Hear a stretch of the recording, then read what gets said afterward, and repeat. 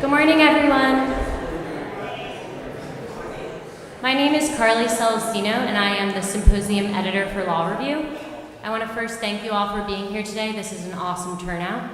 So as you all know, this year is the 50th anniversary of the Fair Housing Act. We have an outstanding lineup of speakers today to discuss with you the history of the act as well as its future implications.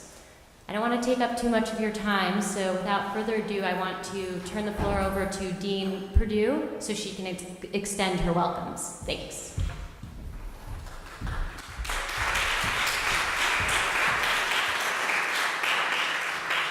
Good morning, everyone. It's my pleasure to welcome all of you here to the University of Richmond School of Law.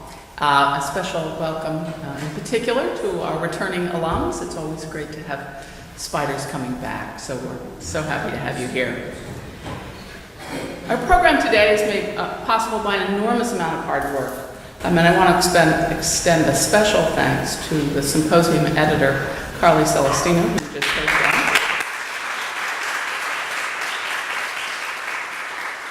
And Sora Ko, our editor-in-chief of the Law Review.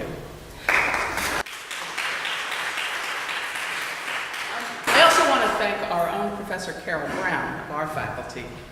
Professor Brown conceived this idea. She is one of the country's experts on housing law. She conceived the program and has been working with our students on it really for the last 18 months. Housing profoundly shapes so many aspects of our lives. Health, education, financial stability, nutritional access, employment opportunities, social networks. And the availability and affordability of housing, like so much in our lives, is shaped by the sometimes hidden infrastructure of law and government policies.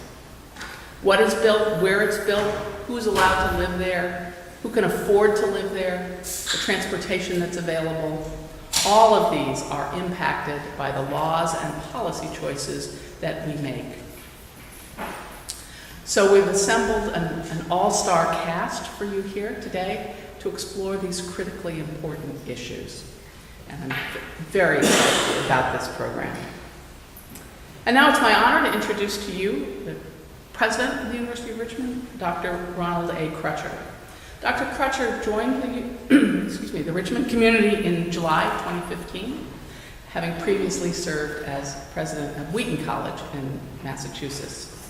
He writes and speaks widely on democratic purposes and civic mission of higher education, and actively promotes access, affordability, and inclusive excellence for all students of all backgrounds. President Crutcher is a proud first-generation college student and Phi Beta Kappa graduate of Miami University of Ohio. He earned his master's and doctorate degrees from Yale and is a distinguished classical musician. His instrument is cello, and he performs with the Klemperer Trio. Please join me in welcoming Dr. Ronald Crutcher.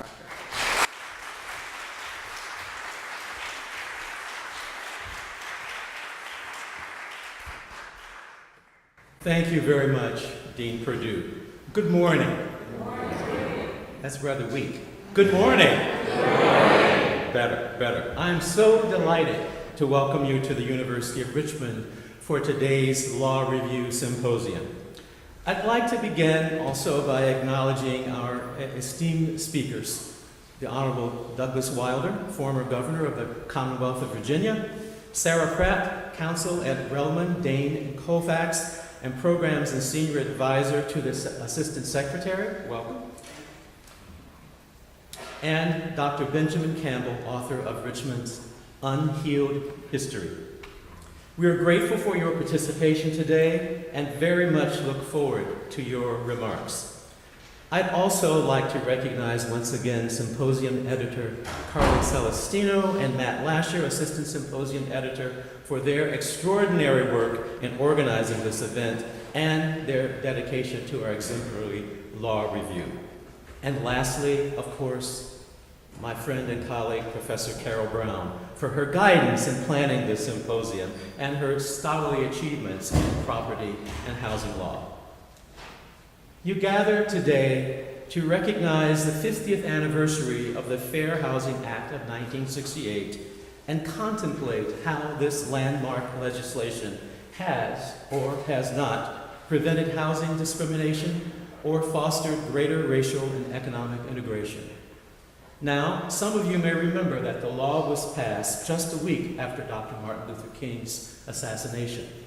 I remember that quite well because I was a junior at Miami University in Ohio, and on the day that Dr. King was assassinated, I was doing my junior recital, so I played a special piece, the Toccata by Bach, the Adagio from the Toccata. But I also recall that at the same time I was taking a course from a political science professor at Miami named Rio Christensen, who wrote a book called Challenge and Decision, where he would present arguments for both sides of an issue, and one of the issues was fair housing. We had discussed that during the semester, and lo and behold, in the midst of that semester, the Fair Housing Act was passed. The Fair Housing Act, of course, was meant to augment the Civil Rights Act of 1964.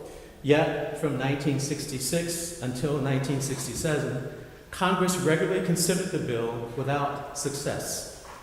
During the tumultuous days following Dr. King's death, President Johnson and congressional leaders, most notably Massachusetts Senator Edward Brooke, the first African American elected to the U.S. Senate by popular vote, and Senator Ted Kennedy, both of whom I got to know when I was president of Wheaton College, argued passionately for the legislation as a means of advancing Dr. King's work and quelling the violence that had erupted across the nation.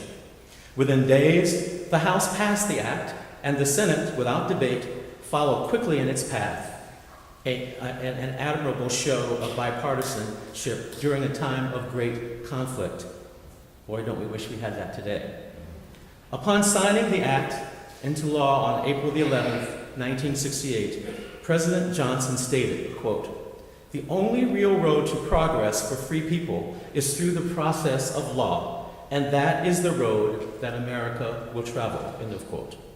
Today, you will interrogate that progress as you debate the past, present, and future of the Fair Housing Act and address contemporary housing issues such as gentrification, discrimination in housing and neighborhood education, and models for anti-discrimination and affordability. At the behest of the University of Richmond School of Law's Law Review, which was founded in 1958, a decade before the Fair Housing Act of 1968, you will be asked to discuss with candor and expertise the road that America has traveled as it continues to seek a more perfect and equitable union. Indeed, it is through events and colloquia such as this that we show our strengths as an academic community, a compassionate citizenry, and, to quote Ben Campbell, a laboratory for human justice as well. In conclusion, and on behalf of the entire University of Richmond community, we are deeply honored to host you on our campus today. As the university pursues its strategic goals toward greater access and affordability for students of all backgrounds and perspectives, and a more thriving and inclusive community where all are valued and respected, we are inspired by your work. I look forward to the scholarship that will emerge from this symposium and the Law Review's forthcoming publication. My very best wishes to each of you for stimulating conversations among colleagues and friends. We look forward to seeing you again. Thank you. Take care. Have a great day.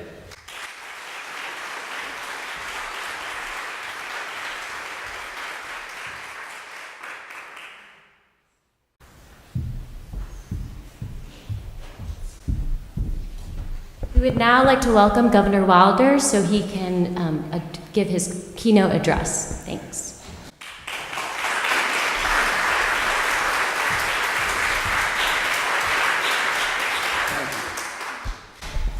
It's almost like when I was governor, my Secretary of Administration used to say, "How would you like to be introduced?" And I would say, "Just introduce me as the governor of Virginia." So thank you very, very much. thank you for the kind invitation, and to you, my good friend Ron Crutcher, and Dean, for you to reference where we are and what we're doing. Carol Brown ambushed me early on and invited me to this event, and I'm pleased to be here. I think sometimes you need to wonder where we were in 1968. It wasn't just the Fair Housing Bill that was passed in 1968. What happened in 1968? George Wallace was running for president.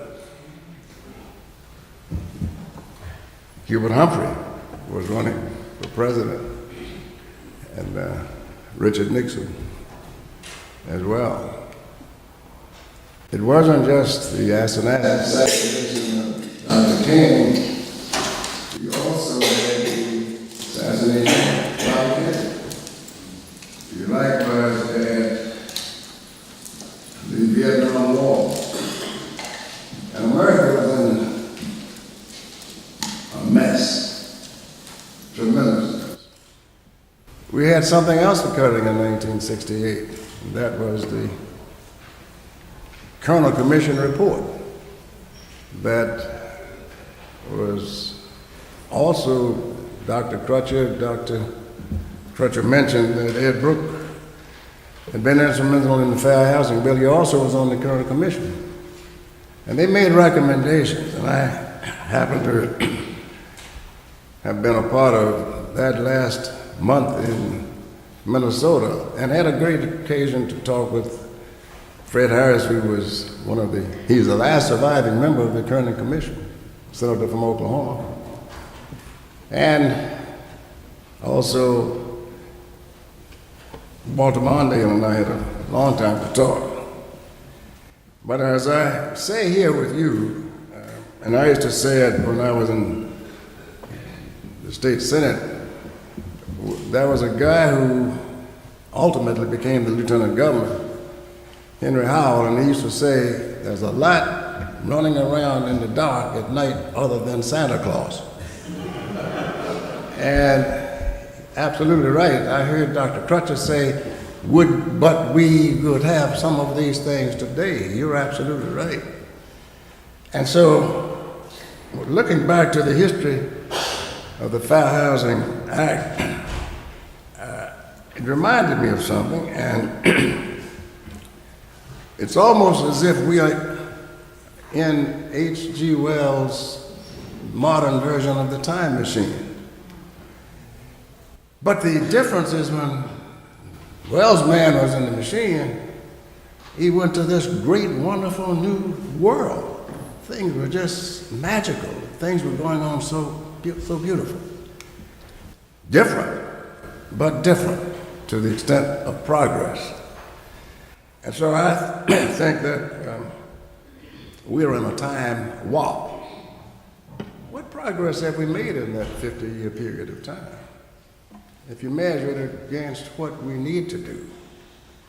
But I try, very difficult times with us, but I try very hard not to allow advanced years contribute to my already advanced cynicism and pessimism.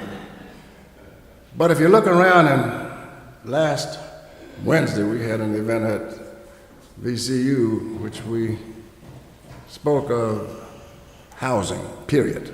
Not foul housing, but housing, as Dean has indicated.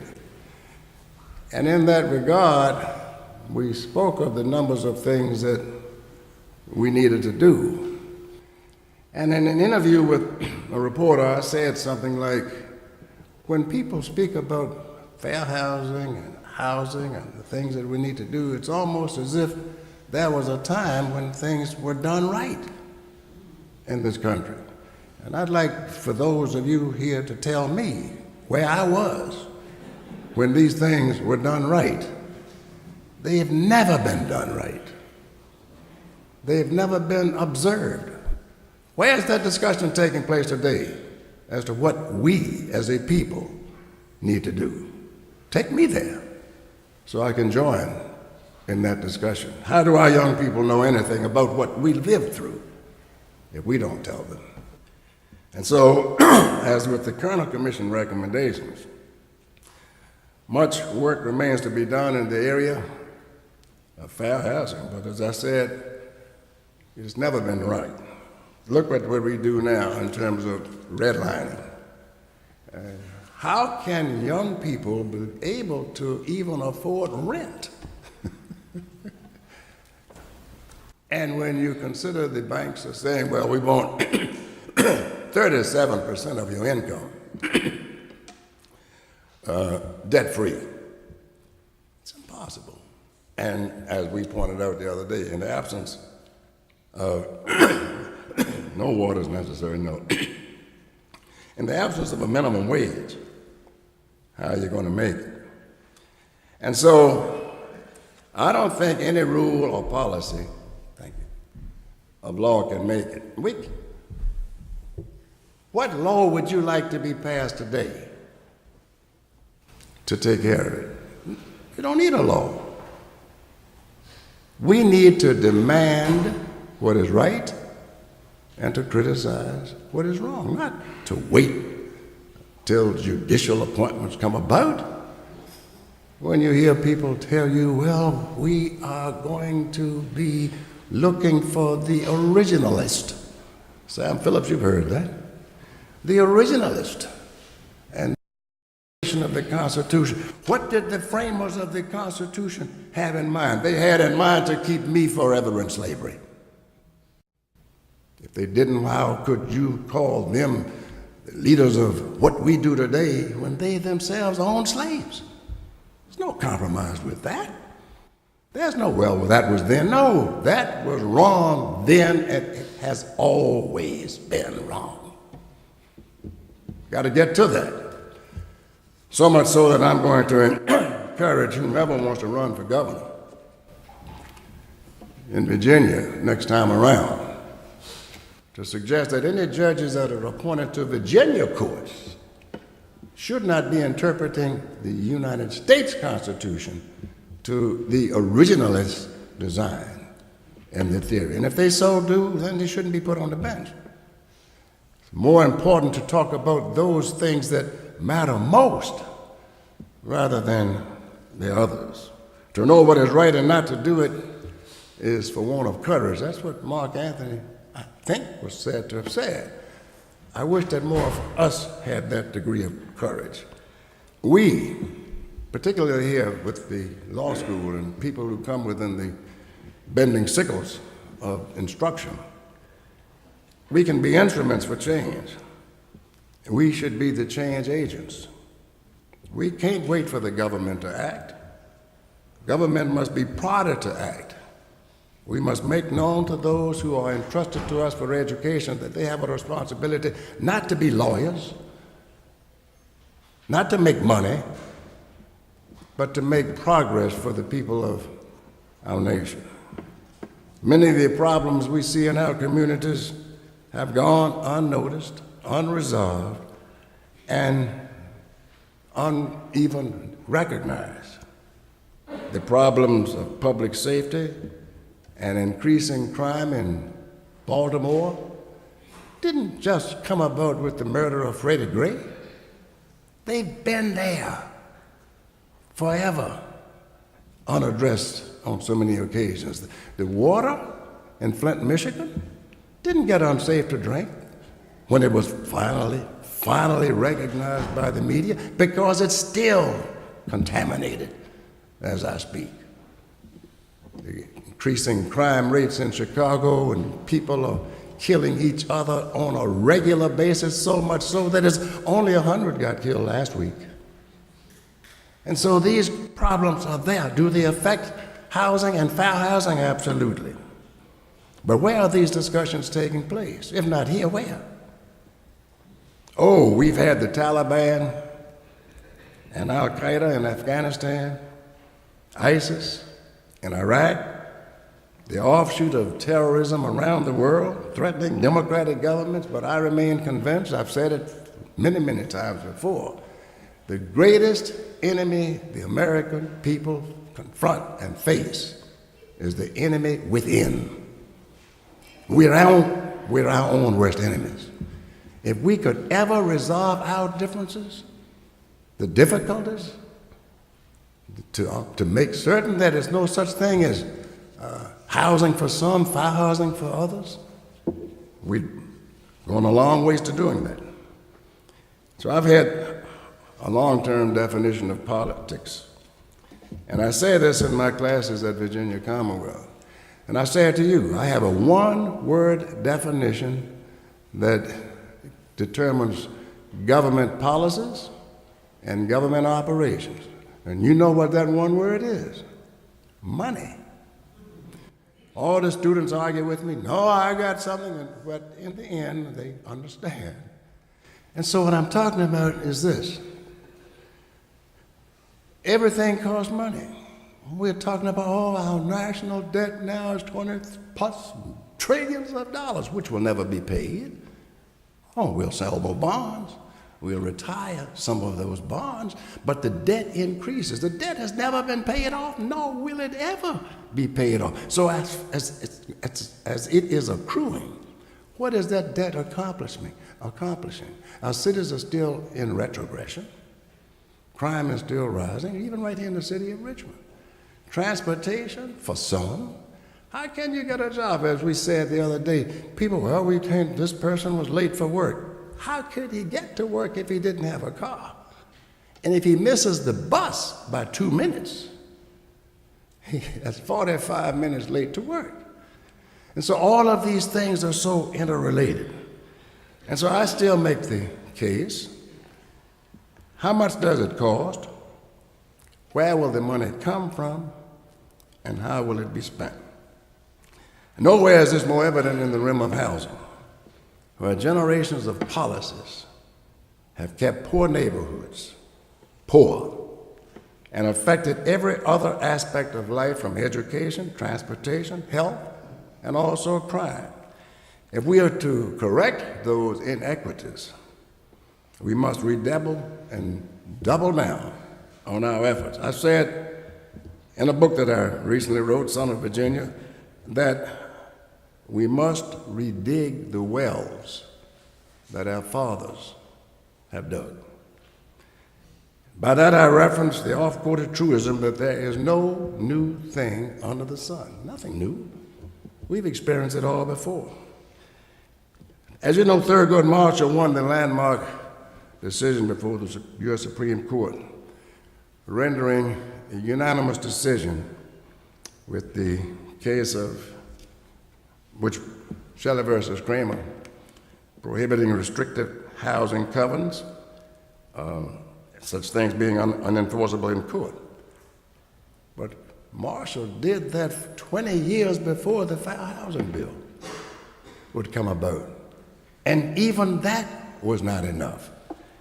And so I remember in the Kerner Commission report, when someone asked Ken Clark, the psychologist who was available for the Brown versus Board of Education decision, when they asked him to look at it and see what he thought of it. And he said, okay, I was asked to look at a report after the riots in Harlem. I was asked to look at a report after the riots in California. And now you're asking me to look at this report, and I will. And 50 years from now, you'll be asking someone else to look at another report. Yes, we observe fair housing law today, but observing it and not criticizing from whence we come and where we are and where we're going is another thing. This year next year will mark the 400th anniversary of the bringing of Africans to the shores of America by those who came just shortly before. And it's an observation, not a celebration, as the fullest enjoyment of the fruits of American life are not here with us yet. We can't avoid the consideration of income and affordable housing and affordability in any way. When you say, fair housing, well, how is it fair when it's not available? How is it fair when you have your highways and transportation modalities going through neighborhoods that were once pristine, tearing them up and putting nothing in place. How is it fair when you have a retreat from the urban areas, leaving this educational facilities in our cities in disrepair? Well, we'll get to them one day. And you see the report that's coming out today, the job report today. Oh, it's great. But the people are saying we can't even get the employees to come into these middle income positions because they're not trained. And so the corporations are saying that we're going to train our own people. The greatest educational opportunities exist in America today, and yet our institutions are not turning out students trained for the possibilities. And so you've got a lot to do. No rule, no any policy can completely prevent every bad actor. I am also believing that we must continually to seek to improve the law, but add to the law. And I think that what is lost by some is that this cannot be something we discuss here at the University of Richmond or Virginia Commonwealth University and leave it. Nor can we depend on those, and I can say this because I spent a great deal of time in politics. I can say it. We cannot depend on the elected officials today. One of the worst decisions that ever came through the United States Supreme Court was Citizens United. Horrible. You can just give billions of dollars for your cause, not to the cause of that individual. And then when people say the millennials are not voting, why aren't they voting? Because the right to vote is sacred. No, the right to vote is not sacred. The right to vote is essential, but it's essential for the purposes of effectuating and making change. And so if you say, well, vote for me because I'm better than this guy, okay, vote for me because I'm better than those guys, that's not good enough. Vote for you for what reason? Vote for my party because my party is better than this party. Okay, so we're going to vote for you because your party is better. And then we do that. And then what happens? The more things change, in many instances, the more they remain the same. And so I think to the extent that Lincoln had it right, and Jefferson had it right. And what do I mean by that? Opposite parties, opposite ends.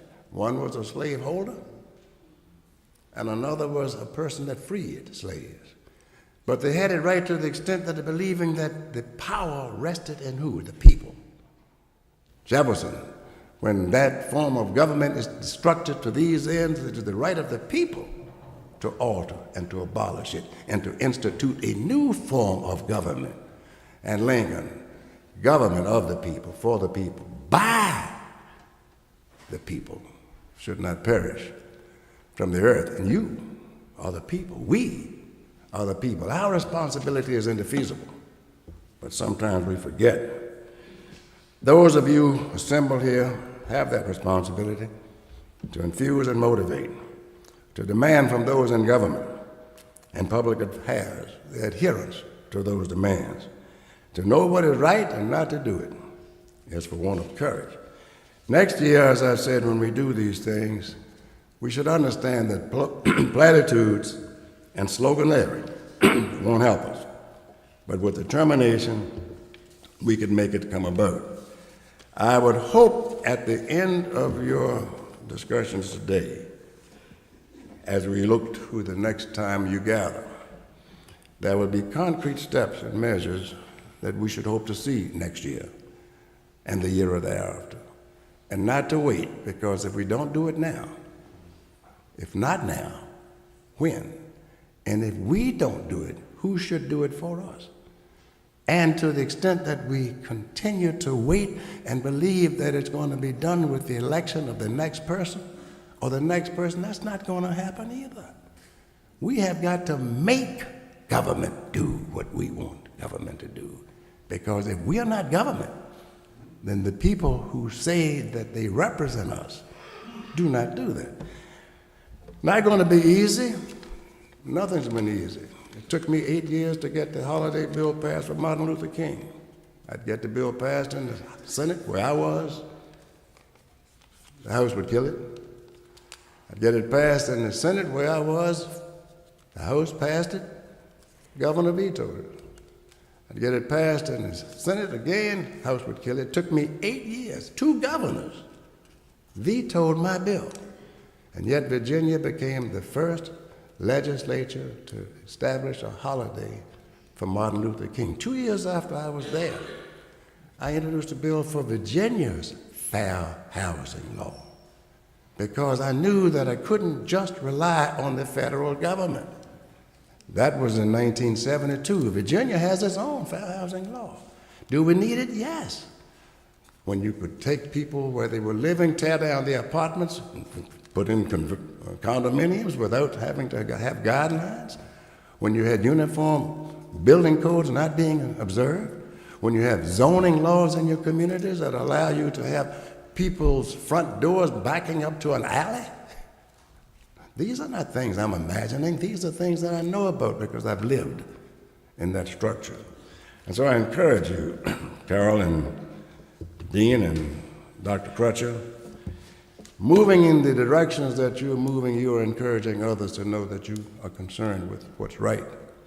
You're also concerned with people, and to the extent that people can look to you in this university, in this school of law for leadership, because leadership is a collective thing in our society today. We can't look to one group or the other group.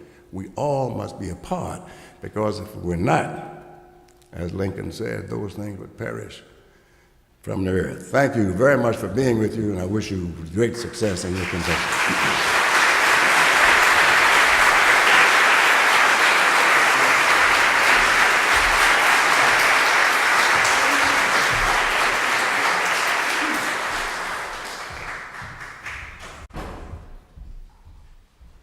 Thank you, Governor Wilder.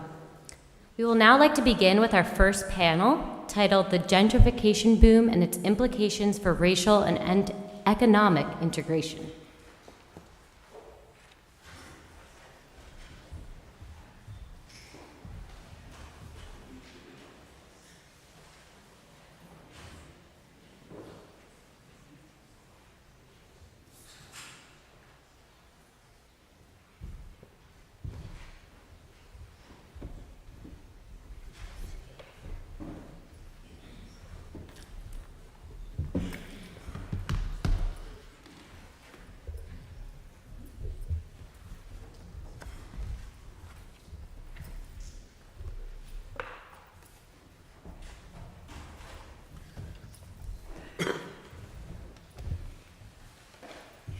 Good morning, everybody. I am Serena Williams, not a tennis player.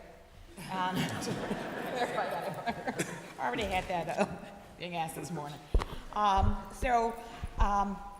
We're going to talk about gentrification. And let me first introduce the panel. The full bios are in here, so I won't read them. I assume we can all read. We have Professor Johnson, who is going to talk about how fair housing law can and should respond to the challenges of gentrification. If you're going to stand, you want to Thank you. Professor Freeman, next to me, will look at the relationship between gentrification and neighborhood diversity and trends in whites moving to black neighborhoods. And Professor Sander, who will place gentrification in the larger context of segregation patterns in America. The interesting thing about gentrification, of course, is that there really truly is not one legal definition of what gentrification is. So that may be something to consider. And I just will leave you with this before I let the panel talk. I have my brother-in-law's brother lives in a very affluent, had a house in a very affluent neighborhood, in an African-American neighborhood in LA. And he was selling his house, and he said, my neighborhood is gentrifying. He's selling his house for $1 million. And he's thinking to himself as a black man leaving LA, my neighborhood is gentrifying, and I'm moving someplace else. And so when we think about gentrification, we oftentimes think about class and race and class together. So I'll let our panelists begin.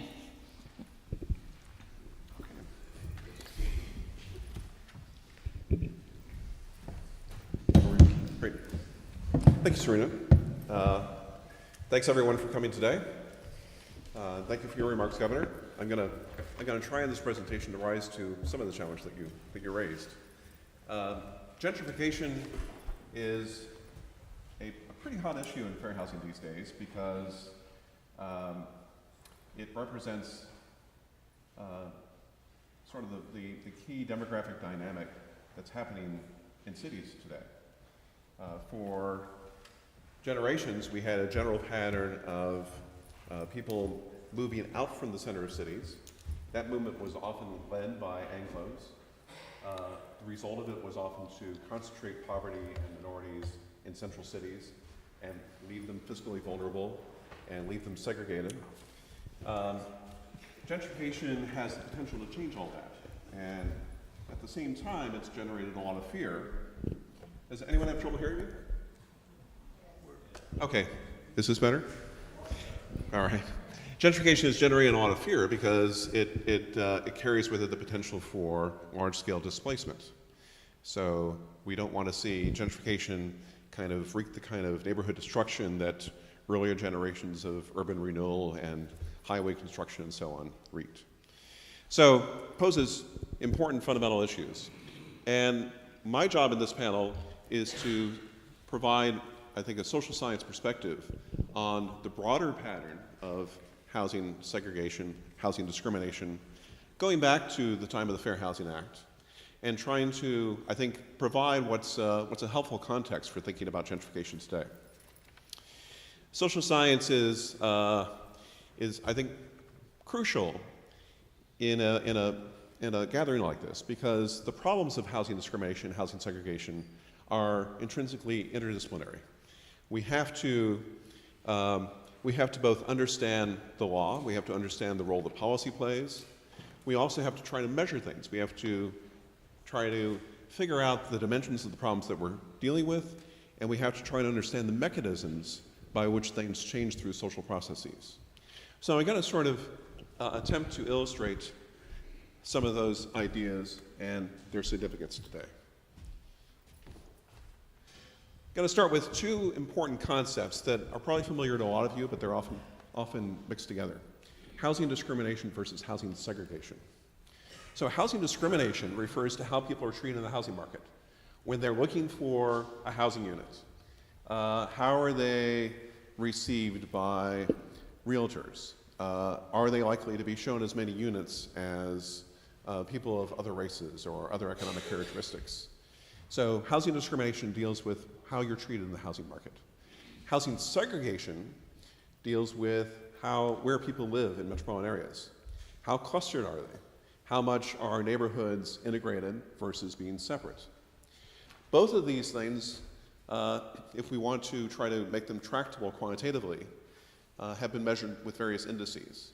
And I'm going to use a simple index to give you some idea of what's going on with these two. So the Housing Discrimination Index I use measures on a scale from 0 to 100 the probability that an African American tester will receive information about housing when they make an inquiry. It's a very sort of simple type of measure. And I'm actually looking at a net measure. So if you send out 100 black testers and 100 white testers, sometimes the black tester will receive more information than the white, more commonly vice versa. I'm looking at a net measure to sort of indicate the level of discrimination the blacks are experiencing that we can attribute to random behavior. For housing segregation, I use something called the index of dissimilarity, which again is a 0 to 100 measure that looks at what proportion of African Americans would need to move from their current neighborhood to achieve the same distribution in a metropolitan area as Anglos have. Obviously, you can use the index to compare any two groups, but this is sort of the key thing that I'll be looking at today. So this is a measure of African American housing discrimination from tests done from the late 1950s until 2012. And this is kind of paints an optimistic picture. It's an overly rosy picture in the following sense. This is this simple measure of discrimination that I described a minute ago. And you can see that after the Fair Housing Act passes in the early 1970s and mid-1970s, there's a pretty sharp drop in this discrimination rate. If you use more complex measures of discrimination, you don't find as rosy a picture. In other words, part of what happened in the 70s is that raw discrimination fell a lot, but more subtle forms of discrimination rose up to replace some of what fell. So I want you to sort of view this as something that happened, but something that was happening in a larger context, and I want to try to persuade you a little more that there really was a change in access that occurred in the 1970s that was fundamental in a lot of ways. This is what's happened to housing segregation. And it's, in some ways, this is too rosy a measure too. This is looking at the index of dissimilarity for blacks and whites across 60 major metropolitan areas in America from decade to decade. The indices are a little bit higher if you measure based on actual blocks where people live. This uses a larger measure called census tracts, and you lose some of the texture of segregation. But the basic picture is pretty clear. Segregation was very stable and extremely high in almost all American cities from 1930 to 1970. Changed, internally it changed some. The degree of overcrowding in black areas decreased after Shelley against Kramer, but segregation remained really high. After 1970, there started a kind of a gradual drop that's continued through each census. But it turns out that what happened in 1970 is there was actually two different trends started in American cities. Some began to, some had very little change in segregation. Those are on the red line. And on this gray line on the bottom, you saw much more significant changes in segregation, much more significant drops.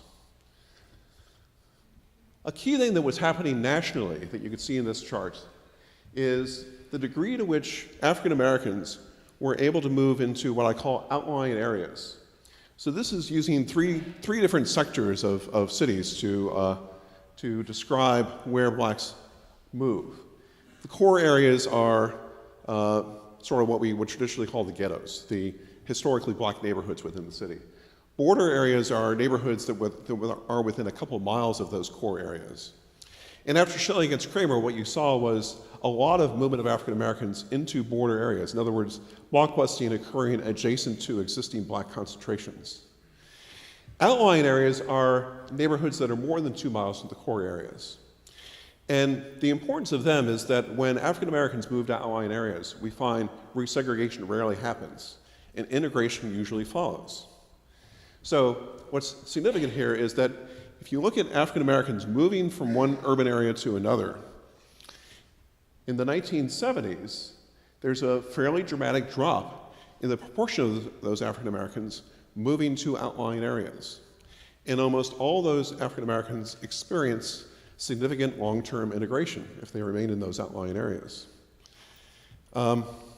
It turns out that much of that migration was concentrated in the areas that actually saw metropolitan-wide declines in segregation. So in the top area, you see a series of cities that we sort of think of as the hyper-segregated cities. These are the ones that really didn't have much change after 1970. They also didn't have much of this intermetropolitan migration or other conditions that led to more African Americans moving to outlying areas. But the second category of cities all did have a lot of that migration, and they also had other conditions that facilitated desegregation in the 1970s. These are things that we sort of understand in retrospect, but could have influenced by policy at the time. And those drops in segregation that we see, on the right-hand column you can see the index of dissimilarity was falling by 15, 16, 17 points in all those places. And that was just the beginning. All those areas have continued to experience lower segregation each succeeding decade since the 1970s. So cumulatively, you've had a fair amount of change. You still don't see any large American city where blacks are as integrated as, say, Chinese Americans are, or let alone Italian Americans.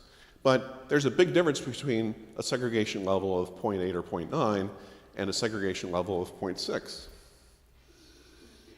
The key thing that's driving this in these areas is that when there's a significant movement, when there are conditions that kind of facilitate integration, what that really means is that you're not getting a lot of resegregation.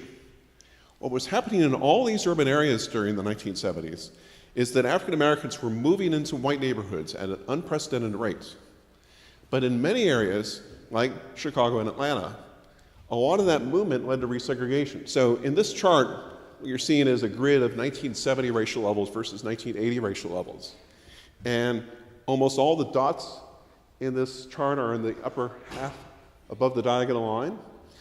That means that the proportion black is increasing during the decade, which means that if you get up to the top, then you have resegregated as a neighborhood. In these two places, Seattle and San Diego, you can see those lines are much more scattered around. You're not seeing resegregation, you're seeing dispersion, and therefore greater integration. This is not a process of African Americans achieving integration by becoming tiny minorities in the neighborhoods where they live. In all these areas where the metropolitan area significantly desegregated, you saw a fairly dramatic increase in the number of census tracts that were, say, 5 to 35 to even 50% black. So it's a much more tangible integration than you might think. So here's the really exciting thing. In these areas where desegregation happened, within about 10 years of segregation falling, we started seeing all sorts of other demographic things that were very positive for African American outcomes. This is comparing, in the middle columns, areas that had significant desegregation with the areas that had very little. And there has been basically a divergence where in these areas that have significantly desegregated, black outcomes in any area that you look at have very significantly moved towards white levels. In many of the areas that have remained hypersegregated, we've actually seen an erosion of black outcomes over time. So national averages haven't changed that much. And when we talk about black-white inequality, we almost always talk about national averages. But that's concealing this really important regional story. And there's an increasing consensus, I think, among social scientists that that regional story is crucially driven by the degree to which desegregation is happening. All right, so the basic point is that integration, fair housing does seem to have brought about significant increases in black mobility.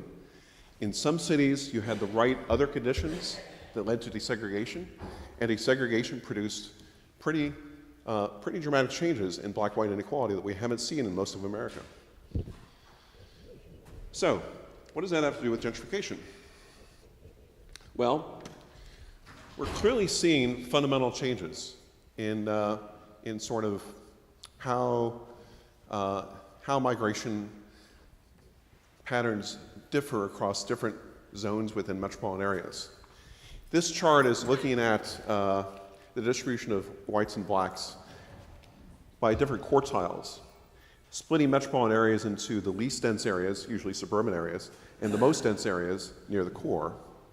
And what you can see if you look at this is a pattern of steady decline for decades of whites moving away from the core towards the outlying areas, and the core areas becoming more and more heavily minority. That's changing now. So between 2000 and 2010, what you see is much more a pattern of stability. Some of that is reflected by neighborhood level gentrification. A key analytic point here is that when you look at the aggregate, you're not seeing a flipping. You're not seeing whites replace blacks in the core. You're seeing a stabilization that, of course, is just kind of summarizing a whole bunch of different neighborhood level dynamics that our other speakers are going to talk about more.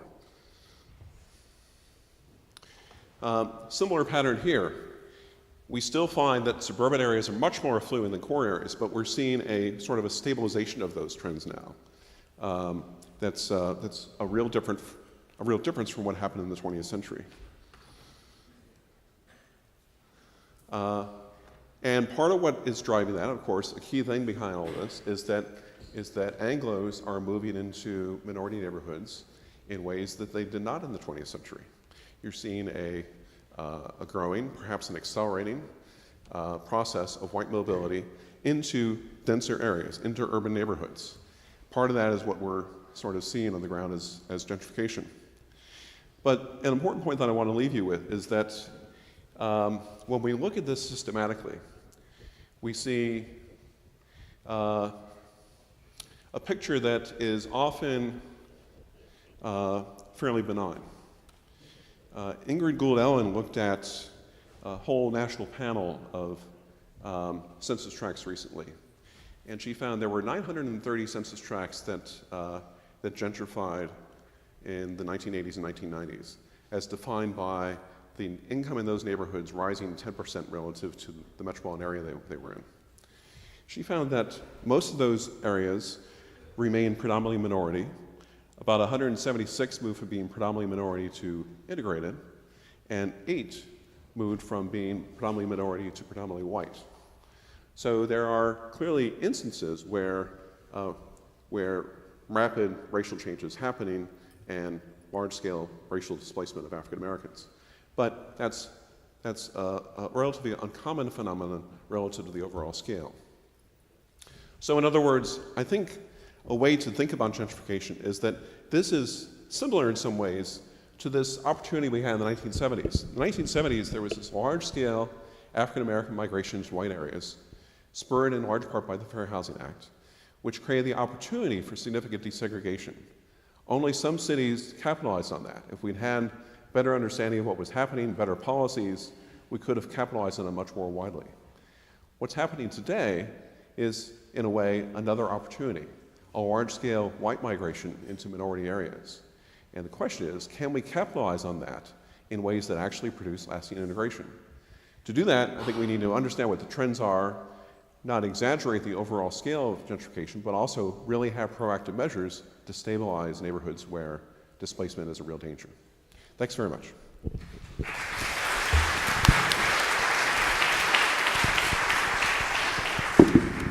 I'm going to let all of the speakers speak, and then we'll take questions afterwards. Thank you.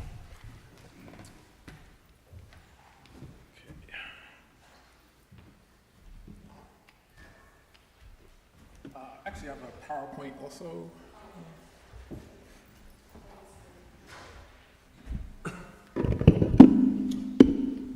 While he sets that up, good morning, everyone. I just want to thank Carly and Carol for organizing this and inviting me here. I'm really excited about having the opportunity to talk to you about research that I have done. I'm a native New Yorker, and my experience growing up in New York, you could really see firsthand housing segregation, housing discrimination. Despite its reputation for diversity, New York is one of the most segregated cities in the country, as Richard pointed out. It's also a city that's been experiencing a lot of gentrification. And that really got me interested in these topics and led me to pursue a career in urban planning.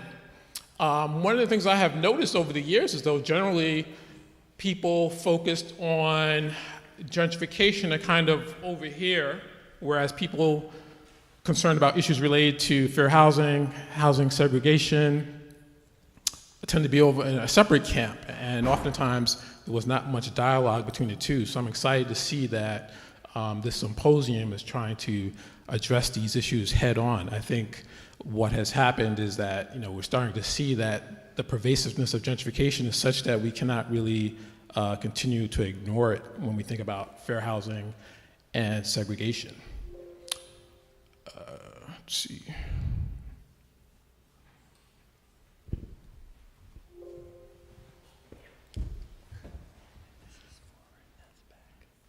Oh, okay, thank you. Okay, so what I'm going to talk about, I'm going to share with you some empirical evidence that I have, based on research that I have done, that tries to look at this question, right? What's the relationship between gentrification and housing segregation?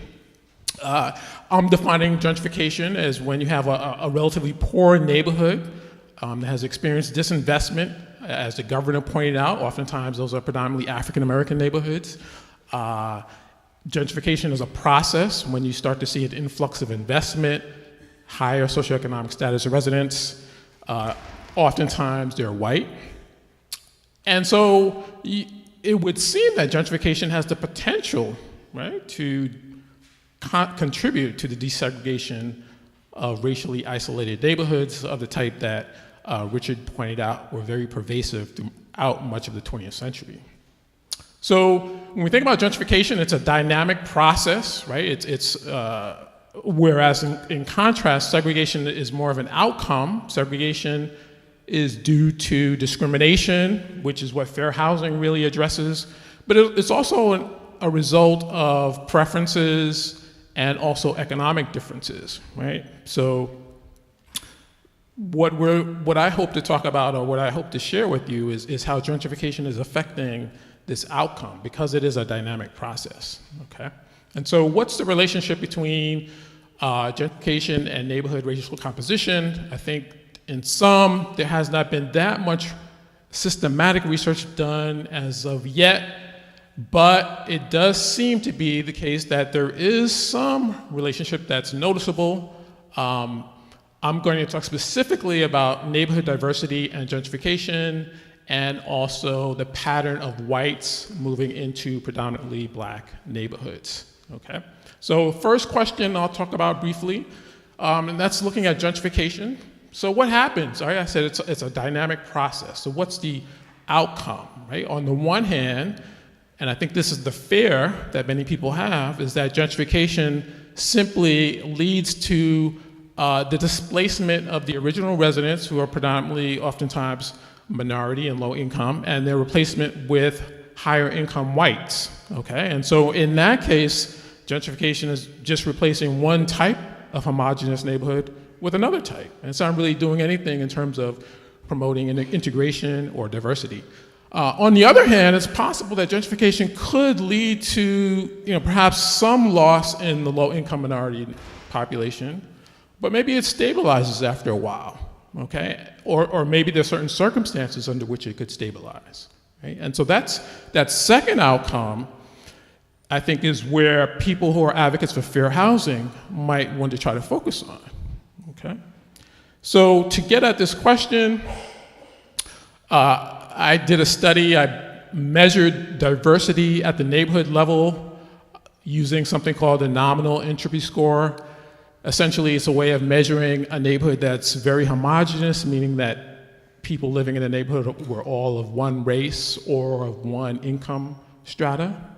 Higher values mean more diversity. And the idea is to compare levels of diversity in gentrifying neighborhoods compared to other neighborhoods that are not experiencing gentrification. And to do this, I measured gentrification in two different ways. I think, as was mentioned, so I think Serena mentioned this, we don't have a sort of a legal definition of gentrification, so there's some different ways of measuring it. So I measured it in two different ways.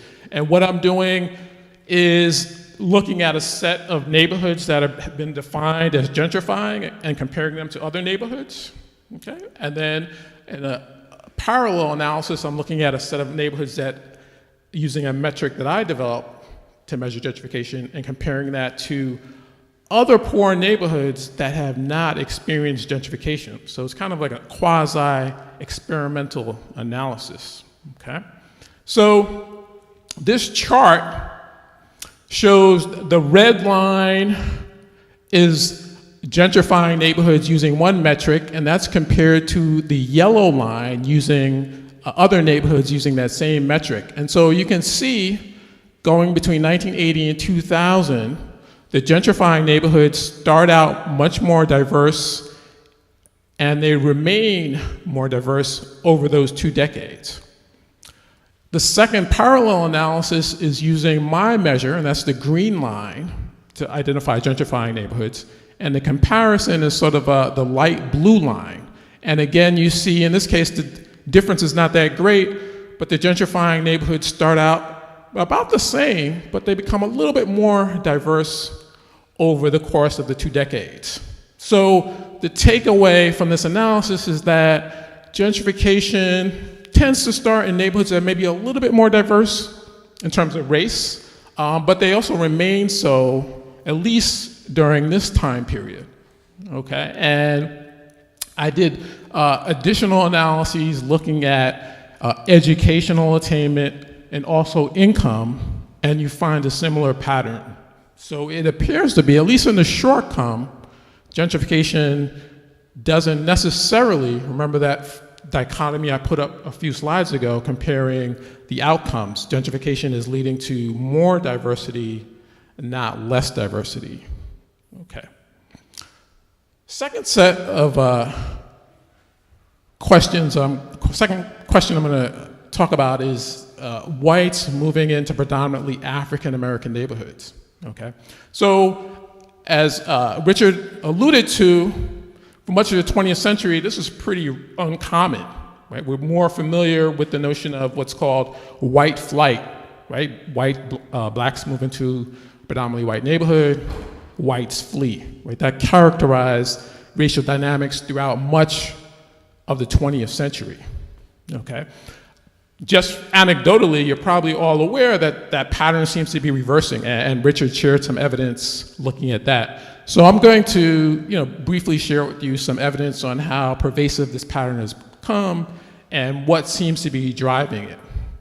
Okay, so to do this analysis, I also used census tracts, a measure of neighborhoods that Richard also referred to. I looked at 4 different time periods, going back to 1980. I defined black neighborhoods in 2 different ways: a majority black or overwhelmingly black, at least 90%. And then I characterized the white influx as an increase of 5 percentage points in the white population in that census tract. Okay, so what's happening? So this chart, it shows the 4 different time periods. The blue bars represent neighborhoods that started out as 90% black at the beginning of the decade, and the orange bars represent neighborhoods that started out as at least 50% black at the beginning of the decade.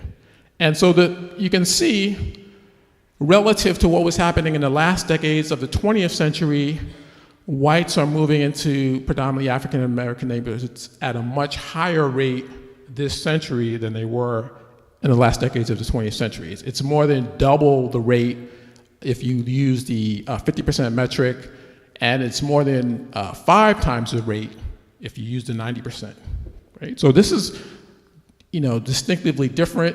It supports what we probably have in terms of our own intuition. This is a pattern that is significantly increasing, and you could see it looking at the census data, okay? This chart just lists the cities with the greatest number of census tracts. Perhaps not surprisingly, cities like New York, Washington, D.C. are at the top. But interesting, Richmond has experienced a significant number of predominantly African American neighborhoods between 2000 and 2010 that have seen a significant influx of whites, right? So this is something that's happening in a number of cities in the Northeast, the South, on the West Coast as well, the Midwest, right? So it's a pretty pervasive pattern, right? It's not isolated to just a few big cities. It's happening in a number of areas, okay? I'll share with you a map of Washington, D.C. Those of you familiar with the geography of D.C., the center of the center of the city is where the Capitol is, the downtown, and what this chart is showing, the darker colors are predominantly black neighborhoods. The red hash marks are where the white population is increasing, and it's showing that it's happening in the inner core black neighborhoods, not, for example, if you're familiar with the geography of Washington, D.C. and Prince George's County. I did some similar analyses for other cities, and you see a similar pattern. So it tends not to be middle-class, suburban-like African-American neighborhoods, rather those African-American neighborhoods that are closest to the central city, the central business district, that are most accessible, okay? So what happens over time in these neighborhoods? That's an important question, right? Again, if it's just a temporary phenomenon, that means one thing. If it tends to be something that is sustainable, that is something else. So this chart, I looked at the tracts that experienced an influx of whites between 1970 and 1980 to see how the racial composition changed over time. And, perhaps not surprisingly, the black population has steadily decreased. The white population is increasing, the Hispanic population is increasing as well. But it does suggest, at least for that subset of neighborhoods that experienced a white influx in the 1970s, that they maintain some diversity going forward for the next couple of decades, okay? Another way of looking at this question, what happens to the Black population in gentrifying neighborhoods? So the first bar are all neighborhoods, right? And this is showing that if you take an average, the Black population is generally increasing, and that's reflecting the overall decline in segregation that Richard talked about. So in general, neighborhoods that, say, 20 or 30 years ago didn't have any Blacks might have a few. The middle bar is the neighborhoods that experience a significant influx of whites. And here you see the reverse. The Black population is decreasing almost by 25%. And the last bar shows Black neighborhoods that did not experience an influx of whites or any gentrification. There, the Black population is decreasing also. So what's happening? Blacks, Black American cities are slowly being desegregated, as reflected in the first bar. Blacks are leaving predominantly Black neighborhoods, but they're leaving the gentrifying neighborhoods more quickly than they're leaving the other neighborhoods, okay? So what's driving this? Why are whites moving into Black neighborhoods? It could be a number of reasons. It could be increased racial tolerance. We know many large cities, despite the headlines, have actually increased dramatic declines in crime relative to the last decades of the 20th century. So a lot of people feel more comfortable living in central cities because crime rates are down substantially compared to where they were in the 1970s and 1980s and even the early 1990s, okay? So that could be part of it. In a statistical analysis that I did using regression, the factors that seem to predict whether or not a neighborhood would experience, a Black neighborhood would experience an influx of whites, if it's close to the central business district, it's more likely to experience that. If it has a low home ownership rate, it's more likely to experience an influx of whites. If the neighborhood is highly segregated, the city, the metropolitan area, it's less likely to experience an influx of whites. And if it's close to other predominantly white neighborhoods, it's more likely to experience an influx. So I interpret this as that, it's gentrification that's driving this, right? Whites moving into these neighborhoods, they're not moving into predominantly suburban, middle-class Black neighborhoods. They're moving into central city Black neighborhoods that have good locational access, close to the central business district. Oftentimes they have older, unique housing that has a distinctive architectural style, and that's, I think, what's driving it. So what are the implications, right? So I think it's clear there is a pervasive pattern of whites moving into African American neighborhoods. If we want meaningful integration, though, right, and I think this is something that could be a challenge for fair housing, because I'm not sure of the extent to which fair housing is really equipped to deal with some of these other issues. People, when you talk about gentrification in these neighborhoods, certainly it's uncommon for them to see it as sort of a savior or something to celebrate, right? People are more likely to be fearful of it, to see it as something where they're being pushed out of their communities. And so I think we need to be cognizant of the pattern, think about strategies for housing to maintain the diversity that I documented is occurring, but also think about the other side of displacement, the cultural and political displacement that oftentimes accompanies gentrification and makes people feel like they're outsiders in their own communities. I think that's important if we want to have a meaningful level of integration, aside from just having people living together, but really being in separate worlds. Okay, thank you, I'll stop there.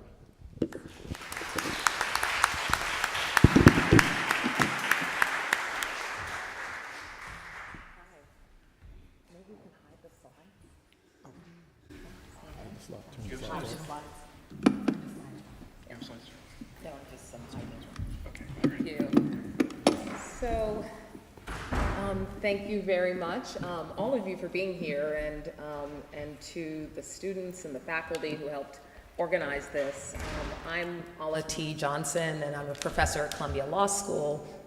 And I'm always excited when there's a convening on fair housing, because in my mind it's kind of the forgotten stepchild of civil rights laws, and I'm really happy to you guys for organizing a conference in the fall. A lot of them took place in the spring, so we get to continue the important conversation.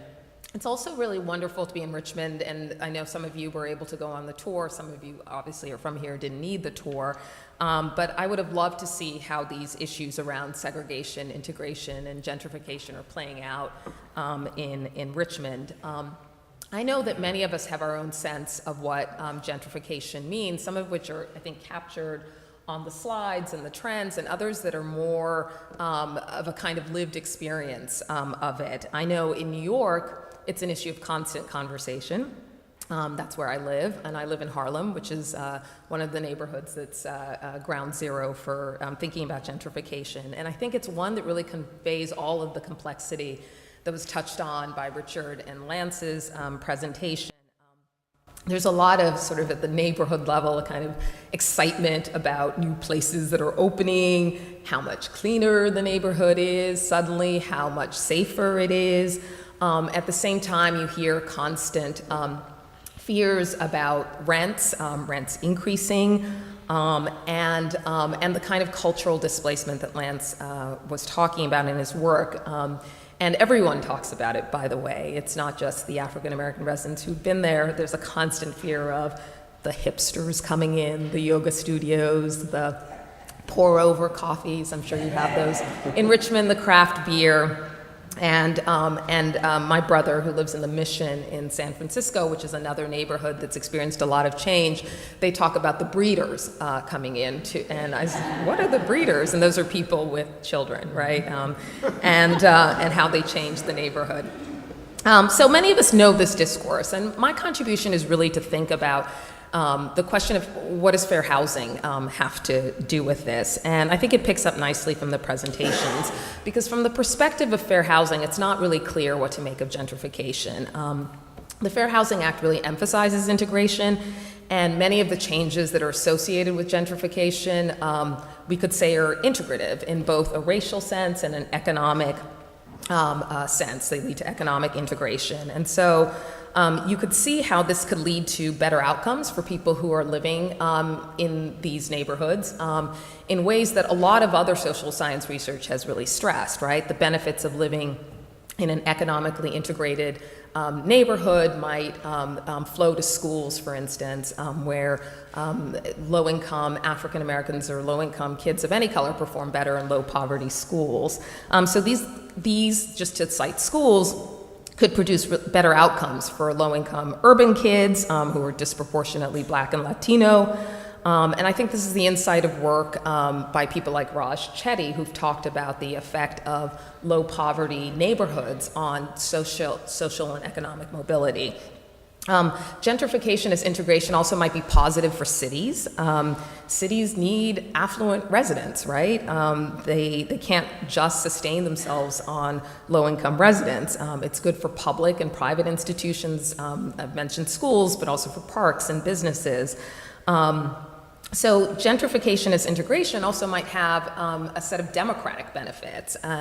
And one of the reasons that we in the Fair Housing Act aimed at integration was the sense that interaction itself is a good idea. It might decrease social hostility, build empathy, lead to shared and common goals. But I think what we might see is more complex than that in ways that have been touched on.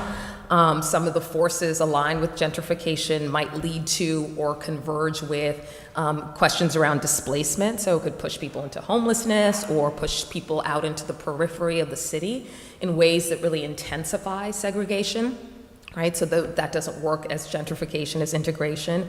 And even in neighborhoods that remain stably integrated in the sense of that you don't see a lot of displacement, there are questions about how much benefit lower income residents are really going to yield from that integration. So one could imagine a scenario in which more affluent residents, either intentionally or unintentionally, hoard their social and political capital in a way that doesn't allow it to trickle down to poorer residents. And so neighborhoods might be diverse, but that doesn't mean they're integrated in a meaningful sense. So I think this illustrates itself powerfully in schools, where they might remain effectively segregated through public and private choice mechanisms or opting out of the public school system.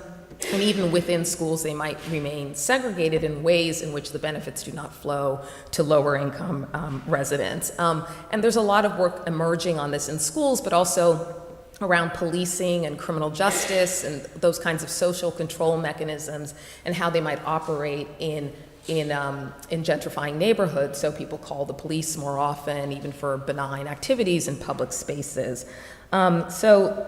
So we see some of these dynamics happening at a neighborhood level. So I think, from my perspective as someone who thinks about fair housing, really the challenge is to think about how to avoid some of the harms we might associate with gentrification and yield some of the benefits of the most robust gentrificationist integration models. And I think the ways in which the Fair Housing Act can do that are important, but in some sense limited. I think you need frameworks that are much broader than the Fair Housing Act to get at that.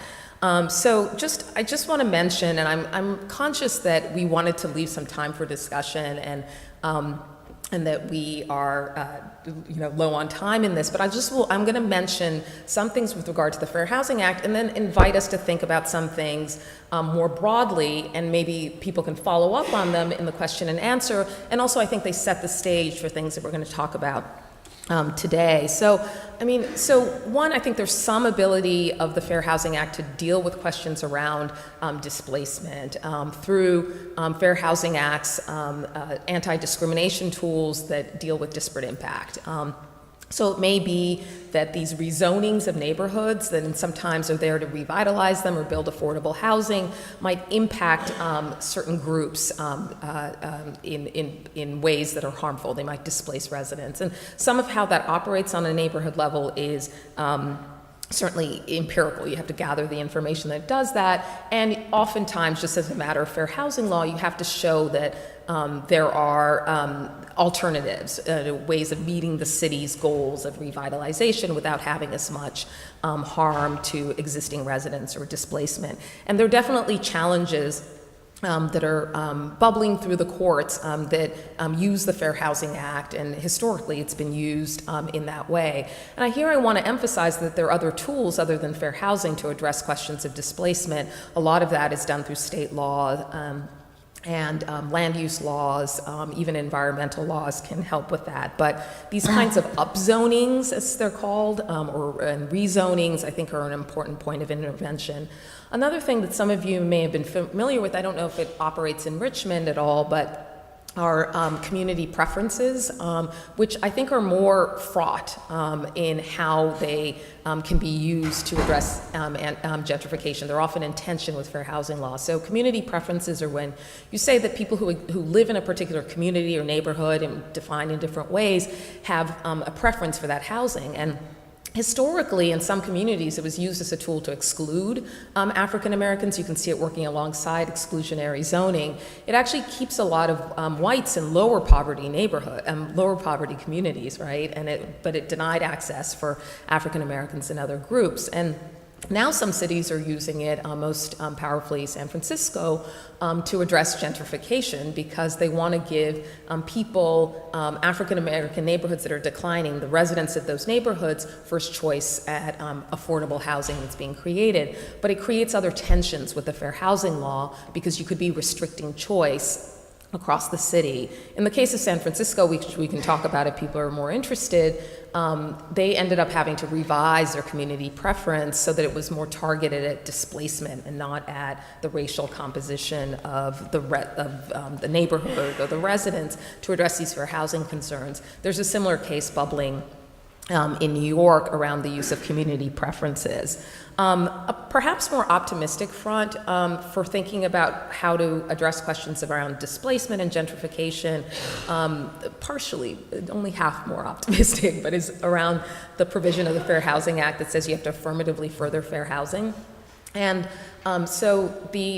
this is part of the Fair Housing Statute, as some of you know. Regulations were beefed up by the Obama administration. They've now been suspended or delayed, I can't remember what the term is, by the Trump administration, but some cities have been pursuing this implementation of affirmatively furthering fair housing. And in that context, interestingly, cities are beginning to look at, and some cities have done it quite robustly, look at questions around displacement, around the siting of affordable housing, and some of these issues that are implicated in gentrification. So I think that's a promising place. Research by Justin Steele at MIT shows how issues around displacement and affordability have come into the process of assessing fair housing needs more since the revision of the regulations than they had been before. So I think that's potentially a generative place. I also would mention that it's a place for gathering data. I was talking to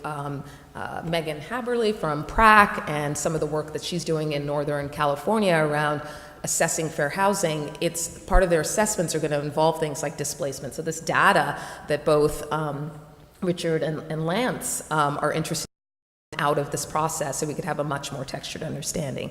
So what I want to leave you with, and maybe we can have some time for discussion about, is thinking about how we might go beyond the Fair Housing Act. And by the way, I'm not talking about home ownership. I think that's a whole other thing. And a powerful implication of Lance's work is about stabilizing ownership among African Americans and Latinos in neighborhoods so that they are lower risk of getting displaced.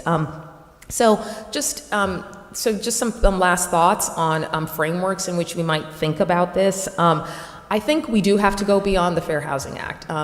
And the key question, I think, at a city level, my cynical way of putting this is that cities imagine themselves to be more diverse.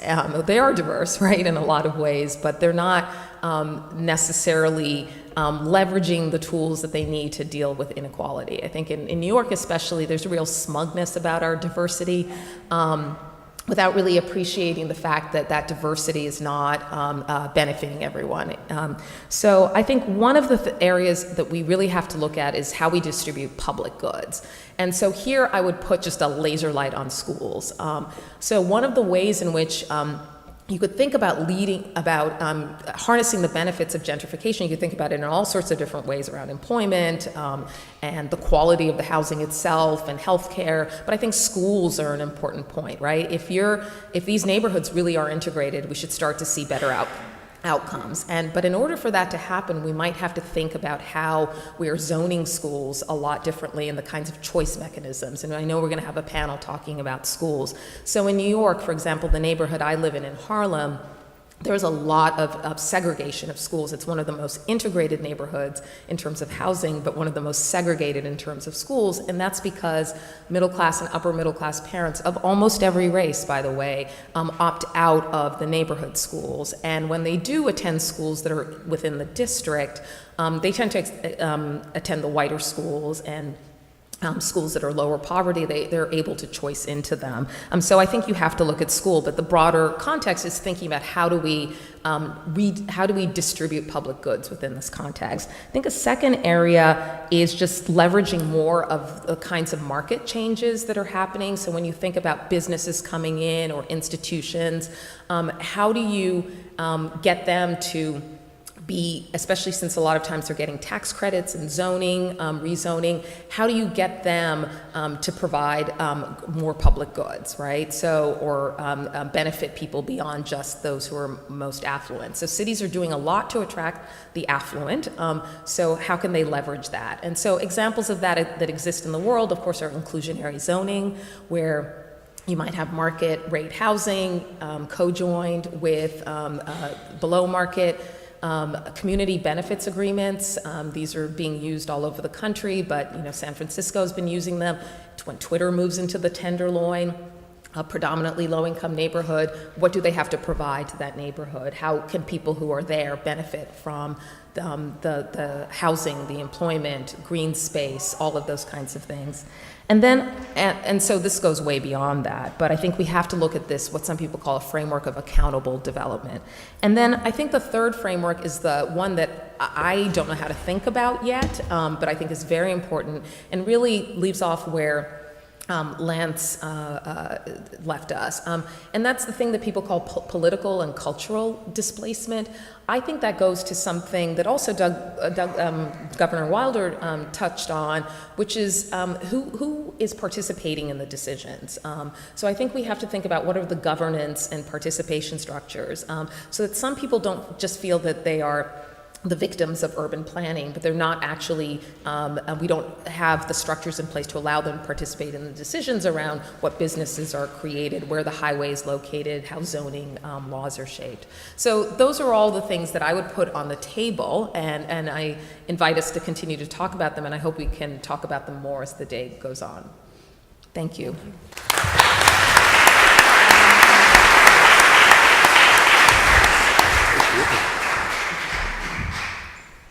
Questions?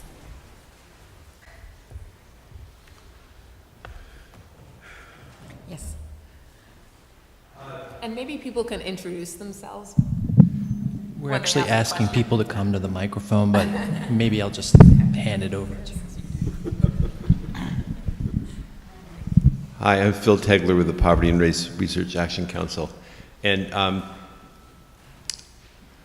maybe this is for Richard, I'm not sure, but there is one line of thinking that the housing affordability crisis overall is one of the main drivers of gentrification, not racial tolerance or desire to live in a hip neighborhood, but rather the absence of affordable alternatives, including continuing exclusion of affordable housing from suburban areas. That a lot of the millennials, for example, moving into urban neighborhoods are really being pushed there as opposed to affirmatively. So have you looked at that phenomenon and that general housing affordability issue writ large as a driver of gentrification?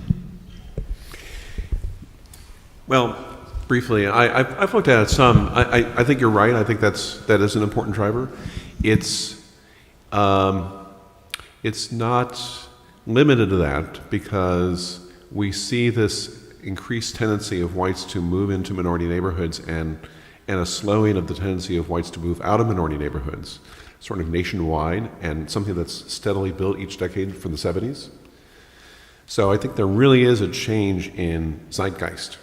But this whole affordability thing, I think, amplifies it and explains why places like New York and San Francisco and Washington are at the epicenter, right? And therefore, a really important part of proactively responding to gentrification is affordability issues, right? Lance has actually worked on the idea of housing trusts and trying to, if we can in a sophisticated way try to figure out where displacement is the biggest danger, where it's likely to happen, if we can invest in housing in those neighborhoods and put low-income housing into trusts that are insulated from the kind of market change that comes from gentrification, that's a way to make this more of a win-win.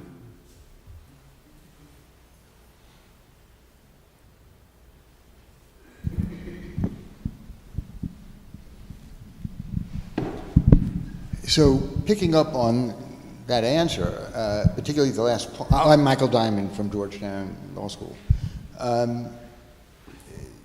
The idea of the trust, which actually people were doing that 40 years ago. The problem isn't only maintaining the existence of current affordable housing. The problem is that there, as Governor Wilder suggested, there is not enough housing. And so the problem of preservation is a major problem. A bigger problem is the production of additional housing for people of lower incomes, and there are significant barriers to that happening. So in terms of things like gentrification, as people move to where, quote, the action and displaced people. Some may be able to find housing in trust situations or the like, but many, many, many won't, and it results in doubling up, it results in homelessness, it results in people being cost burdened in their housing. And so a question would be, in terms of, and this is for all of the panel, I think, in terms of gentrification, is there an upside when you think about the forces of displacement and the effects of displacement, not only on the people displaced, but on the economy as a whole?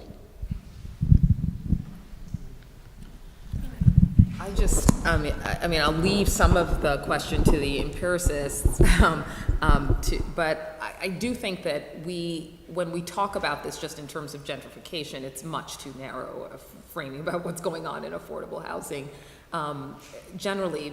So, for instance, you also have to think about declining incomes, and there are communities where I think the data from HUD shows that there's an affordable housing crisis even in communities that are not gentrifying. I mean, you've got whole towns that went into foreclosure and now people are renting places that they used to own. I mean, so these trends are really large, and there's the financialization of housing. I mean, all of those issues are not, we haven't put them on the table. I know one way in which it does connect maybe more narrowly to some of the issues we'll talk about today, or thinking about density. This has been an issue, I don't know how much it's an issue in Richmond, but it's been an issue in a lot of cities where people don't want to make their neighborhoods more dense, and that would help with the production of affordable housing. San Francisco is an example of that. So there's a tension here between the preservation and the production. And then, of course, even though there's increased racial tolerance, there is also NIMBYism that still exists, that might be why people don't want to make their neighborhoods more dense, but also why people will resist having affordable housing. I mean, mixed income housing developments, whether developed in New York City, people protest against them and don't want them, and they're mixed income. They're not low income housing, and the income levels are still quite high. And so this is a continual, I think, challenge in this area.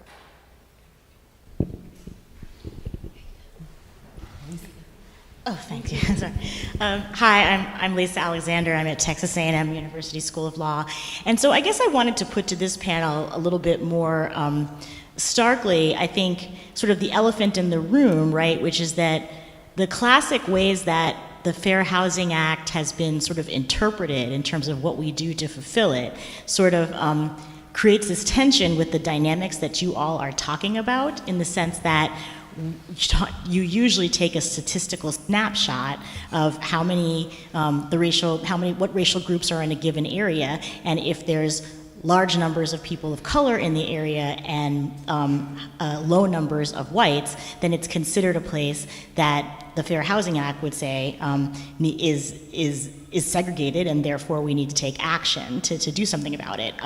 But the problem, right, that gentrification presents is that by the time you have a snapshot of large numbers of whites moving into black areas such that statistically it looks like it's integrated, you can pretty much do very little about maintaining blacks in that area, at least as a matter of law, because land costs are high, because people value that area, it's very difficult to do anything. And so if you wait till you have that sort of perfect statistical snapshot, it often, from a real estate development perspective, is quite hard to do anything about it.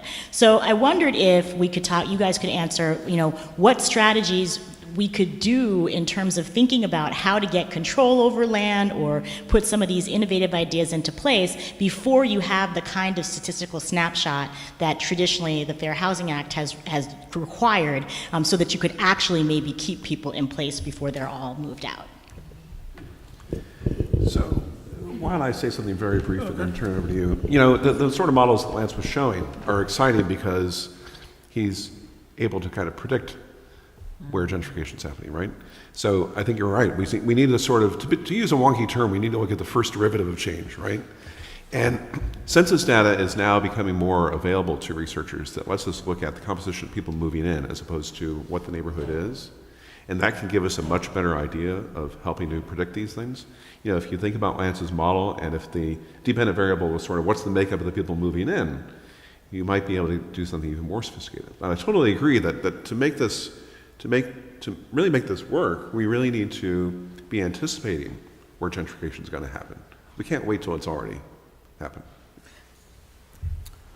Yeah, I would say, you know, there do exist policies, programs that help people remain in neighborhoods, and, you know, it's not, you know, really rocket science. It's a matter of political will, or us pointing out, devoting the resources to it. You know, affordable housing that is sustainably financed can help people to remain in those neighborhoods. I think it's also important to keep in mind helping people to be able to continue to move into the neighborhoods as well, right? So when you think about displacement, a lot of times people are focusing on the people who are already there and helping them to stay there. But you also, if you want to maintain the diversity, you have to help other low-income households of color to be able to continue to move in those neighborhoods. And I think sometimes that's overlooked, right? And so, you know, some of these ideas were already mentioned, inclusionary zoning. You know, we could think about financing affordable housing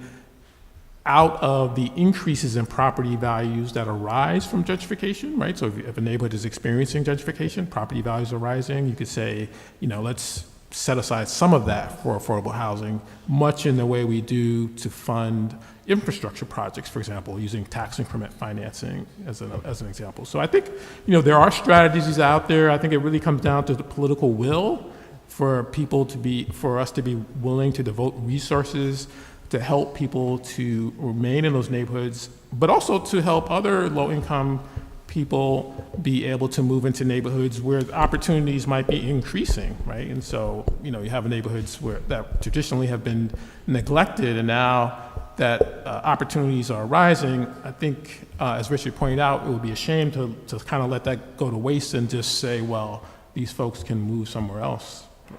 Yeah, I also would agree that there are opportunities to do this. I mean, I don't know how every city works, but a lot of cities engage in intentional planning, right? And they're making choices.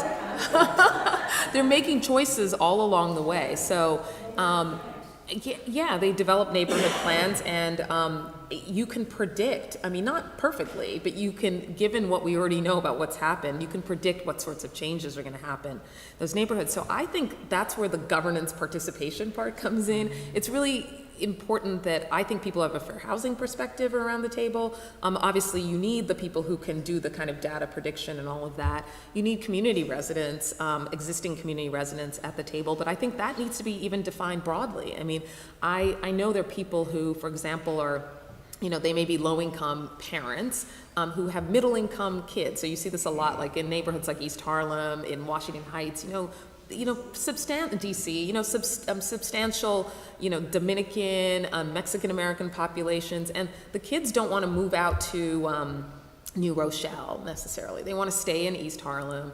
But is there affordable housing for them? There's either just low-income housing, or there's now increasingly income housing that's out of their table. So I think you have to define the community very broadly. I know in New York that a lot of these rezonings have prompted big fights from existing community residents, even when you say you're building more affordable housing, because people are so afraid of displacement.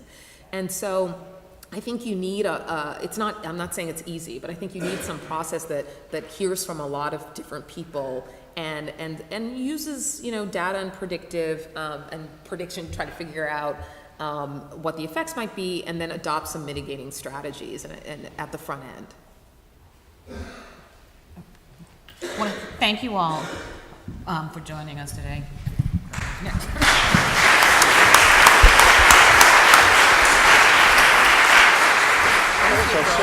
Thank you, speakers, so much. That was great. We're going to have a short break, so we'll be back here at 10:50 to start the next panel.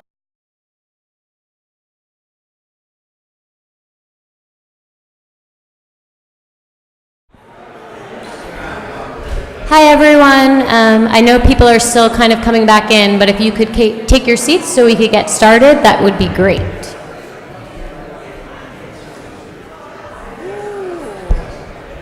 Are these already on? Mike.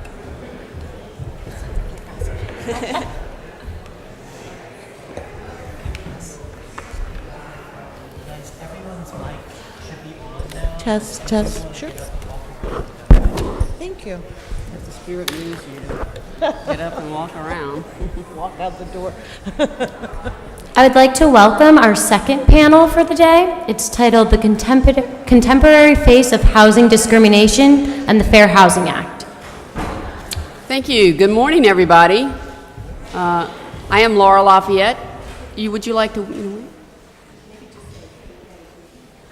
If everybody could find their way back into the moot courtroom, we'll get started.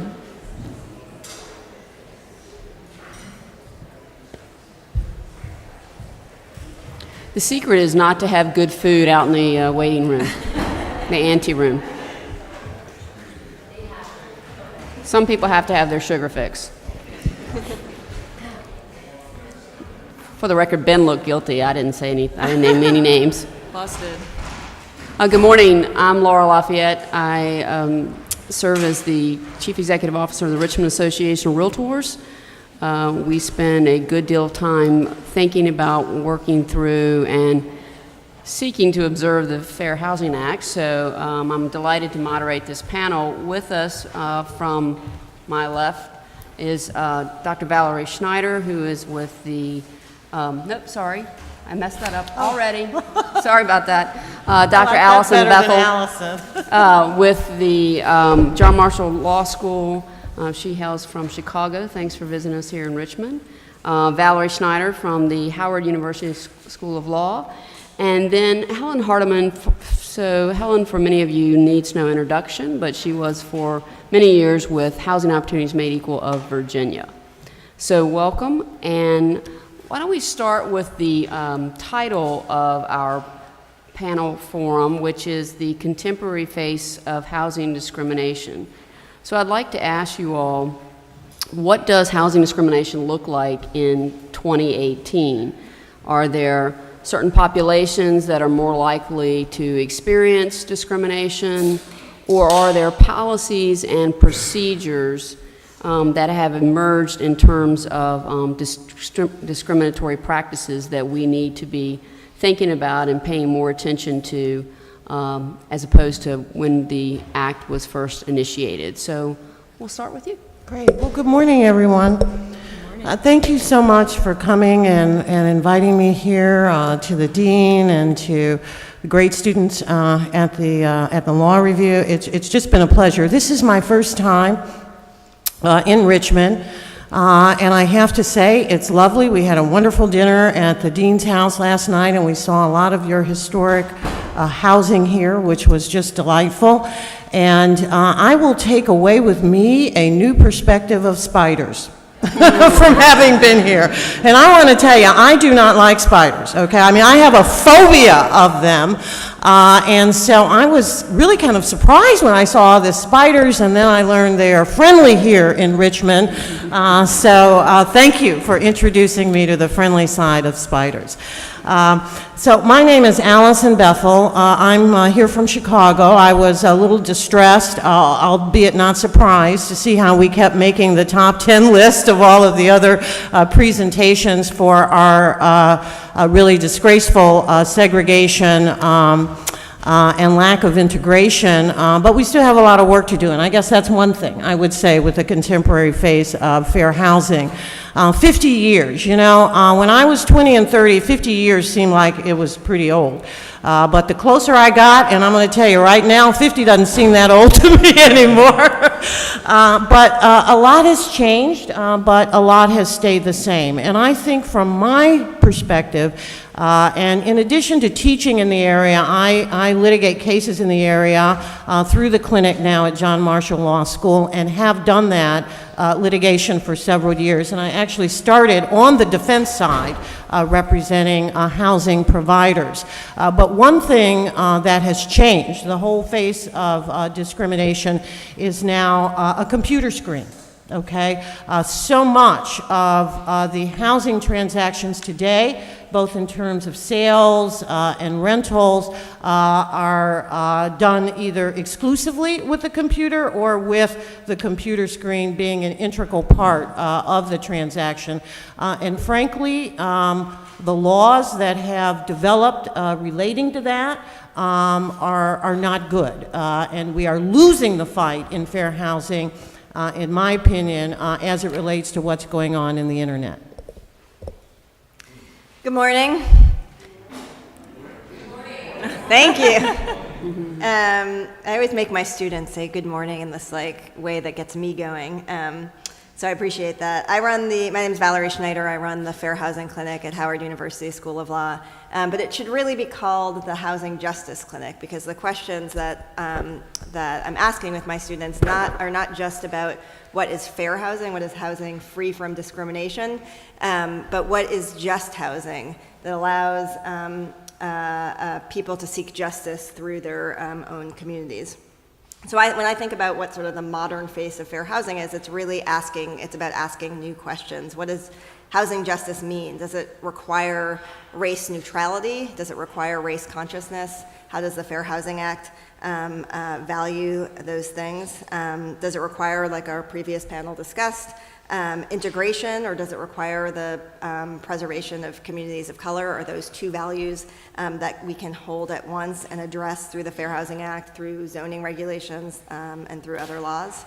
And then we spend a lot of time thinking about what are the barriers to housing justice. So do we need to redefine what affordability means? How can big data or those computer screens that you were talking about either further housing justice or thwart it? And how are racial disparities that are baked into other systems, so our educational systems, our healthcare systems, our use of the built environment, how do those disparities sort of work in the world of fair housing litigation? And then finally, one thing that we talk a lot about in the clinic is how to balance our commitment and our obligation to our individual clients with broader justice goals that we're seeking. So I look forward to hearing from others on the panel about how things are changing. Good morning. Hello in the balcony. We'll cold call you later. I'm Helen Hardiman, and Madam Moderator, if I might take a point of personal privilege, just given the state of current events and the fact that everyone in this room cares about law, I wanted to just briefly say, me too. And I hope the Supreme Court can respect me as much as I respect the court. So that out of the way, I also want to say it's my birthday, and I can think of no better present than a room full of people who care about fair housing. I mean, this is my dream come true. I agree that fair housing is often sort of the forgotten angle of civil rights, and it's my favorite, and it's what I'm called to do, so it's awesome to be here to celebrate fair housing with you. You know, fair housing is why I went to law school. So fair housing is why I'm paying those student loans and went through 3 years of pretty bad torture. But I have a social work background, and I had a great job at a civil rights nonprofit lobbying the Virginia General Assembly on social justice issues and housing issues, and working with Laura to improve some of our state laws, and was not making great progress. But then I sat down and I read the Fair Housing Act, and I was looking for ways to improve that particular law. And frankly, I was very impressed and mind blown about how awesome it already was. I had no idea that a lot of that stuff was illegal. I'm like, why isn't anyone enforcing this? Why isn't anyone really using this? Thing is awesome as is. It doesn't need to be tweaked at the legislature. It needs to be brought in courts. And so I was the oldest student in my law school section. So I left my great job, went back to law school, and came out ready to enforce the Fair Housing Act. Unfortunately, I think I'm probably going to be able to do that for the rest of my life. Discrimination is alive and well. I hope that it's not here to stay, but it is still around. We heard about some of the past iterations of housing discrimination, and I'm happy to see that we don't have race-based public housing where this project's for white people and this project's for African Americans, and that we don't have restrictive covenants anymore. and that we don't necessarily have transportation plans that destroy middle-income African-American neighborhoods. But discrimination, and housing discrimination in particular, is a shapeshifter, right? It's almost like whack-a-mole. You get the Supreme Court or whomever, legislature, whacks down this one form of housing discrimination and two more pop up in its place. I mean, it's a shapeshifter. And I think how it's different today, the contemporary face of discrimination, it's two sort of general differences that I see. It's more subtle, which makes it harder to prove, right? Landlords don't say, sorry, I don't rent to women, or sorry, you can't bring kids here, or sorry, you might not be comfortable here as an African American, this is a white neighborhood. But those effects are played out through more subtle forms of discrimination. Sorry, nothing's available, call this other realtor, etc. I think also it's deeper in the process, so you don't necessarily see it on the front lines. You see it in underwriting guidelines at banks, right? You see it later in the process. You see it at insurance companies who provide products only to certain neighborhoods. So I think it's deeper in the process, it's more subtle. And then also, and this I think is going to be one of the hardest ways to try to tackle housing discrimination, it is coming from a place of implicit bias. So by definition, a lot of housing providers or other people in the housing industry don't know they're discriminating. They're not, sitting down at night thinking like, how can I increase segregation and exclude women? That's just how they were raised. That's in their head. That's in the back of their head. And that comes out in housing transactions in ways that I think really do prevent housing opportunities for people in protected classes and keeps discrimination alive and well.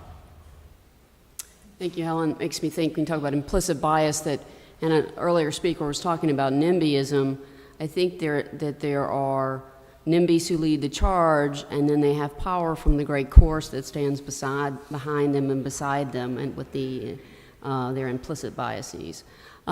We had a chance to talk about this in advance, and I want to pick up where Valerie and Helen left off, and talking about kind of the inequities and injustices and racism that are baked into our systems. And so there are policies and procedures that are put in place that I think people would say they're not intending to be discriminatory, but the consequences are discriminatory. For example, the screening processes that tenants are subject to. So, Valerie, why don't you talk a little bit about how we see disparate impact when it comes to some of the screening processes? Sure. So interesting, just as an aside, 2 nights ago I was trained with my students as a fair housing tester by the Equal Rights Center, and one of the things that was really interesting... Your cover's blown. Am I in? Well, that's on their website. I've not, yes. But I am not a tester. That said, there are a bunch of interesting things that they talk about in terms of the screening process. And we had an interesting conversation about how criminal record checks are used for the screening process. Sorry, I just got now I'm all... I'm sorry. No, you're right. That because I'm not a tester, I don't think about that. You did. Okay, so criminal record checks. So because, as we were talking about before, there are lots of injustices baked into other systems. So as we all know through lots of studies and Michelle Alexander's excellent book, the minorities are very much overrepresented in prisons throughout the country. So when people are coming out of prison, the first thing they have to do is seek housing. Often that's a condition of their parole. And many public housing complexes, and also in private housing, the first question that you're asked, even on the application process, is, do you have a criminal record? That's a racially neutral question. It doesn't say, are you black with a criminal record? Are you Latino with a criminal record? Just, do you have a criminal record? And often you're not even considered for that housing if you do.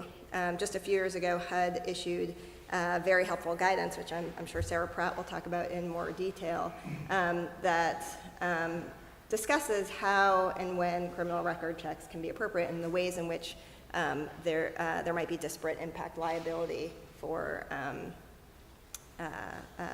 housing providers if they're using overly broad criminal record checks. Yeah, if I may say, sure. we've had this in Chicago, and you know, one of the more troubling cases I had was, or troubling policies that I saw, was a policy that said you cannot have been convicted of a crime in the last 100 years.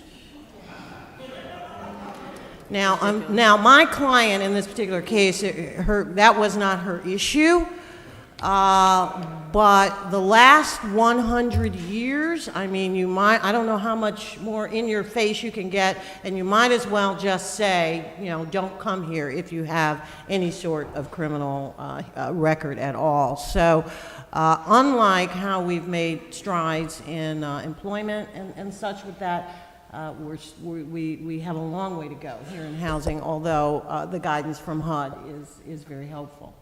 I think one of the great things about the guidance from HUD is that it's spurring local jurisdictions to take action on this issue. So DC now has a relatively protective law about, it's basically a ban-the-box law that delays the information. So in DC, if a housing provider wants to ask questions about the criminal record, what they're supposed to do is make a conditional offer first. So they have to determine whether the person is otherwise qualified for the housing. So they can do the credit check, they can look into their rental history, et cetera. They have to make a conditional offer first before they look into the criminal record. This law has been in effect for only a short period of time, so it's a little bit, we don't know a lot about how enforcement will work out, but it's similar sort of to ban-the-box efforts in the employment context. But what it really tries to do is say housing decisions should be essentially a financial transaction. So between the criminal records check in DC and the additional protected classes that are added on top of the Fair Housing Act with our local Human Rights Act, it really tries to sort of focus housing providers on the ways in which you can make a decision relate to the things that are relevant to whether or not a person will be a good tenant. So it's fine to look at their level of income, but not their source of income. Mm-hmm. It's okay to look at their credit and their rental history. And it is okay to look at someone's criminal background, but it has to be, your search has to be narrowly tailored. You can only look in the last 7 years, and you have to give sort of an individualized review. So I think that one of the great effects of that HUD guidance is that it's causing jurisdictions to think through what does disparate impact really mean, and how is our use of things like criminal records subjecting or opening housing providers to liability, and how might they avoid that? Laura, we need that ordinance in Richmond. Can we get that? Yeah. Can I add one thing about disparate impact? When I talk about falling in love with the Fair Housing Act as a really powerful tool to eradicate housing discrimination, I think the disparate impact theory of liability is one of the most important and powerful facets of discrimination, especially as it becomes more subtle and as it becomes more implicit. Because, and I'm looking at people like Sarah Pratt, I'm like, I can't believe I'm describing what disparate impact is. But for those of you who don't know, it's when a neutral policy or practice, right, no criminal convictions for the past 100 years. Again, it doesn't explicitly mention a protected class, but when a neutral policy or practice has a disparate impact on a protected class. So you run the numbers, well, who has a criminal history in the last 100 years? Guess what? It's disproportionately African American men. Now, that doesn't mean that the policy is automatically illegal, right? The Fair Housing Act allows for the housing industry to operate, right, and to make a living. And so then, if you are able to show a disparate impact, the housing provider can show a business justification, right? And depending on what the policy is, they'll have various justifications. And I think that's fair. And if they do justify it, the courts will allow the person claiming discrimination, the plaintiff, to say, okay, we buy your justification, we agree you need to stay in business, but here's a less discriminatory alternative. Here's another way to achieve that interest without unfairly excluding people with a long history of oppression. So disparate impact is this beautiful sort of like balancing test, collaboration. I know it doesn't feel like that in litigation, but I like to think of it kind of as intermediate scrutiny. Like, hey, there are multiple interests here, but there's also a long and really insidious history of discrimination that we need to actively address. Let's get together and make sure these policies and practices can make you a living, but also give people housing. I want to give a shout out to Legal Aid Justice Center attorneys in the room. We got a really, really good decision out of the Fourth Circuit like 2 weeks ago on disparate impact that says a housing provider, this was a trailer park in Fairfax, I believe, they wanted all of the residents to prove that they were in the states legally, which I don't think has any relation at all to your ability to be a good tenant. And frankly, they were applying this policy to tenants who had been in place and been good neighbors and rent payers for years, and they were now facing eviction or higher rents. And so the district court dismissed the case. The Fourth has revived it, and they have not said that that's illegal discrimination, but they said, of course, requiring someone to prove they're here legally has a disparate impact on national origin, right? A lot of Latinx and Hispanic people are disproportionately here illegally. And so it's on remand, but I think that's how that comes out, fingers crossed. That shows and highlights how important the disparate impact theory of liability will be in the contemporary realm of trying to eradicate discrimination. Well, I think you make a really good point about disparate impact, Helen, in that it can or could lead to a collaborative conversation, because I think sometimes in the world of property management, you just adopt what you think are best business practices. I mean, I even have served on the boards of many housing nonprofits.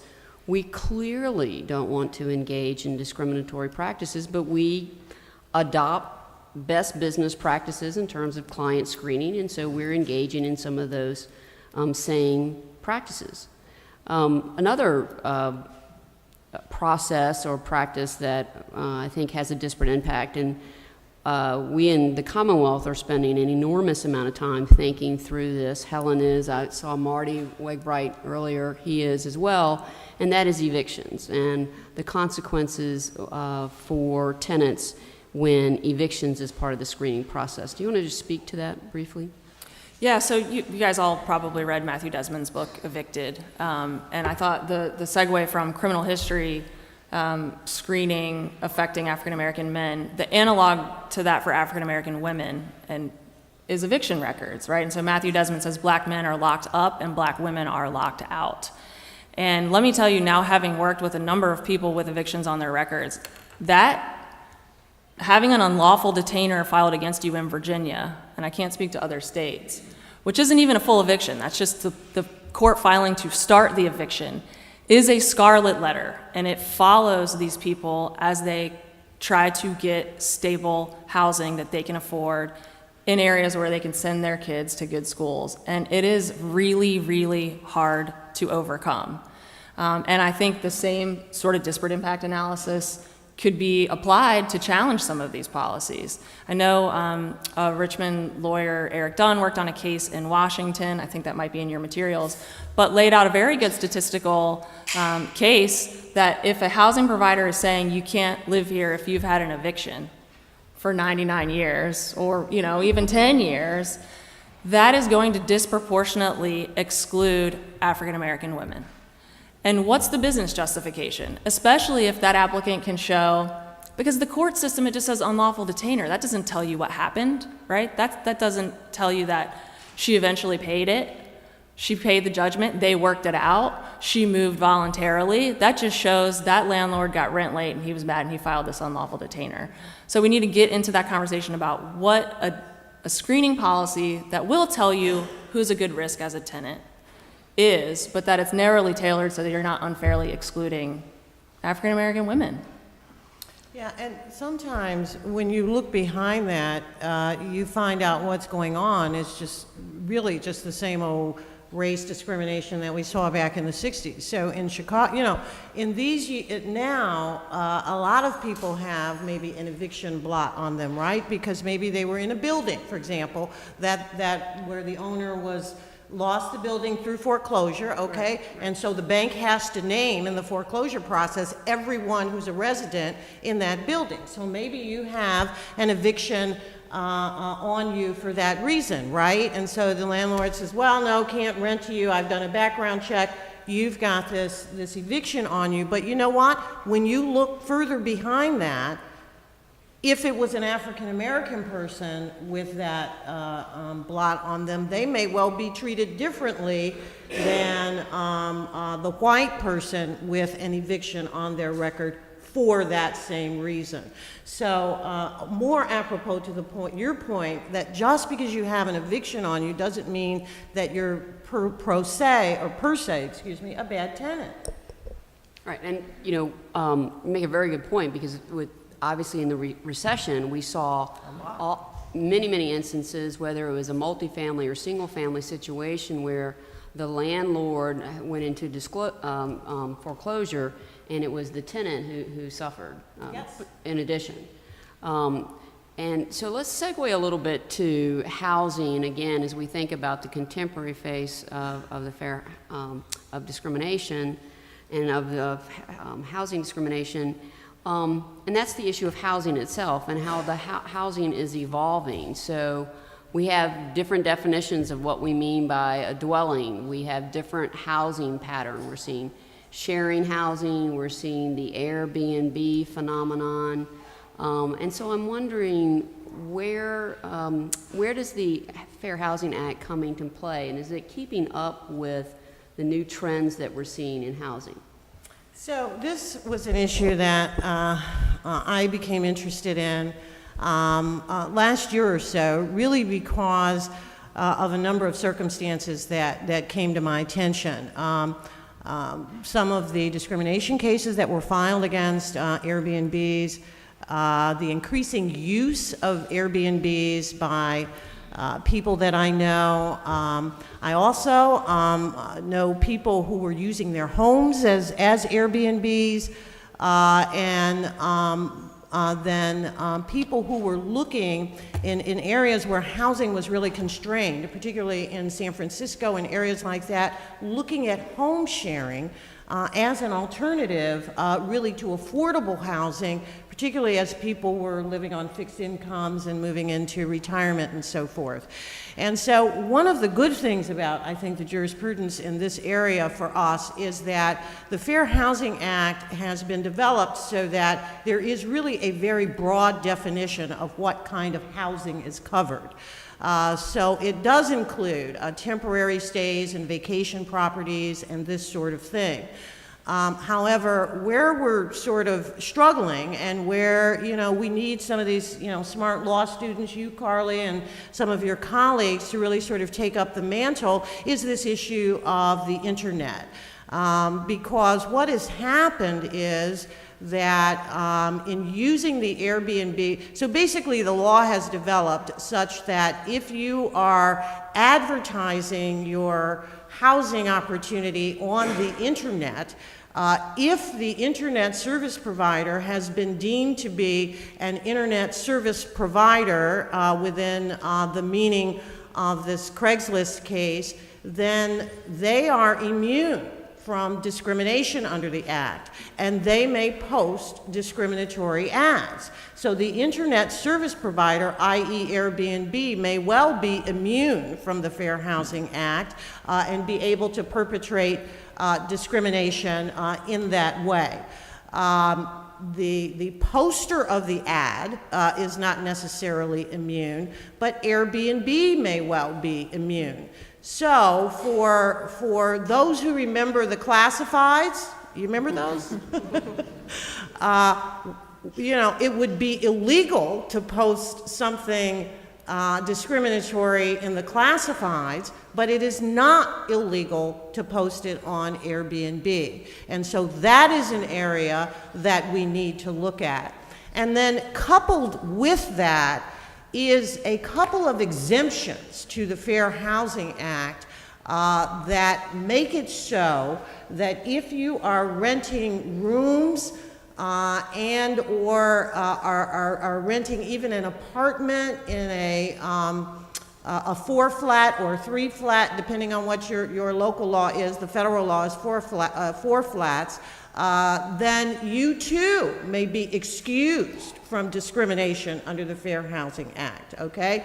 And this exception was specifically drafted in order to allow people who were renting out rooms or running a boarding house to be able to discriminate. Congress, they called it the Mrs. Murphy exception after some fictitious woman that Congress hypothesized needed to rent out rooms in her home in order to supplement her income. And while it was one thing when the Fair Housing Act was passed to require commercial landlords to have to accept African Americans, Congress was not willing to insist that little old Mrs. Murphy accept African Americans, so therefore they carved out this exception for her. And this exception may well apply to many Airbnb transactions that allow them to discriminate in the context of this too. So one thing that is interesting, I think, about home sharing is that it does in some ways provide potential for us in the future to have more housing options, both long-term and short-term, in a more affordable way. However, if we do not watch how it grows, if we miss the ball on this, like we missed the ball on a lot of other things, we're going to find it developing in a discriminatory way that is going to shut out protected classes even further. And understand that because of some of the segregated housing patterns that the first panel talked about, protected classes are in large ways shut out of being offering, of the money-making side of Airbnb, right? I mean, not too many people are looking to home share in areas that are heavily segregated, right? So to the extent that African Americans and other people of color are living there, they don't have the opportunity to even rent their place out as a Airbnb. So let's make sure that at least the other side of the coin, i.e. where they are trying to get lodging, is as open as it possibly can be. Well, let me follow up on a question. And for those of you who don't know, I'm not an attorney, I'm just married to one, and that's close enough. Graduate of this institution, in fact. But we've talked, in affordable housing, one of the policies that we've been looking at is accessory dwelling unit ordinances. So my question, and the reason I disclose I'm not an attorney because I have to ask the question, would accessory dwelling unit ordinances be exempt from the Fair Housing Act? Boy, that's a great question. And I don't know, and you all jump in here. I think maybe an argument could be made for that.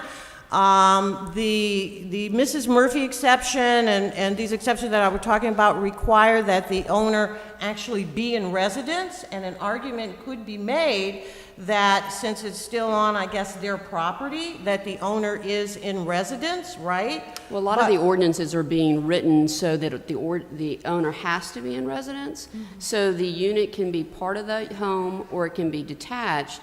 The logic behind making the owner be in residence in either the main dwelling or the accessory dwelling is, again, for the neighbors, the sense that you're not going to rent to someone who is going to stay up all night and sure. Be noisy, whatever. I like that.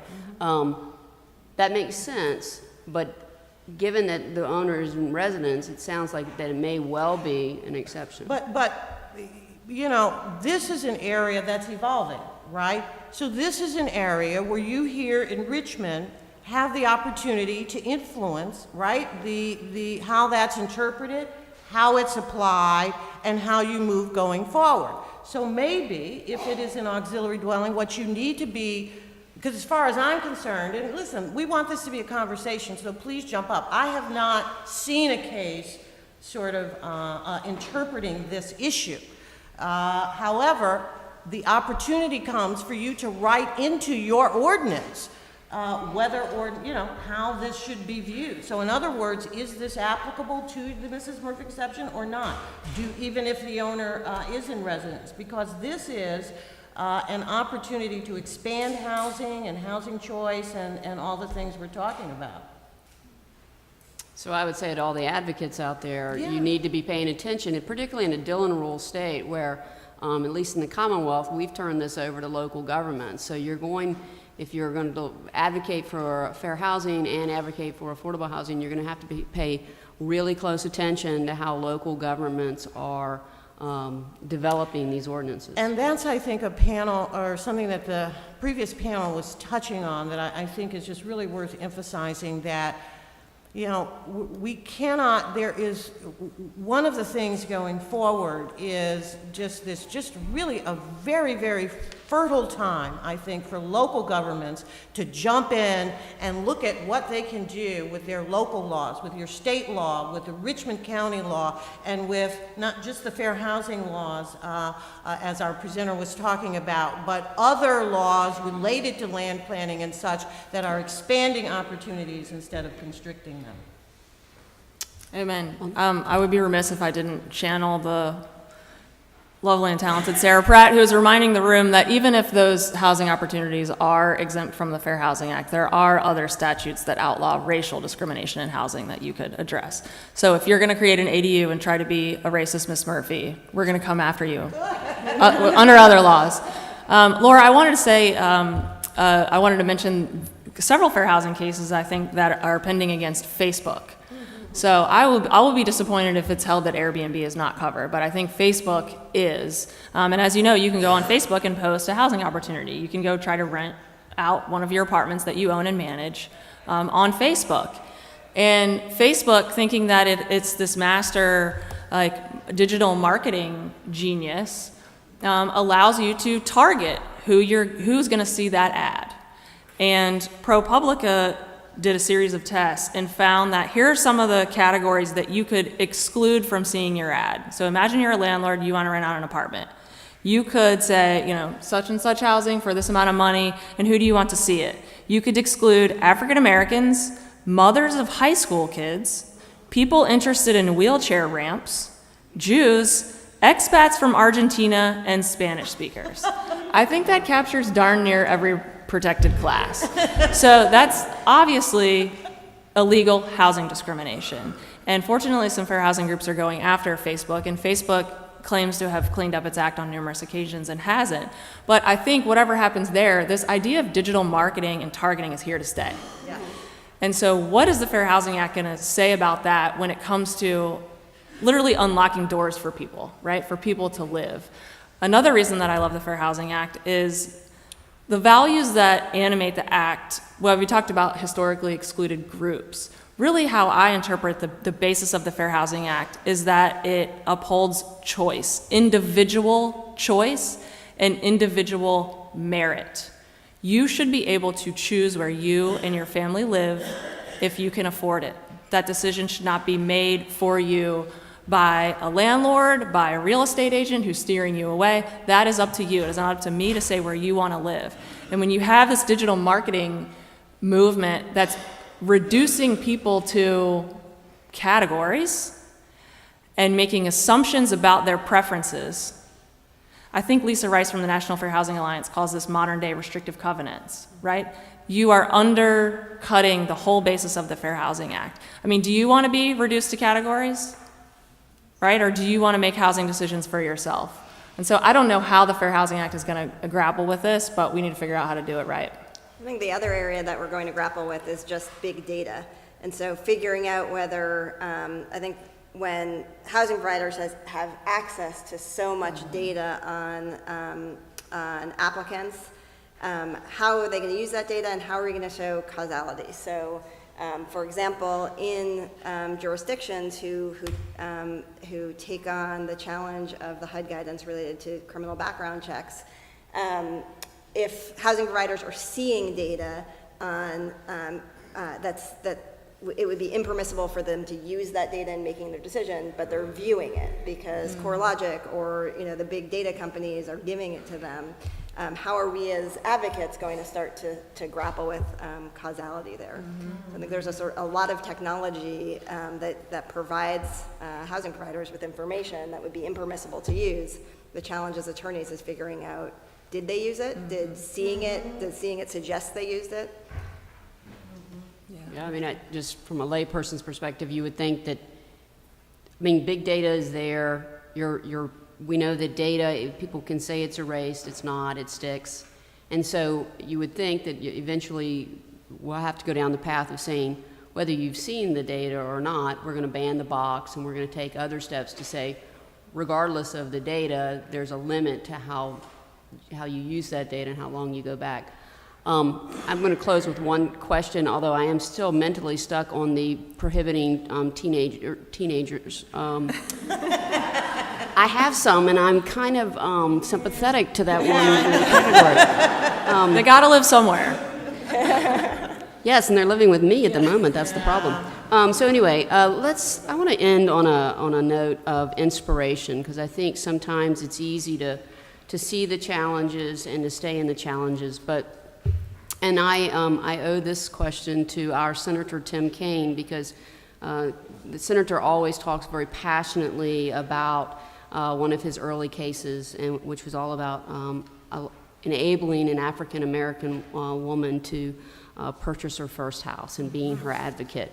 And so what I would ask you ladies is, give us one example of how you have seen the Fair Housing Act change a life or change many lives.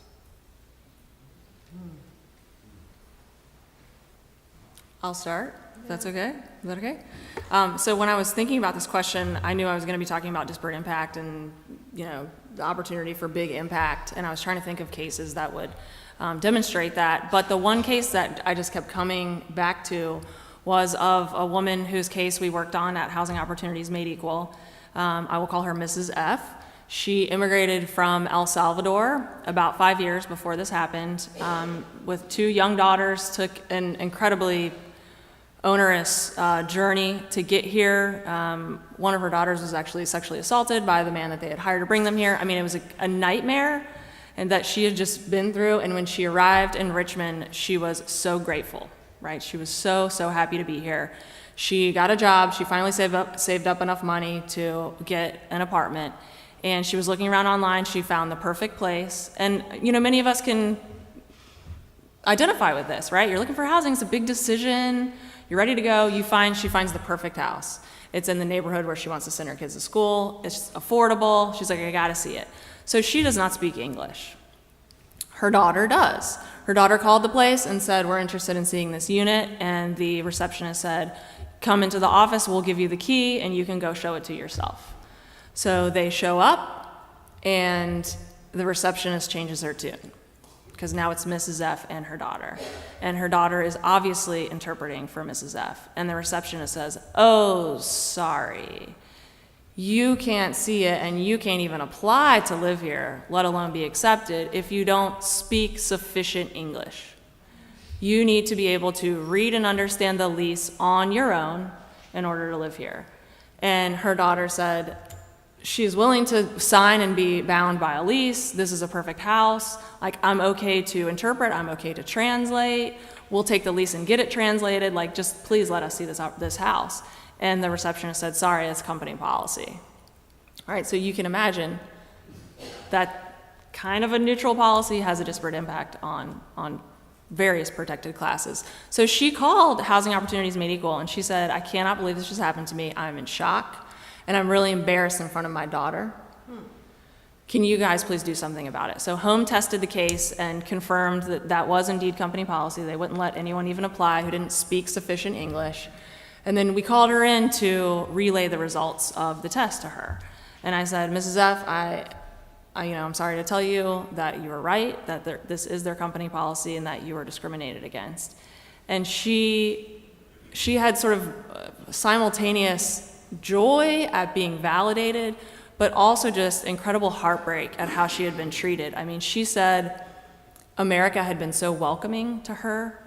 She loved Richmond, and she was ready to make a life here, and that when this happened, she felt dehumanized. She said Americans treat their pets better than they treated me. And she just felt so incredibly rejected and embarrassed and humiliated, and all of these things that discrimination does to you that it's impossible to really describe. So we did file a fair housing complaint, and we negotiated with the landlord, and they changed their policy, and they settled for pretty significant monetary damages to Mrs. F., who I understand used it to buy a house. And when I called to congratulate her and say, thank you for being so brave, you know, it's not easy to go to report housing discrimination and to go through the complaint process. She said, thank you for helping me understand that fair housing can make me feel like a person again. So when I'm talking about fair housing as a powerful tool, I mean, it really restored this woman's sense of her own humanity. So to answer your question, it's not a case that I litigated, but I've written an amicus brief with my students in the Inclusive Communities case. Mm-hmm. And the students really drove the process, and what they decided they wanted to do when they were thinking through the case was they wanted to bring the voices of people in the community to the justices. And the justices, you know, they all live around DC. They drive through these communities or over or around them on their way to work. And so the students decided what we want to do is talk about how zoning and how siting of affordable housing impacts real people. So they interviewed groups of people from different wards in DC, and their amicus brief was really about those people's stories and bringing sort of the impact of the decision to the forefront of the conversation.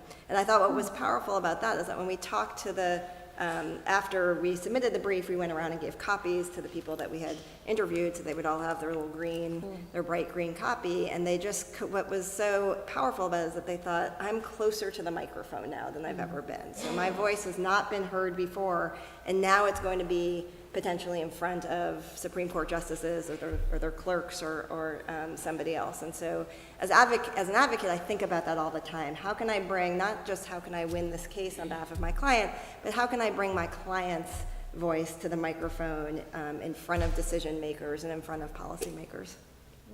Awesome. So, you know, I love the work that I do. And I have been blessed with many cases, kind of like what's been described, where it was maybe a small accommodation, maybe a emotional support animal, or some accommodation for a disabled senior or something like that that allowed them to stay in their home. Maybe it wasn't a big money-making case, but it made a huge difference to that individual person. But one case that I worked on when I was with the Attorney General's office has stayed with me and gives me tremendous satisfaction.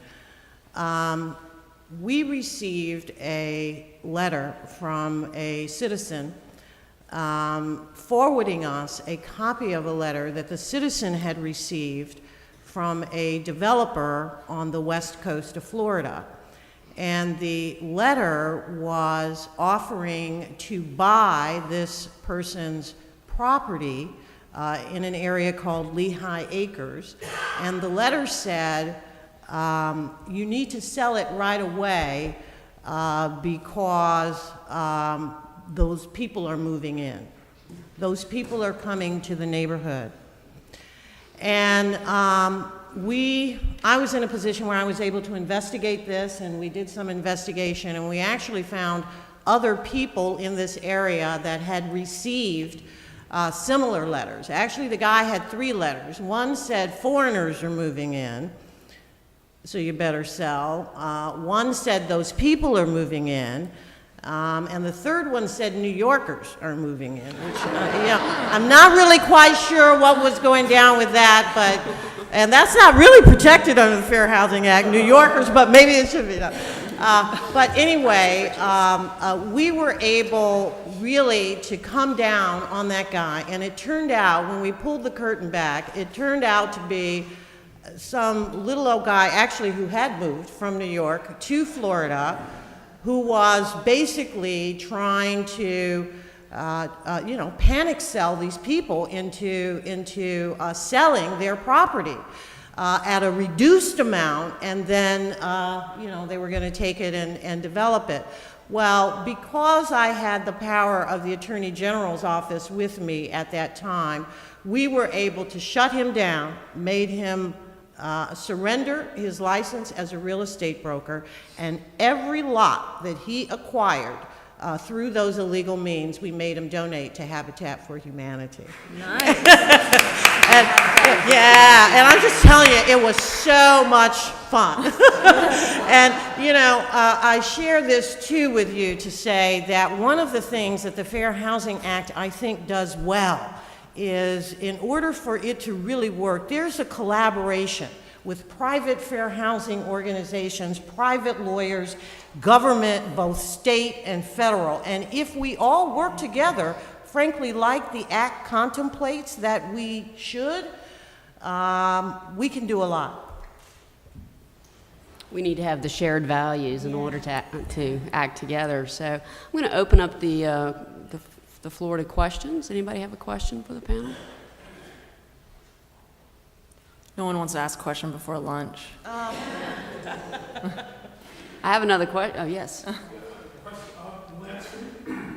I was curious how those of you who practice fair housing law, how you deal with some of the tension that sometimes arises from sort of community development groups who might be concerned about looking, this was mentioned in our previous panel, but they're looking to maybe redevelop their community or what have you, but to do it in a way that helps people who already live there. And I've seen some fair housing groups get involved on sort of combating that. So I was just wondering if to me it seems like there's a tension there that's unresolved. And I was wondering if any of you have any thoughts on that, on a way to deal with recognizing, people want to be able to stay in their communities, but doing it in a way that doesn't run afoul of the fair housing law.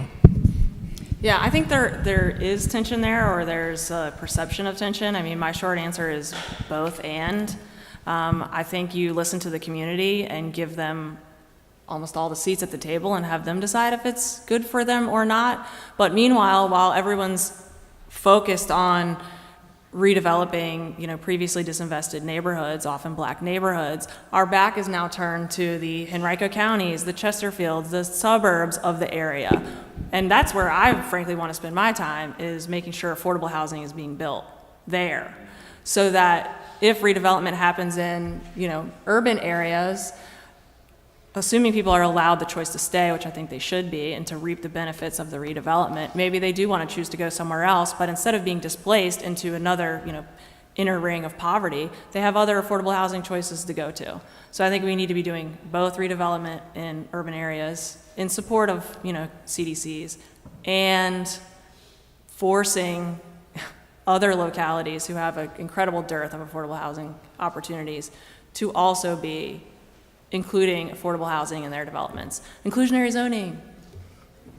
So I'll put on my affordable housing advocate hat and say that in the Richmond metropolitan region, one of the things I say is that we were guilty of not looking up and envisioning the consequences of success in our redevelopment efforts. And so the nonprofit sector has gone into communities that were in need of investment, have invested. Now the private sector has taken over, but we didn't get our heads up and go, okay, what are the consequences of our success for long-term residents? So we have established a land trust. We're now talking about tax relief for long-term residents.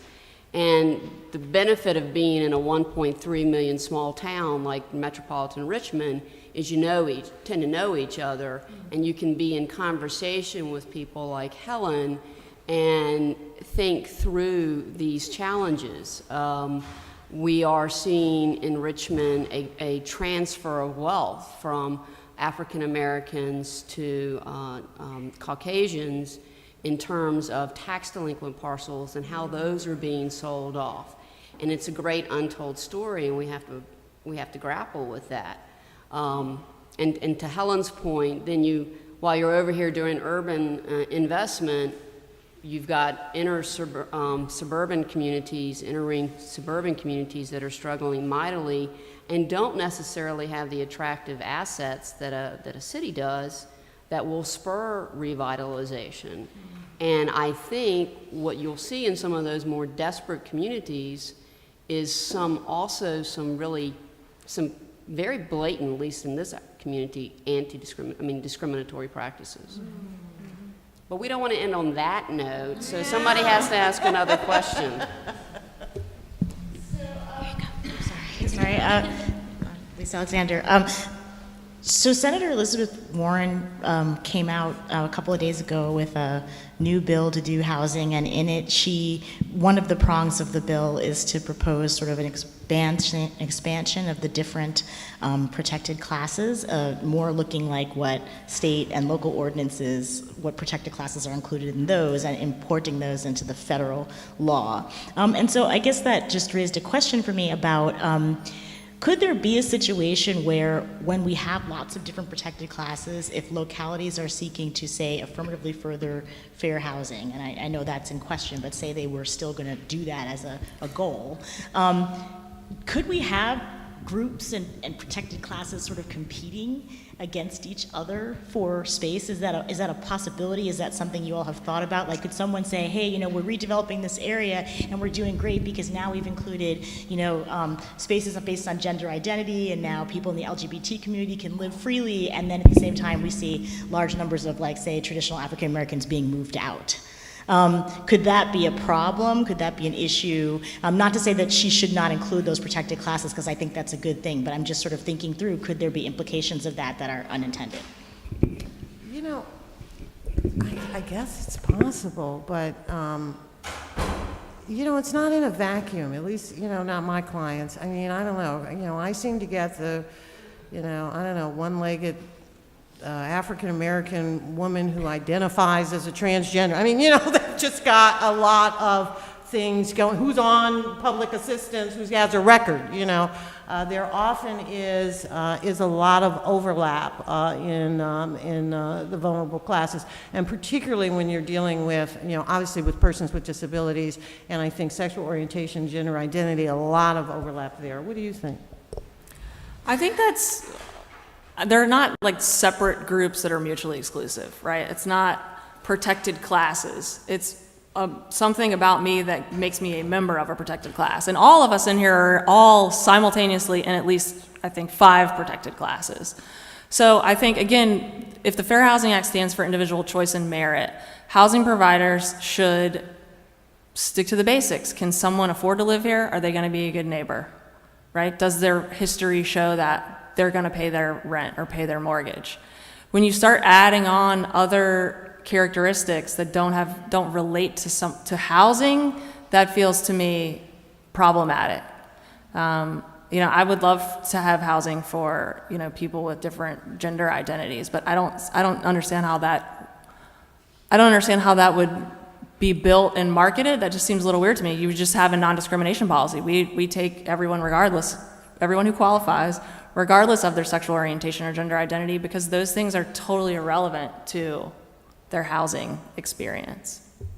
Well, unfortunately, I think the presumption of what makes a good neighbor is why we have the Fair Housing Act, right? It's all the biases that people come to say you will or will not be a good neighbor is why we've had to have the Fair Housing Act, because people presume that there are characteristics about me that will not make me a good neighbor.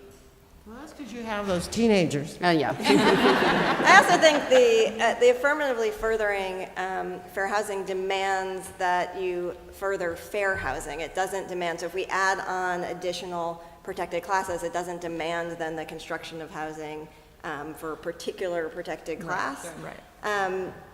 And so I think that's not such a concern, and it also demands a really close look at what the barriers to fair housing are in your specific municipality. So that might be different in different places. So there might be a particular protected class might be much more relevant in a rural environment than in an urban environment, or in a southern environment than a northern environment. And so not all protected classes will sort of play equally into an affirmatively furthering analysis.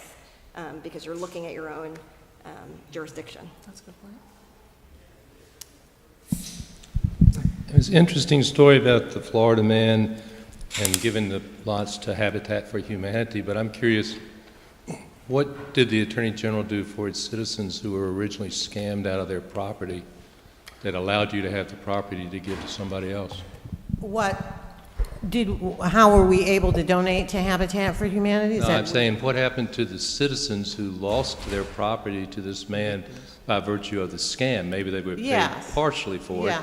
But did they just basically donate their equity to Habitat for Humanity? No. We were able to get some compensation for them.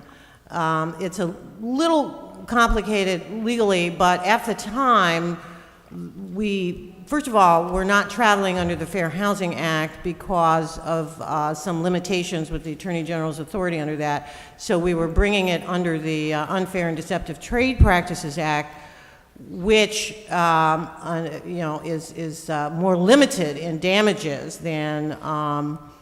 So they did get compensation, but it was more limited than what you would get under the Fair Housing Act. But of course, if they wanted to sue for emotional distress and so forth, they could. So that is our time for this segment, and thank you all for joining us for this segment of the day, and I suspect that Carly may have some instructions for us. Yes, thank you everyone, that was awesome.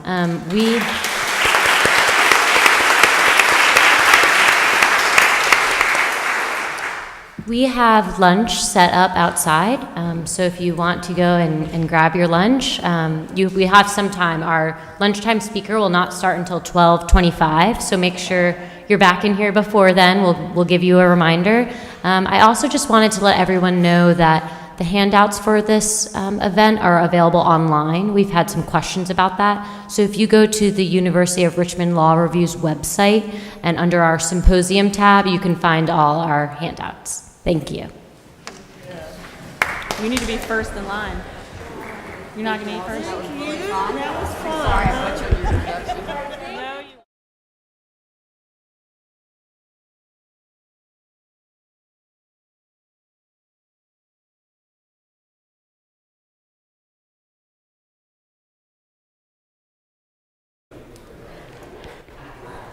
There's nothing like being invited to be the person who speaks right after lunch. So I asked for a lavalier mic so I can walk around and keep myself awake. And I've already told people that if their heads start to nod, I'm going to do jumping jacks up here. So please, I beg of you, do not let your heads nod. My name's Sarah Pratt. I'm a Virginian by birth. I grew up in Lynchburg, Virginia. You may be asking yourself, how a civil rights advocate grew up in Lynchburg, Virginia. Quickly. I would say that Lynchburg actually provided formative experiences for me. Living in Virginia provided formative experiences for me that brought me to a fair housing experience and life and career. Actually, my entire career has basically been based in fair housing.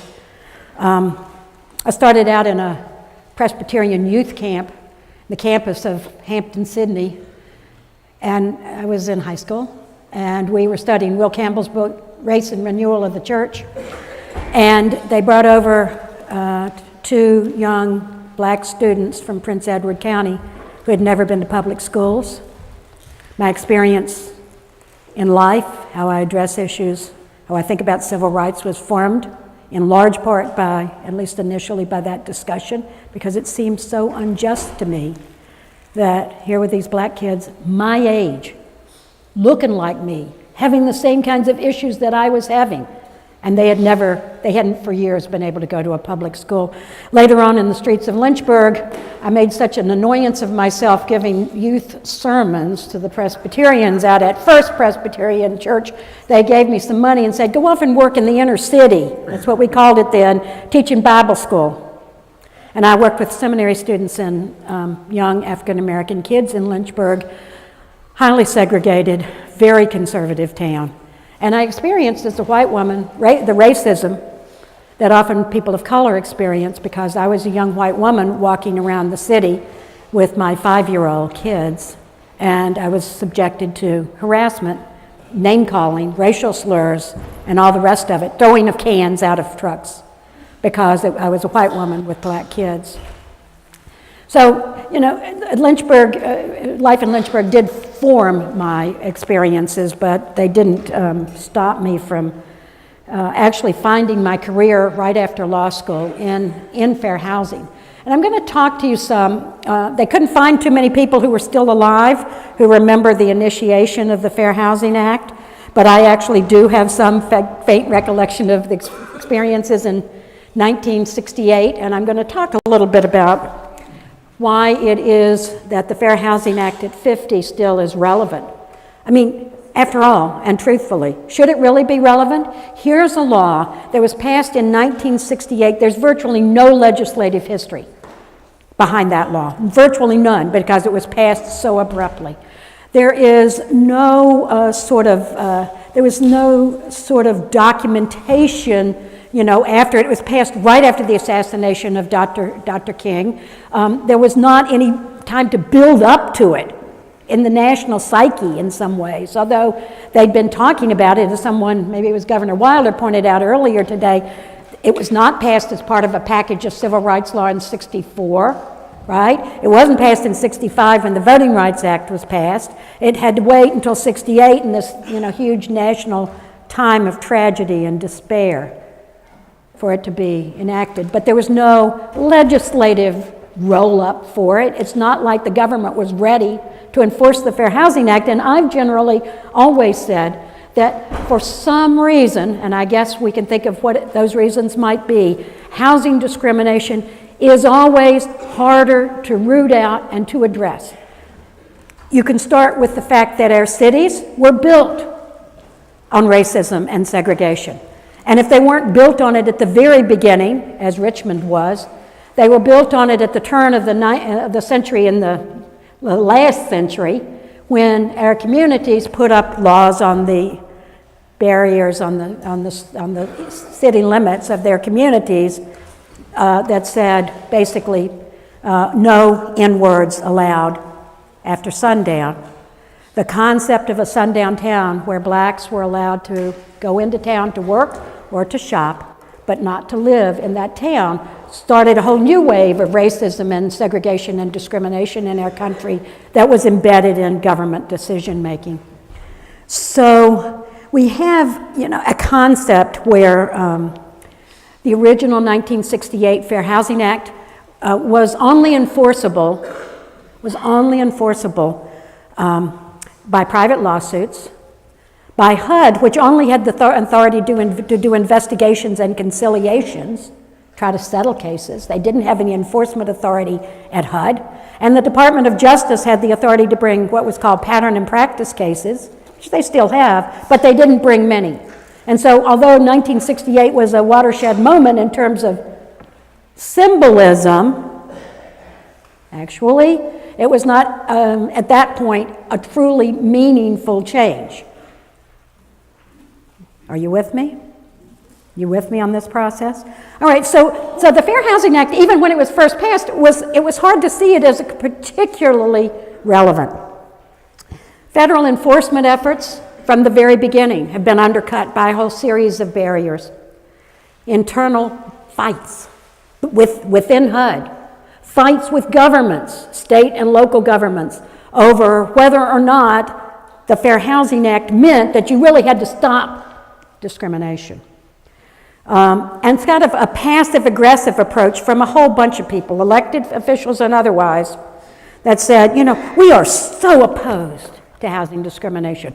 We support the Fair Housing Act in every way we can, and then do absolutely nothing in their actions to support the Fair Housing Act.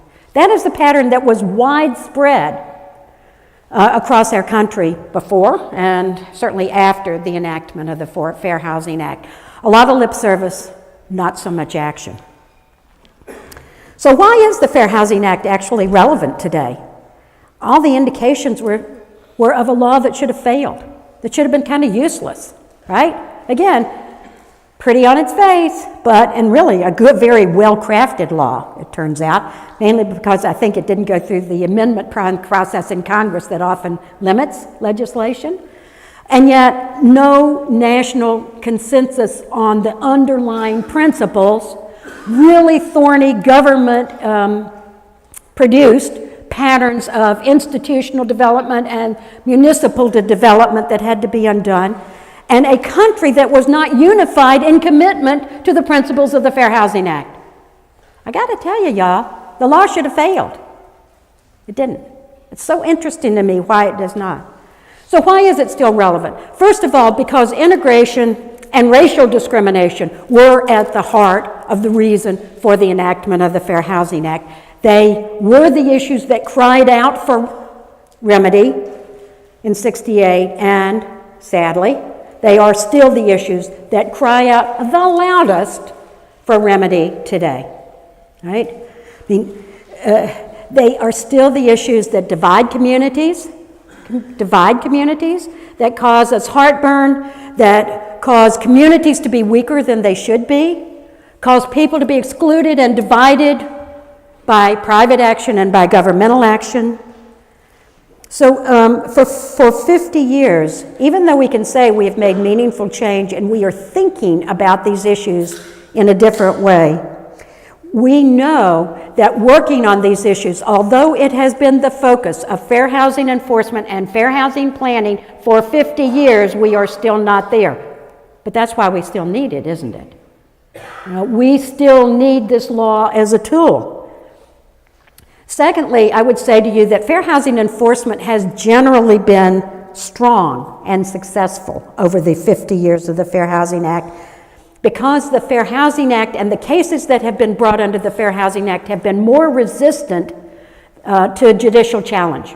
So it's not that people haven't said, no, the Fair Housing Act doesn't apply to me, or no, we're excluded, or no, the Fair Housing Act is unconstitutional. That was an early case.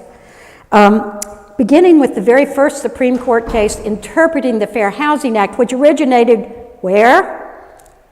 Right here in Richmond, Virginia. The very first Supreme Court decision that actually dealt directly with the Fair Housing Act, I think of, is a case that started right here in Richmond. There was an earlier case, Traficante, that dealt with segregation and who could bring a Fair Housing Act case.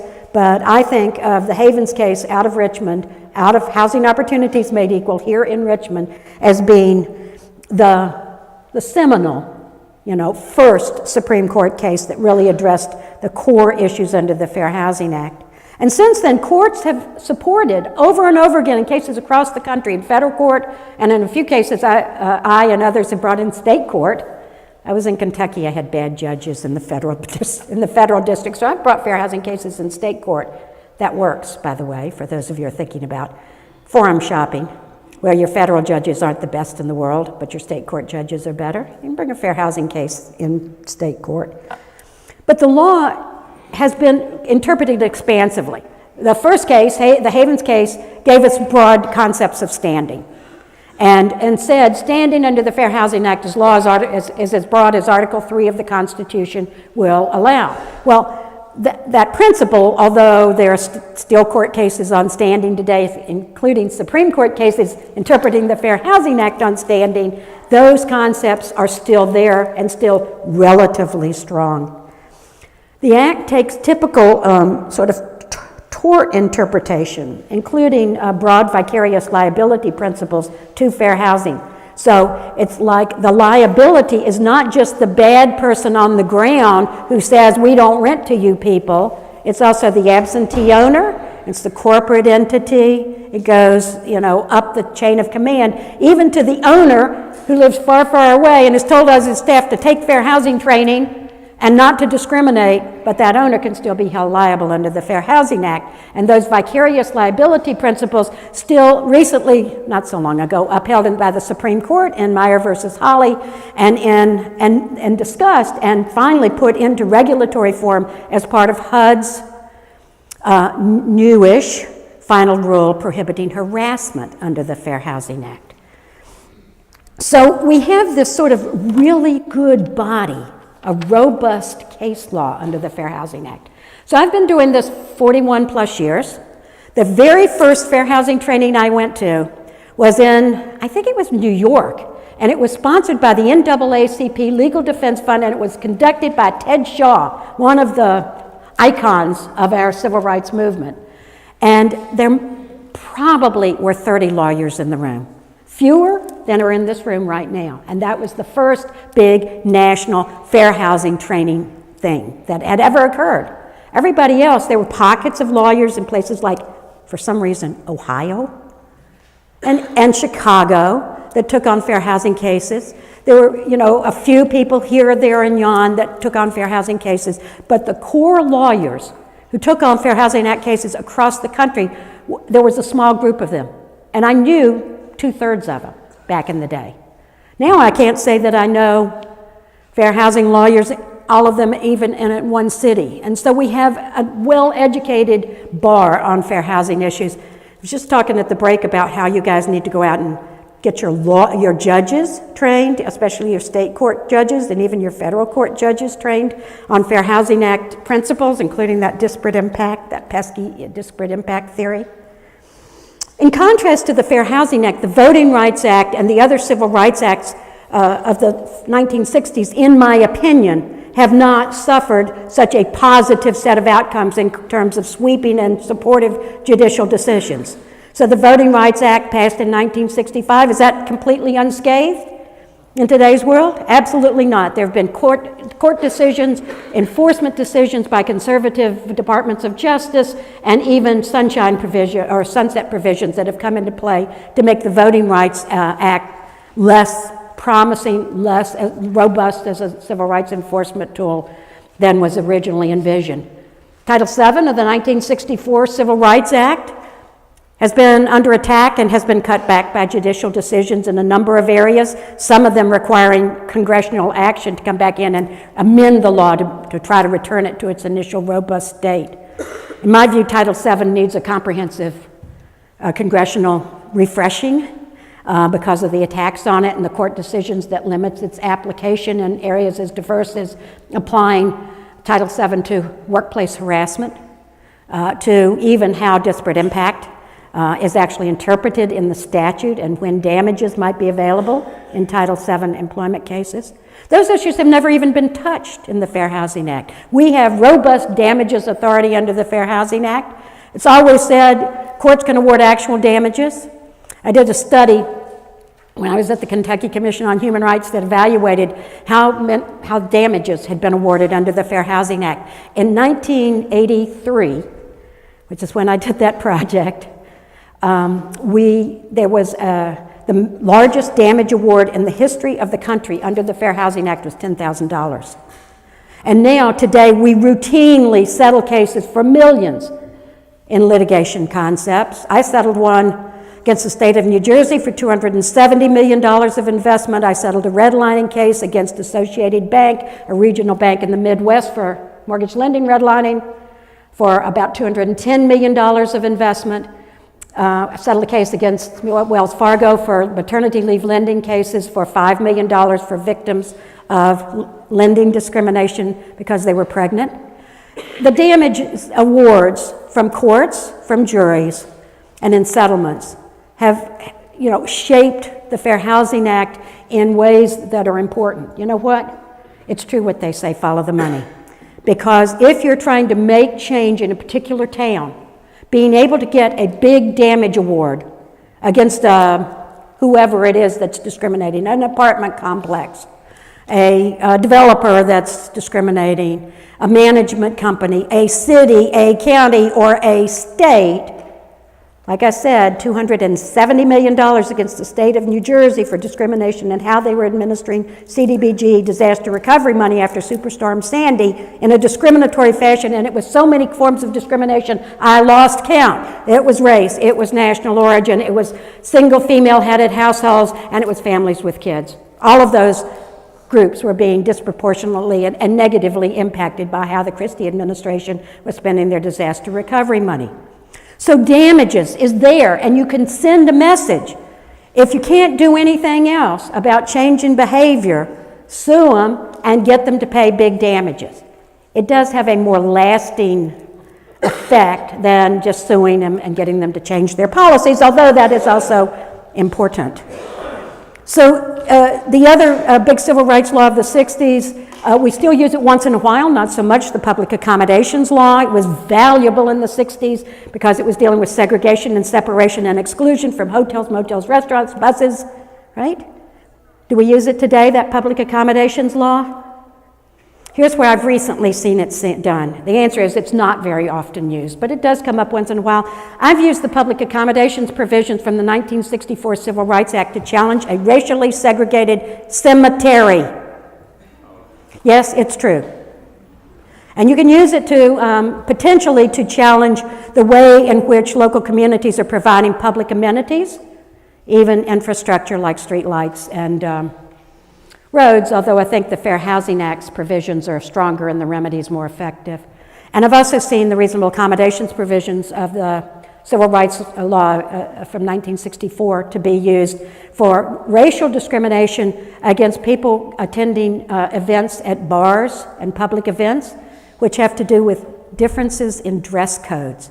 So blacks only allowed in if they're dressed in a certain particular way, whites dressed in, with their ripped jeans.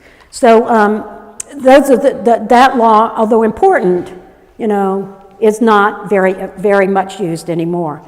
And so my point here on why the Fair Housing Act is still relevant today is because it has survived 50 years in good health.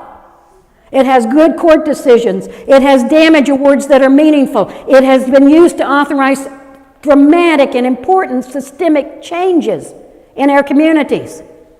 So it is still relevant. The third reason why the Fair Housing Act remains relevant to us today is because of the new ways in which it is being applied. I have to say, we touched on some of these in the last panel, but I have to say, let me just give you a flavor of things I never would have guessed when I started my fair housing work in 1976 that we would be applying the Fair Housing Act to today. The family that is expecting a new addition to their family, the wife is pregnant, hormones have set in, they are going to, by God, buy that new house and move into it before she has the baby. So the nursery is all ready when that baby comes home from the hospital. Anybody know that scenario? Friends, family? Yeah. I moved when I was 7 months pregnant. I know that thing because I wanted a house in the burbs that had a room for the baby, right? And then what we found is how we could apply the Fair Housing Act's prohibitions of discrimination based on familial status, which includes the status of being pregnant, to lenders who were telling women who were pregnant, we can't close on this loan until after you go back to work after the baby is born. Never mess with a pregnant woman. We took on those cases at HUD, over more than 50 of them. And the last one was the Wells Fargo settlement where we asked for and got, in the settlement, and I was at HUD then, a $3 million settlement for victims, which is part of the point here. Not just one-off cases, but we started, and cases have started getting remedies for additional victims. So we had a real complainant we had 4 real complainants against Wells Fargo. But we also had the belief, based on the patterns that we saw, that there were a lot more people who had been turned away for loans because they were pregnant, right? And so we used word search technology to search the loan officer's notes in the computer and the underwriter's notes in the computer that were kept on loan applications for words like pregnant, baby, maternity leave, paternity leave, because, by the way, familial status discrimination covers both people who are absent from work because they or themselves are pregnant or because they are taking paternity leave as a father or significant other with someone who is actually having the baby. It also covers adoptive leave. And so you have this concept of doing the word searches. We set it up to have a settlement of $3 million, and it could go up to $5 million if there were additional victims found, and we called for $15,000 per victim. And you want to know something? Between us, Don't tell Wells Fargo. We thought we'd be lucky to find 100 victims through this word search process. We didn't really have any evidence that it was going on all the time. We had a few complaints. They did the word search. They came up with over 1,100 victims, much more than we anticipated, and the entire $5 million fund was spent, and we had to do it pro rata because it was too many victims for everybody to get $15,000 each, which told me I should have asked for more money. Go figure. So the point being that using the Fair Housing Act in a deep and thoughtful way to not just address the one-off situations for individuals, but also to get relief, whether it's financial relief or changes in conditions or betterments for their own personal experiences, using the Fair Housing Act in that way without having class action, y'all, is really, it turns out, a very important component of why the act itself is so important. But let me give you a few more examples. Protecting the innocent woman who is victimized by a perpetrator of domestic violence, whose landlord says, we're evicting you because an incident of crime occurred in your apartment. This is the victim, folks. She's being evicted because her ex-boyfriend broke down the door and made a hole in the wall and beat the crap out of her, excuse my language. And she's being evicted. You want to talk about one more incident of blaming the victim? There you got it. So, guess what? There's a memo out there that says the Fair Housing Act's rules against discriminatory treatment, especially violations of 3604B having to do with unequal terms and conditions of housing, can apply when a innocent victim is being evicted because guess what? Victims of domestic violence, because she's a victim of domestic violence, because victims of domestic violence are disproportionately what gender? Female. You know, like some 93% of all victims of domestic violence are female. Yeah, there's some guy victims too, but mostly it's women. And also disproportionately women of color, African American, Latino, and other races and national origins involved. And so having a policy that says we're going to do a zero tolerance for crime. If you have a criminal act that occurs in your apartment, we're going to evict you no matter what. That policy, it turns out, has a disproportionate impact based on gender, race, and national origin.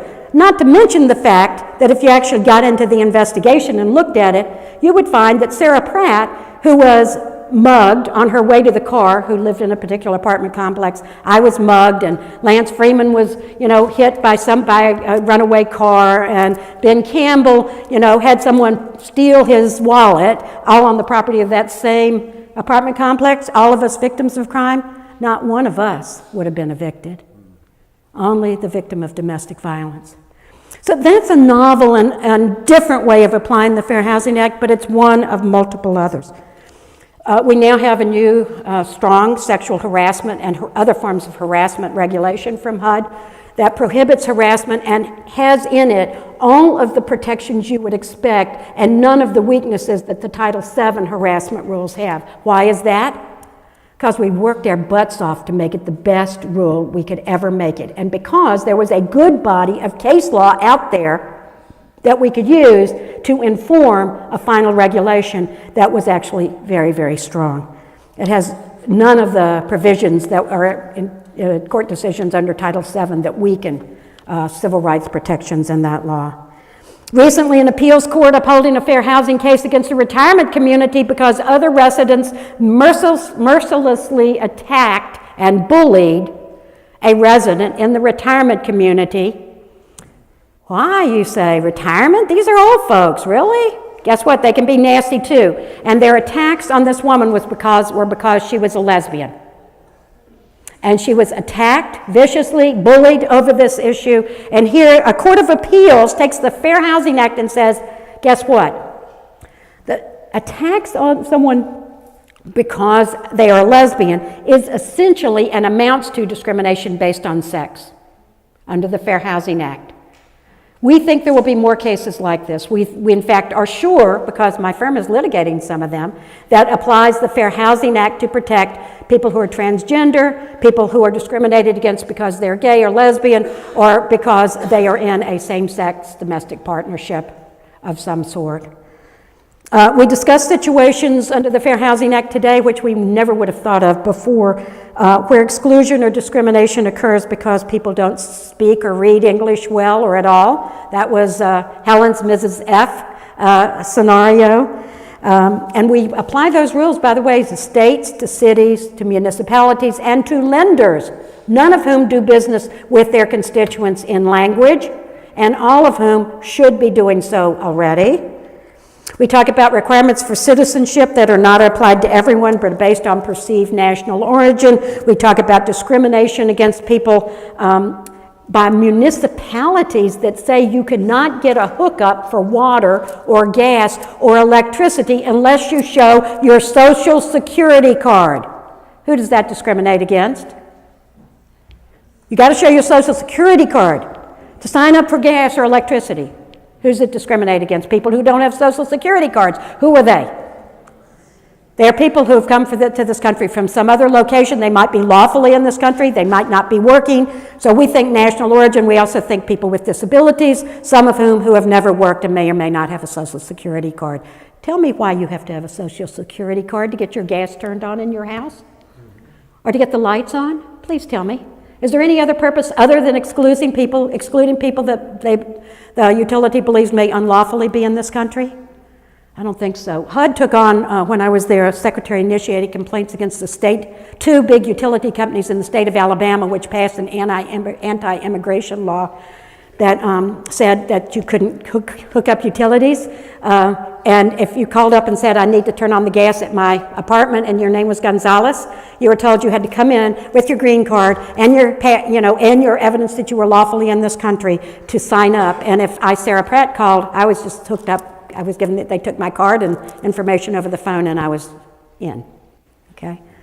So yes, that's a new and kind of interesting application of the Fair Housing Act. We now talk about discrimination under the Fair Housing Act when we find landlords who refuse to accept Section 8 vouchers. We haven't really hit on that much today, but that is a huge form of discrimination which is addressable under the Fair Housing Act, because in almost every community you can name, Section 8 voucher holders are distinguishable from others in their income populations because they're disproportionately African American, and in some communities disproportionately Latino. And the refusal of landlords to accept a voucher when the voucher will cover the amount of the rent limits housing choices for people of color, helps perpetuate segregation because landlords who accept vouchers are still in the same old neighborhoods, and prevents the kind of housing choice that Helen talked about in the last panel that we think everybody should be have available to them under the Fair Housing Act. So see all the many and amazing ways in which the Fair Housing Act is being applied today? That's because it's a robust law. Now, I have to tell you, for those of you who will be litigating these cases, I'm looking at you up in the balcony, and those of you around this room, if you're going to be litigating these cases, I will tell you the thing that I told the very first class I ever trained in 1977. Yes.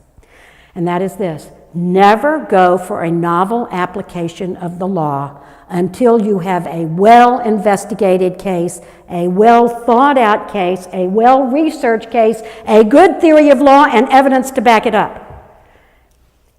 That theory of going only for a change in the law or an expansion of the interpretation of the law when you have the most sympathetic case you can find is even more relevant today. But it's been relevant all along because bad facts make bad law. And it's one of the reasons why we have been helped on this interpretation of and having a strong Fair Housing Act is because we were aware of not bringing stupid cases based on slim facts because our hearts were involved.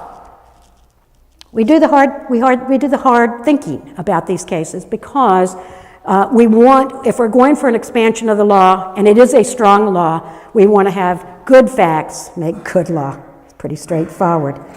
So this tells us, and some of the examples I give you say to you, the Fair Housing Act is a resilient law. It has been interpreted broadly to apply to remedies of different types, to different types of violations, and I think that process will only continue as we encounter new ways in which discrimination occurs. I have to say, this is parenthetical, apropos of nothing, except to say, when I listen to the discussion of the Facebook Marketing strategies. I thought of nothing so much of the way in which Nationwide Insurance marketed its products to white people in Richmond, Virginia, in a case that you should all know about, where Tim Kaine argued the case before the Virginia Supreme Court. I was present for that oral argument, and where we said that Nationwide, where the case said Nationwide Insurance was redlining City of Richmond in its insurance products. It was exactly the same thing. It was playing to people's assumptions and stereotypes and saying basically, don't market to people who read Essence and Jet magazines. Don't market to people who like fried chicken. I mean, stereotypes galore were inherent in that case. Yes, Nationwide market to neighborhoods where the people read Newsweek and ate, I don't know, cube steak or something. I have no idea what all the criteria now were when I think about it now. What I know is that the marketing techniques were based on stereotypes and assumptions about who the good customer was for Nationwide, and all of the stereotypes and assumptions favored white people and disfavored people of color. So that's the sort of resilience part of the Fair Housing Act, and the fact that it can be used so effectively for remedying discrimination for individuals. While the law could always be strengthened, I am not someone who supports amending the Fair Housing Act to add additional protected classes.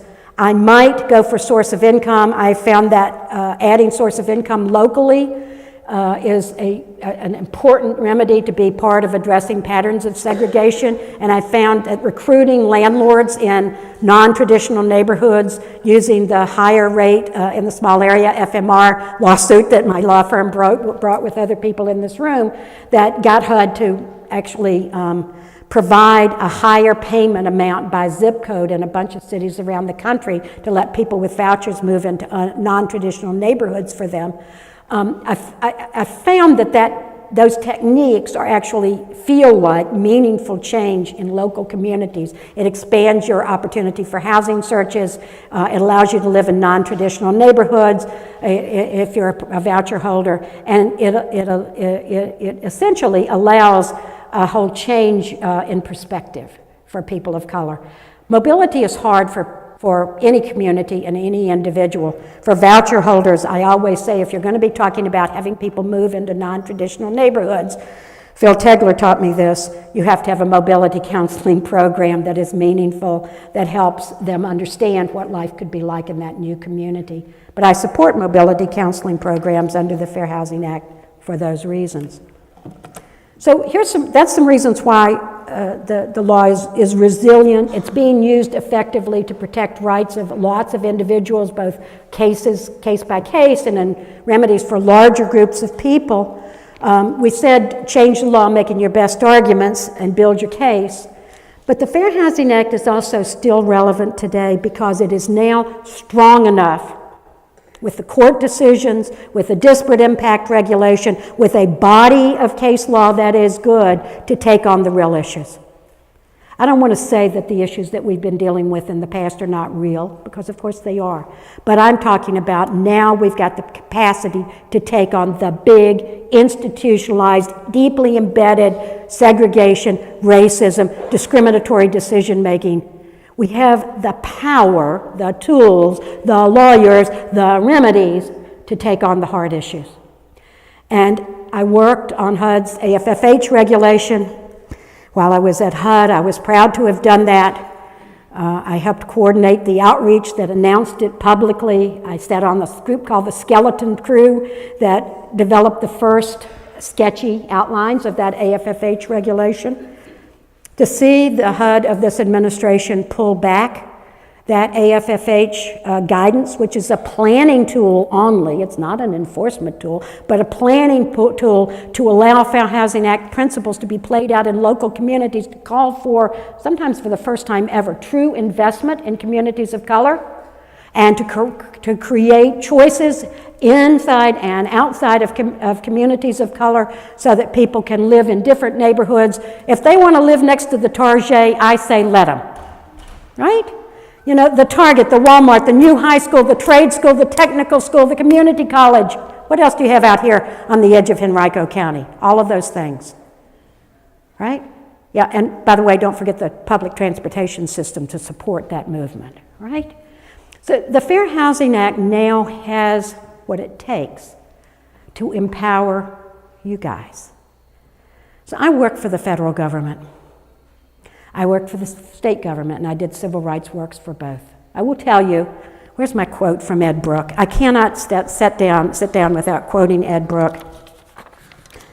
Ed Brooke said this in 1968. He was co-sponsor of the Fair Housing Act, Republican from Massachusetts. Today's federal housing official commonly inveighs against the evils of ghetto life, even as he pushes buttons that ratify the triumph of the ghetto life. Okay? Even as he okays public housing sites in the heart of Negro slums, releases planning and urban renewal funds to cities dead set against integration, and approves the financing of suburban subdivisions from which Negroes will be barred. That's Ed Brooke, 1968. That I can tell you from my personal experience and my personal time in the federal government that the federal government is not unified in favor of addressing patterns of segregation and disinvestment in communities of color, to put it nicely. Okay? And so a lot of people say, oh, we're lost without the AFFH rule. We're not lost, and besides, we're suing HUD for withdrawing it. And we just filed, what are we working on this weekend? A draft of, we're working on reviewing, Phil and Megan and I are reviewing a draft filing in the federal court action. We have asked the judge to reconsider her decision ruling against us on that issue. But you don't have to have a regulation to be a community united against discrimination and segregation. You do not have to have an AFFH rule, although I will say, use it, use the data, use the mechanisms, use all of the Fair Housing Act knowledge and experience to empower yourselves to get involved in a neighborhood, in a community action group, with Ben Campbell, with any one of the number of groups that are going on working on these issues around this community. Now, I'm going to tell you straight up. I know I'm out of time and I don't care. So I work in civil rights as a profession. In my spare time, I do community development work around a historically black church that I go to in Washington, D.C., where we call for the restoration and the preservation of affordable housing in that neighborhood, which is subject to the forces of gentrification today. And why do I do that? Because everybody who knows something about this should be one of the hands on deck. Every church, right? Every person of goodwill, every law student, every lawyer should be up to their elbows in organizing around addressing the redevelopment and support of communities of color, the new investment in those communities, and the making available of affordable housing across the Richmond, Henrico area. Look, communities are weak when they're divided by race or national origin. Communities are weak when they do not support diverse neighborhoods that can change the lives of their residents. Communities are weak when they knowingly have parts of their community that do not support the health or growth or educational needs of their residents. Richmond, like a lot of other citizens, has a way to go. A lot of other cities has a way to go before it is diverse economically and racially and supports each and every city. And until that happens, supports each and every community within it. And until that happens, Richmond as a city and Henrico as a county will be weak. And so I call on you to roll up your sleeves, get past the one-on-one cases, do those too, but also get into the community planning and development work. Bring your pastors with you. Bring your schools with you. Bring your book clubs with you, right? Because we need all hands on deck right now. Thank you.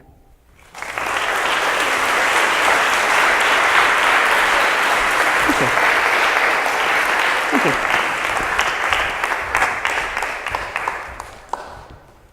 Thank you, Sarah. Welcome. It's now time for our third panel, titled Access to Education, Discrimination in Housing and Neighborhood Education.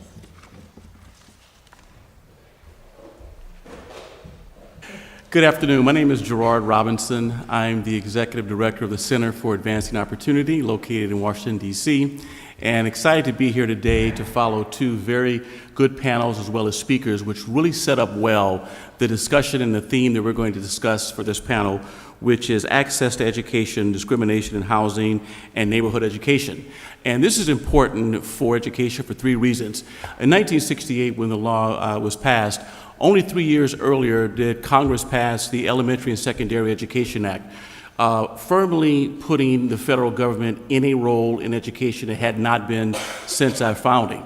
Well, that's 65 and 68 really plays out today in 2018, where we now have a new federal law, Every Student Succeeds Act. While not specifically focused on housing, there are opportunities for states and localities to actually do some creative things as relates to trying to deal with integration and other type of areas of education. So that's one part. Number two, when you think of where we were in 1968, think of where we are today in terms of demography. 50 million students today are in public schools. For the first time, going back 4 years ago in American history, the majority of the 50 million plus public school students in the United States are non-white.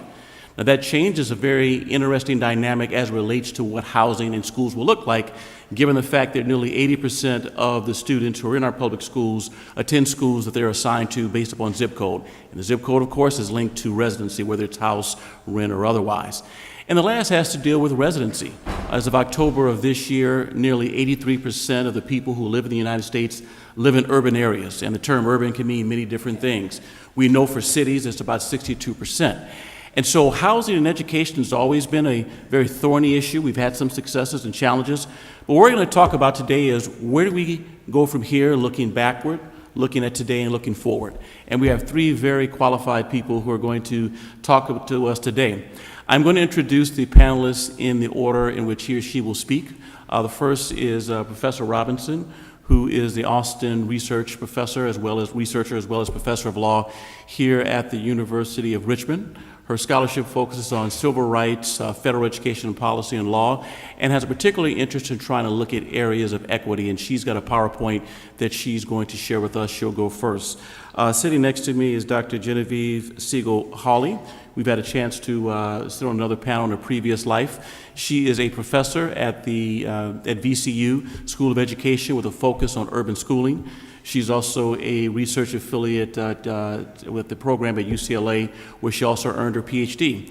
There are very few people in the Commonwealth of Virginia who know as much as she does about what we need to do in terms of resegregation and segregation and trying to integrate schools in very unique ways. And she's also got scholarship in place to tell us how to think about that differently. Lastly, and I think the only person who's not from Virginia is we've got Philip Tiegler, who is the executive director of the Poverty and Race Research Action Council, located in Washington, D.C., where they take a research-based focus on using advocacy to address structural inequality, particularly as it relates to housing and income. Prior to this, he spent over 16 years with the ACLU in Connecticut, a number of those years as the legal director. He too has scholarship focused on federal housing and policy and what it will look like and what it will mean. So with that, I'm going to turn it over to Professor Robinson, and she can start us off. All right, so thank you for having me. I couldn't start my remarks until I just want to give a huge congratulations to Professor Harris and all the students who've done such an amazing job putting this together. So can we just give them a hand? I have already learned so much, and I was so impressed with how just well organized and smoothly run everything has been. It's been amazing, so I just want to just commend them for their hard work. So I'm going to talk about education law, particularly three decisions that impact the fact that schools remain racially isolated in many of our communities.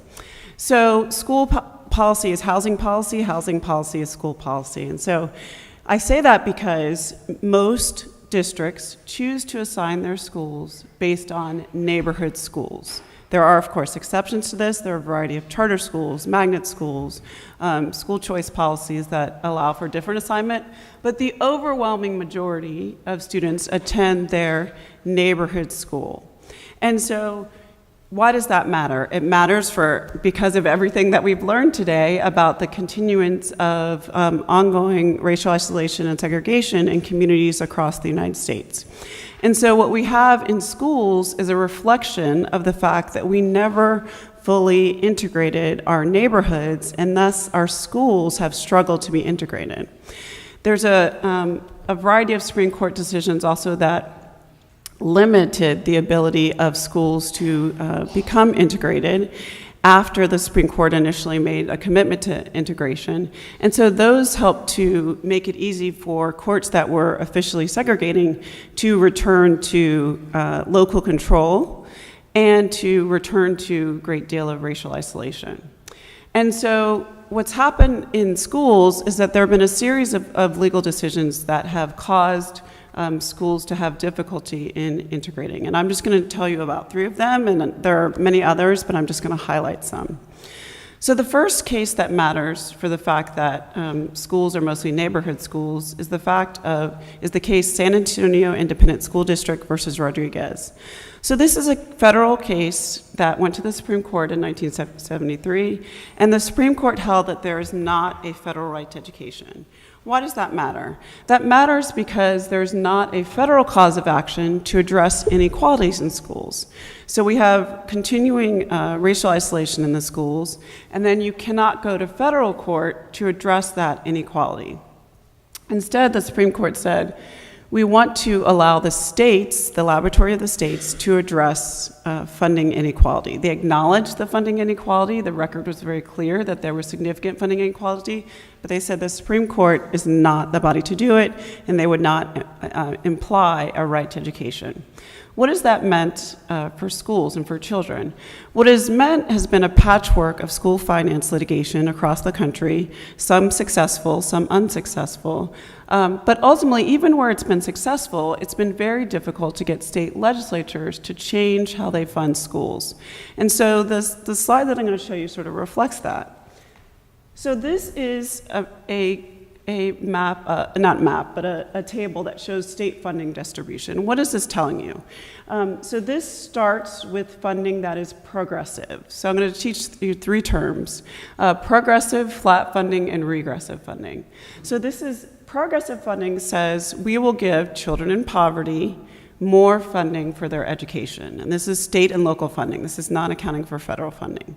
Why do we care if schools are progressively funded? We care because the research is very clear that the constellation of things that attaches with children living in poverty means that they need more resources in their schools. Now, scholars debate widely how much more they need. Some scholars agree that they need 40% more resources. Some scholars say it's actually twice that amount, but it's definitely significantly more resources. And so what you see here is the blue states here are at least 5% progressive. So that's about 11 states. Now, 5% progressive, notice how much smaller that is than the 40% I just mentioned.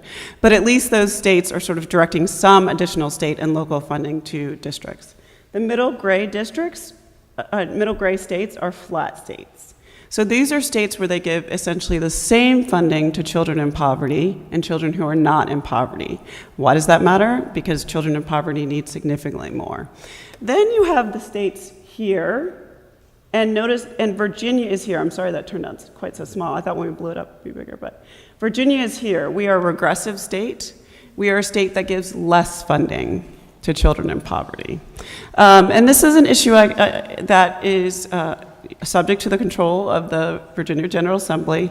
And it's one, Virginia shows up in the red year after year in this report. This is the, I think, 7th edition of this report. And Virginia is consistently regressive. That means we give less state and local funding to children in poverty. And this is a choice that we make and that our lawmakers make each year. So the Rodriguez decision said the states are going to work this out. The states are going to figure out how to get equitable funding to children, and unfortunately the laboratory of the states has not worked in this instance to accomplish that. Second, well, what about when districts decide, well, we want to choose to integrate schools? We want to choose to integrate through voluntary means or student assignment policies that allow for moving students around to break up the fact that the schools are racially isolated. In the parents involved decision, the Supreme Court held that 2 districts who were trying to integrate their schools on the basis of race could not do so because their plans were not narrowly tailored to achieve a compelling interest. So the court said, you didn't look Seattle and Louisville, which are the districts that we're trying to integrate. You did not look sufficiently at race-neutral alternatives, and you could not prove that race had a significant enough effect that the use of race was necessary to achieve your goal. And so what that decision, the effect of that decision has been to make it much harder for districts who want to integrate, who want to break up the housing patterns that we've been talking about today, to actually achieve integrated schools. Schools that, as Horace Mann talked about, are meant to be the great equalizer in our society and are meant to bring together people who, people who are different from one another to learn from one another. This is one of our functions of school. It's not solely high scores on standardized tests. And then the final decision I'll mention is the Alexander v. Sandoval decision. So Title VI of the Civil Rights Act of 1964 forbids districts that receive federal funds, which is the overwhelming majority of districts, cannot discriminate on the basis of race, color, and national origin. Why do I mention this statute? Because after the statute was enacted, all of the agencies, including the Department of Education, enacted a disparate impact regulation. We've heard quite a lot about disparate impact. So is that working in the schools? Well, the challenge is that the Supreme Court in Alexander versus Sandoval held you cannot go to court to enforce the DOE disparate impact regulations and other disparate impact regulations enacted by federal agencies. You are solely left in the hands of a federal agency to address discrimination that has an adverse impact in the schools. The challenge of that, of course, is that the federal agencies, one, cannot possibly do what the cadre of lawyers were doing with the disparate impact regulations before Sandoval, and two, even when the Department of Education has been focused on enforcing disparate impact, they've gone to Congress and said, look, we're the only agency enforcing disparate impact for education. We need more funds. Congress said, no, we're not going to provide more funds for you to enforce disparate impact. So I have to say, I was very encouraged as I listened to the great work that disparate impact is doing under the Fair Housing Act. But for education, what I tell my students is that is solely left to the discretion of federal agencies, and interest in disparate impact work and enforcement waxes and wanes depending on the administration. And so it's really those three laws, cases, and decisions that have helped to sort of reinforce the housing and education link that we say today. It's hard for districts, very hard because of Parents Evolve, to choose to integrate their schools. And this Rodriguez decision helps to ensure that those schools are unequal. And so with that kind of legal landscape, I'm going to turn it over to Genevieve. I'll take questions later. That was a lot of law, yeah. Hey everybody, I am a mess, but thanks to my daughter. It's also a hot mess, right? Thanks. This wasn't hot. How does the PowerPoint work, Kimberly? How do I get that to move?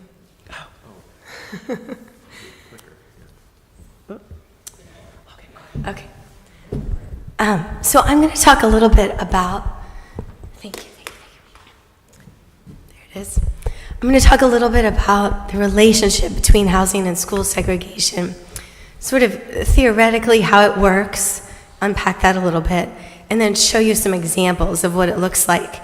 And my examples are implicitly some ideas about what we could do to interrupt the relationship. Just some food for thought, and I'm going to try to go quickly because I know I put too much in here per the usual. All right, everybody's talked about neighborhood schools and how if you have residential segregation in the neighborhoods around a school and you prioritize proximity, you're going to get segregation within the school. But nobody else had clip art. I did. So underlying that relationship are the boundary lines that encircle a geographic area, whether it's an attendance boundary or a school district boundary line. Those boundary lines, once they have a name attached to them, become signals for families. I think I have more to clip out here. This is a signal. And the map here is showing you school district fragmentation in Long Island, which is one of our most highly fragmented areas. Numerous school districts in this one small geographic expanse compared to South Florida, which has county-wide school districts that encircle city and suburban areas. And I'll talk to you more about why that matters in a second. So those signals that the name carries for family, the name of a school or the name of a school district, work by moving through our social networks, which is how we exchange information about schools, usually. It's on the playground or at the coffee shop. For white and middle-class families, research shows the signal or the status of a school is tightly linked to the racial and economic makeup of the school. And we have not made it any easier with our education policy paradigm, although it's slowly improving, by making it really easy and convenient for families to distill all the elements that go into making up a school down to a single letter grade or a test score that is supposed to indicate school quality. Sorry, more clever. Okay, and then here's a very concrete example of that. If anybody has ever suffered from a Zillow addiction, as I have, but I have conquered it, then you would know that it's very easy to pull up school information on Zillow. And some people have called this educational redlining. I went to the house I grew up in Church Hill and looked at the schools that would have been associated with the house if I had bought it. And they're all marked red, which means bad, because of their test scores, which are highly correlated with the opportunities that kids bring into the school with them. So kids coming from neighborhoods of concentrated poverty tend to have lower test scores. If I go a little bit further, I can see the zone for the school attached to my house, so I know just where I have to move to get away from the big bad red school. I was editing myself. There's more. You can also get the racial and economic makeup of a school on Zillow, although it is, of course, illegal to use that information to tell parents or families about a neighborhood if you're a realtor. There's a great new book out called The Cycle of Segregation. It's not that new. It's like a year or two old now. And they advanced this theory, or they advanced our theories of housing segregation and why it happens. We know that preferences, continued discrimination and steering in the market, and economic limitations all contribute to housing segregation. But this study really highlighted the role of perception.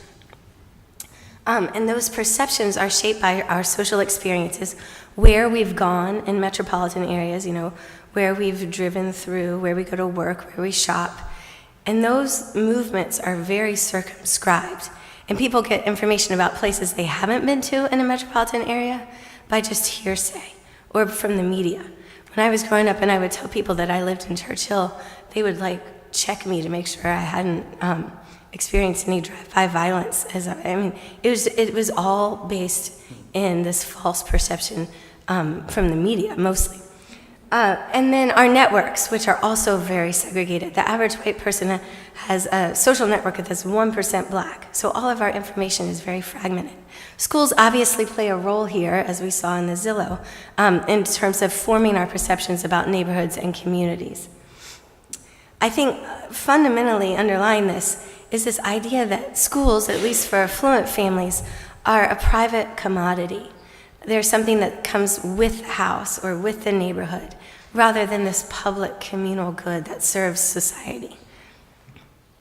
So this data actually comes, Laura Lafayette sent me a report from the Chesterfield Planning Commission on an attendance zone for an elementary school that I've been studying because of its work on sort of harnessing its diversity in an intentional way. And they had done the study of the attendance zone around ECOF in Chesterfield. It's a multiracial school zone.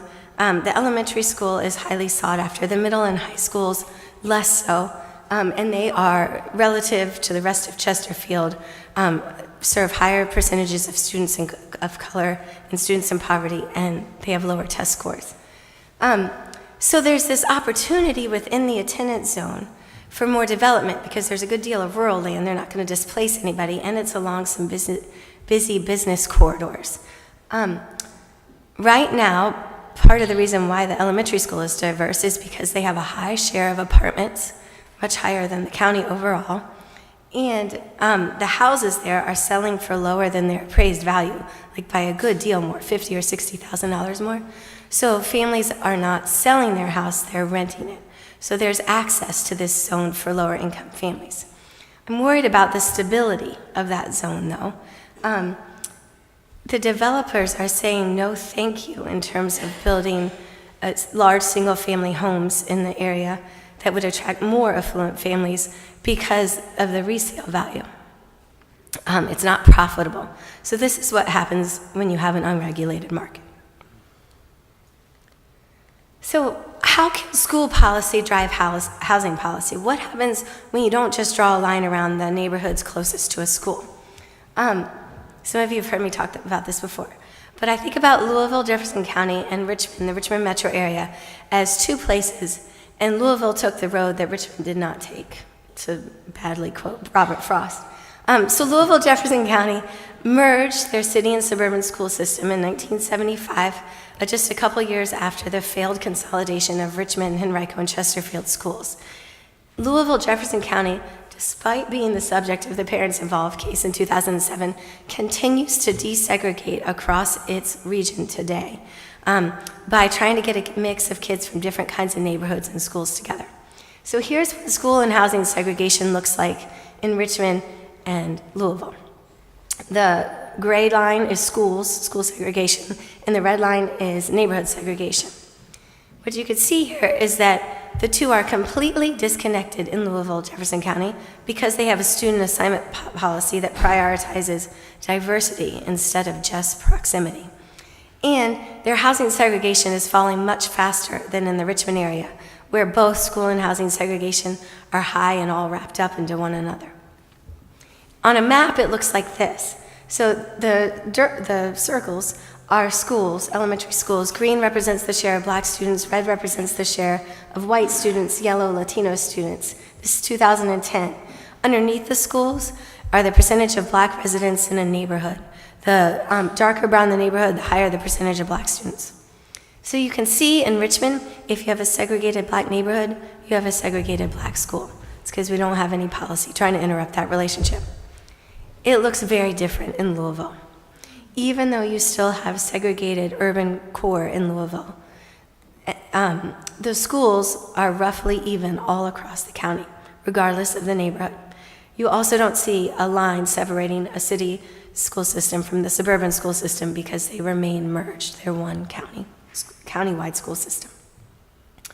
So school policy can drive housing policy because the housing segregation in Louisville is coming down more quickly. People know they can move anywhere across the metropolitan area and still be connected to a high-quality, diverse school. It also matters in gentrifying areas. A recent study from a team of sociologists looked at whether or not school choice, whether it was in the form of magnets, open enrollment, charters, what have you, does that increase the rate of gentrification? Yes. Based on nationwide data across most of our metropolitan areas. It increased the chance of gentrification 22% in the most racially isolated neighborhoods if you had a policy of school choice in the city. I'm not assigning judgment value there. I think a lot of work needs to happen to make the school choice more equitable, but you can see that there is a relationship between the school policy and the housing policy. All right, and then the reverse. Housing policy is school policy. In Montgomery County, Maryland, one of the nation's longest running inclusionary housing policy requirements, 15% of every new development, and there have been a lot since 1970 or so when this was passed, has to be set aside for affordable housing. So it set up this natural experiment because Montgomery County also had the political will to funnel $2,000 per student worth of extra educational resources to high poverty schools, to students attending high poverty schools. So they set up this experiment of, well, does separate but equal schools work? Does that work? Or does it matter more if you get access to a high opportunity school because you live in a high opportunity neighborhood as a low income family? What do you think? Which group of kids does better? I should note that the kids getting the extra resources, the resources were devoted to everything that we know in the literature about what can help. Longer school days, extra tutoring, more time on task. Low-income kids going to the higher opportunity schools because of the affordable housing policy did much better over time.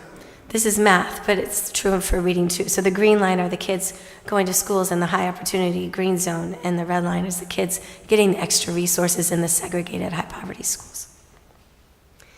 In Richmond, we're doing nothing like Montgomery County, just let the record show. This is a map that we produce with University of Richmond and Home, and the black dots represent LIHTC units, low-income housing tax credit units. The red dots represent high opportunity schools, and then the orange represents, as you get more orange, the percentage of residents living there because of housing choice vouchers increases. So the relationship here between where high opportunity schools are and where affordable housing in Richmond, in the Richmond metro is, there's no relationship. They're very disconnected. The few black dots that you see over near the high opportunity schools are mostly for senior living. All right, I think this is my last slide. Yeah, it is. Good job, me. Okay, so the last thing I'll say in terms of how we should think about approaching this very tangled relationship is what happens when we think about housing when we create school policy. So can we remove or de-emphasize boundary lines through some sort of controlled choice policy like Louisville? Can we rezone our school zones? And granted, this is a very political process, but when we redraw our attendance boundaries, can we draw them with an eye towards creating diverse schools instead of more segregated ones? Can we think about school site selection when we're opening new schools and making sure that we don't site it in a segregated neighborhood, or that we site it in a way that could potentially draw a diverse school enrollment? And finally, we have to think about, given this relationship, coordinating between the school and housing sectors. Okay, thank you guys.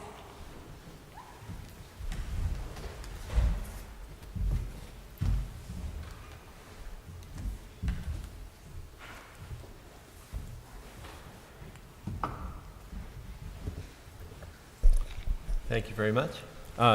So as you will soon discover, everything I know about this topic I learned from Genevieve Siegel-Hawley. But hopefully I'll present it in a way that is new and different. I would counter that the reverse is actually true. All right, whatever. I also should say about Richmond and the work that Genevieve and others have done here.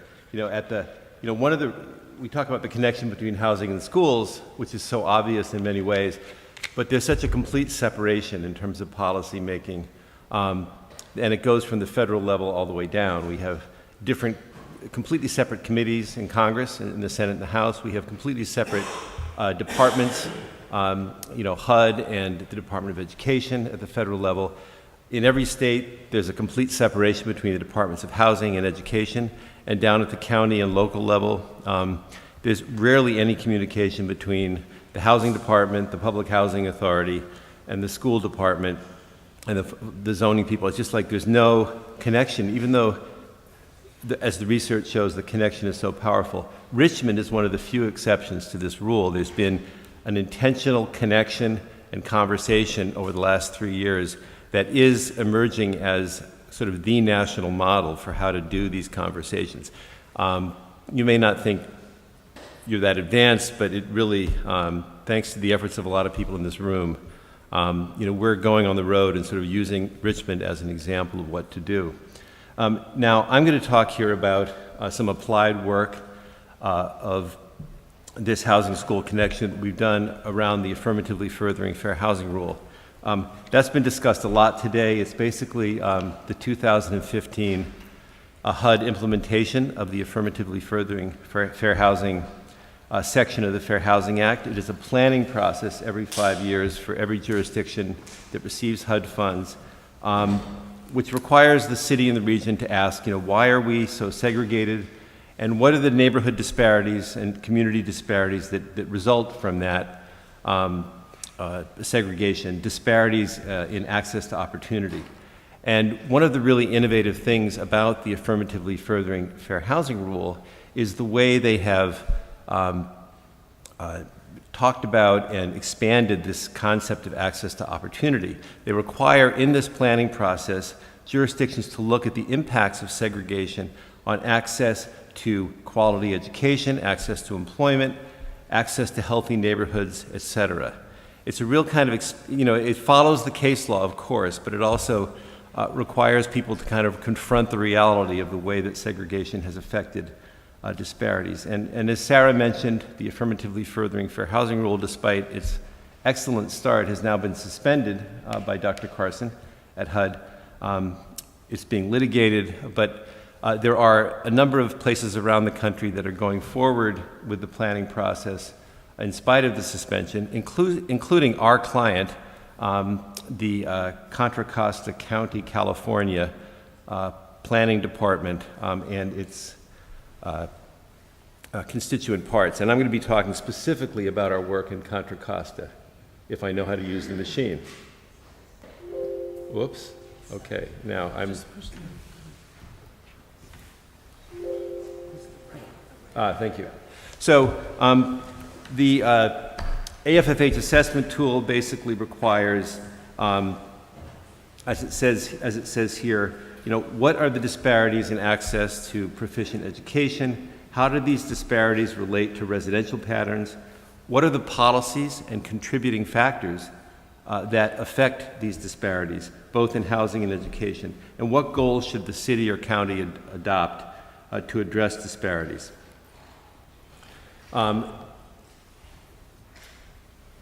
There's an extensive discussion of how to do this in the HUD's Assessment of Fair Housing Guidebook. And this is just an excerpt of a 10-page appendix that we wrote for HUD in 2016 to further explain how to apply the AFFH assessment tool to education.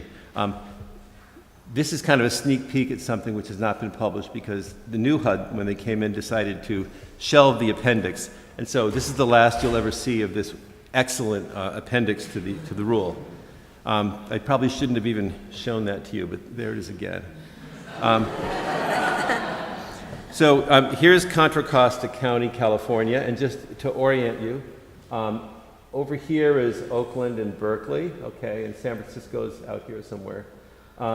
And to the south is the rest of Alameda County. So this is Bay Area, and these are the 18 school districts in Contra Costa County, organized by degrees of poverty in the schools, with the highest poverty being in the Richmond area here, and some of the lowest poverty being down in the famous Walnut Creek, Orinda area here. And in the center we have places like Concord and Martinez, and then out here, Pittsburgh and Antioch.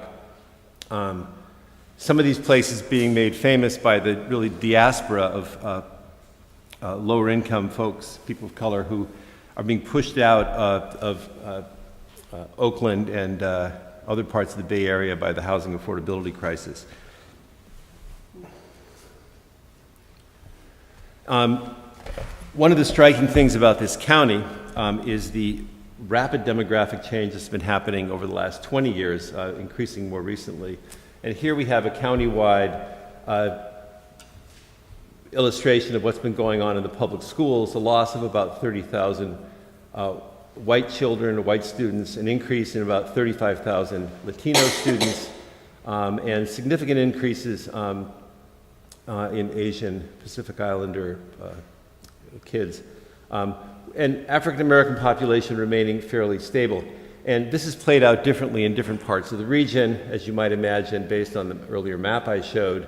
From Antioch, where there's just been a huge decline in white population and an increase in African American and Latino population, as typical of a couple of the districts.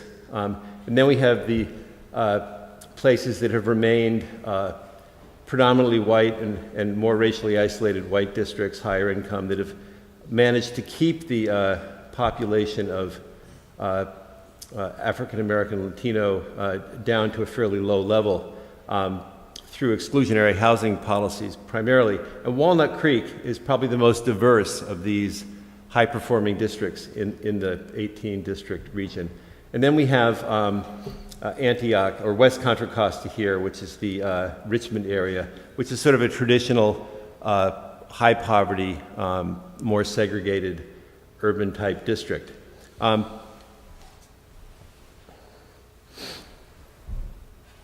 These, if you can see them, are some of the many HUD-generated maps from the AFFH data tool.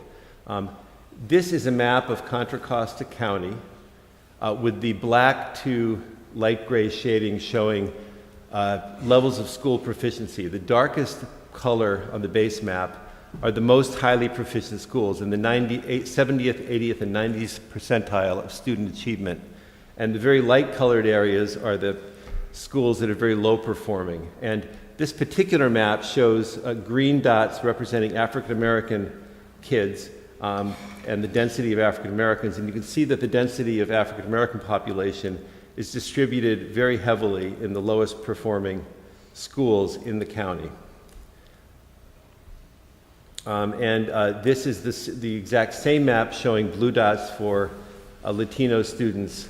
Similarly, a little less so than the African American distribution, but similarly distributed among the lowest performing schools in the region. Now, the HUD map's also a little more clunky here. Show the relationship between federally assisted housing developments, public housing, low-income housing tax credit, scattered site public housing, and project-based Section 8 overlaid on the map of proficient schools. Very similar pattern, obviously. And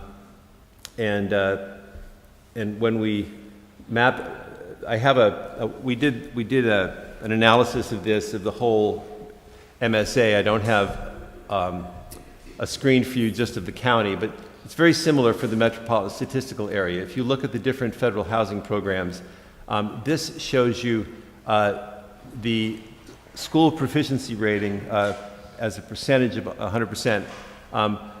For the average housing choice voucher family, they're located near an elementary school that is at the 26th percentile of proficiency for the region. Public housing, 30th percentile, et cetera.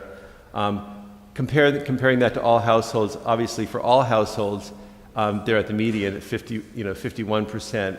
And more disturbingly, over on the right-hand side, it shows the average poverty rate for the school. And we see that for public housing residents, for example, 87%, the typical public housing kid is near a school with almost 90% poverty. So this is the kind of thing we get from the HUD AFFH tool. So our job was to explain why this pattern exists after describing the pattern and try to give the county some advice about what to do about it. And we really kind of went from Genevieve's playbook on this. You know, it's basically, what's contributing to this pattern? You know, first and foremost, it's the lack of affordable housing in the highest performing school zones. And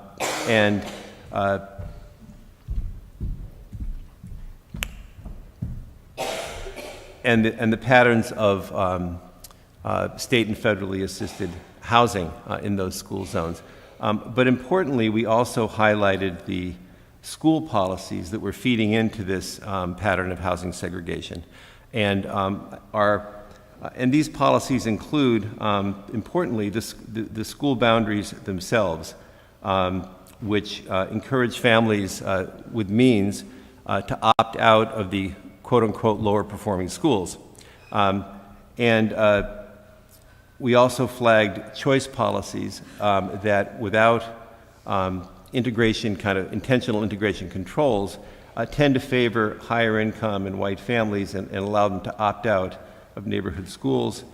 Also student assignment policies that kind of protect and separate higher income and white students even within diverse districts. So the point for our colleagues in the county is that the only way of really getting to this issue is to collaborate with the school districts in the region, both the county school districts and the individual school districts.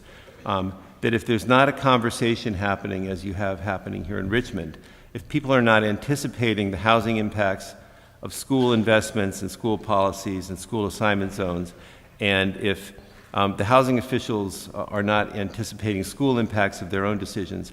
If that two-way conversation is not happening, we're just going to keep reinforcing and replicating these patterns.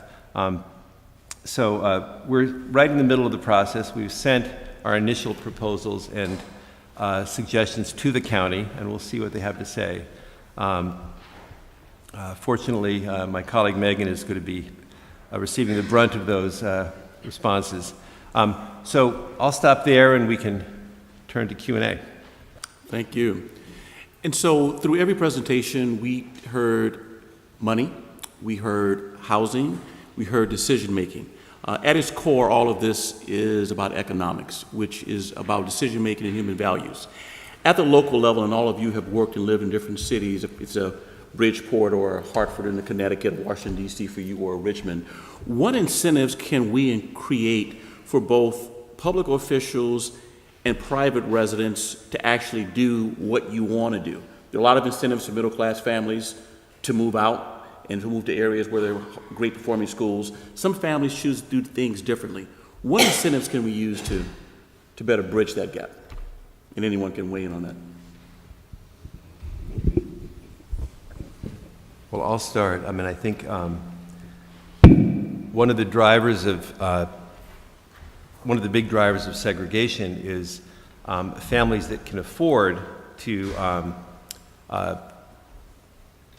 move and buy into higher performing school districts, opting out of lower performing districts, bidding up the price of housing in exclusionary towns with perceived high performing schools. This kind of income separation has been pretty well documented. It's really driven by these school boundary lines and these school district boundaries. And it's this self-perpetuating cycle. And, I think one of the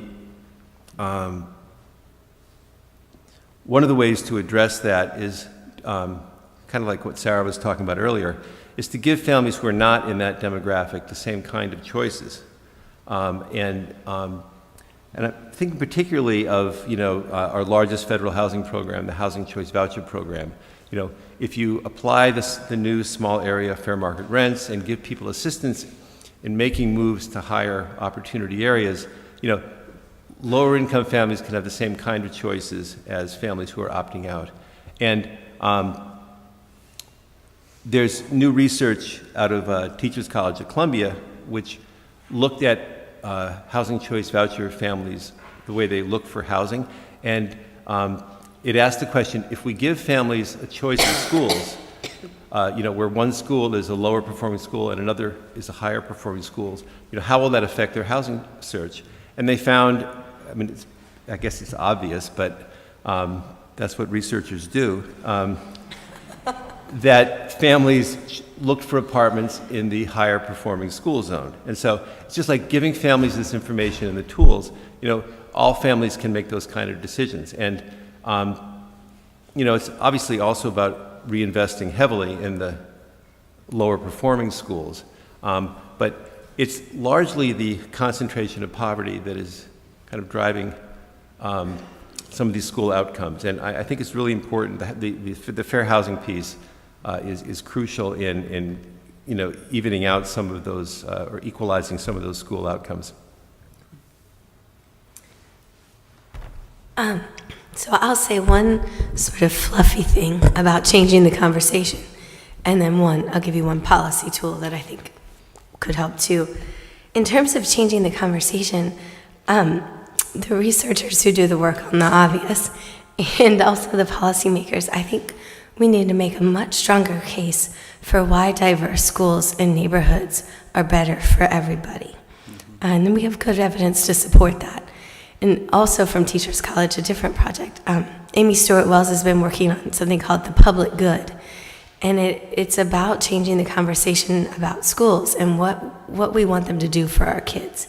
If it's solely about accelerating your individual kid's outcome, measured by achievement on these tests, that's one thing. But if we think about the broader purposes of public education, that can help shift the focus in terms of preparing students to participate in a multiracial democratic society, as one example. So helping people think differently about schools, valuing the public part of them as well as what they can gain for their private family, their individual family. That's fluff, but it's important because we saw that the conversation drives a lot of the decision making in the social networks. A policy tool to incentivize families with means and families without means to choose schools that aren't close to them. You have to build attractive schools all across a county or across a region or across a city. So in Richmond, we have the new regional magnet school, Code RVA, that some of you have heard about. It's the first intentional effort to build a diverse and equitable school in the Richmond area in a very long time. They have a weighted lottery, lots of outreach, free transportation, diversity goals. They just won a major federal desegregation grant. So that's one school. But we also have lots of choice in the Richmond area in the form of our specialty centers or our governor's schools. It's just that they don't come with the protections for equity. They're not interest-based, they're criteria-based if you want to get in as one barrier. So thinking about how we can build systems of choice that are fairer, that will draw families away from their actual neighborhood because they want to go. In the late 1960s, at the point we're debating the Fair Housing Act, you had a group of parents in Boston who had, for a number of reasons, were unable to get the Boston Public Schools to actually integrate the schools the way they should have. So they created something called Project Exodus in 1966. By 1968, moving forward, it became known as the METCO program, which is the second oldest voluntary desegregation program or integration program in the country. And there's been some pretty good results there. In that situation, a group of local stakeholders said, for a host of reasons, the local school board, for whatever, won't change, or change slowly. Housing patterns won't change. However, we have local schools, neighboring school districts who said, tell you what, bus your kids here, we'll accept them. What role does that play right now in the conversation where housing can do some things, but some parents are saying, you know what, let's not worry about house, let's worry about opportunity outside. What do you think of that? I think, unfortunately, because the conversation is not happening enough at the local, state, and federal level about the need to integrate schools, there aren't enough, just sort of building off the first question as well, there aren't enough incentives for districts to take other children. And so one of the challenges is, for example, under No Child Left Behind, you were able to transfer to a higher performing school if your school was failing after, school was not proficient, sorry, not failing, after 2 years. But the transfer rate was very low, and schools outside of your district, it was perfectly voluntary.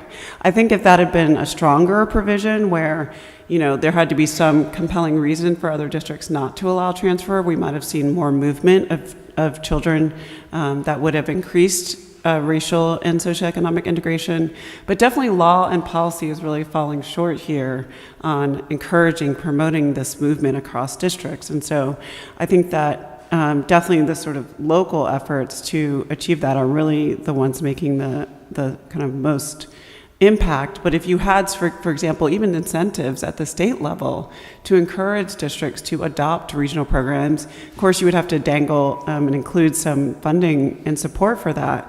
But I think you might get some more attention on the issue if you could actually support the development of these kinds of efforts. But unfortunately that's not happening at the Although a note of hope there.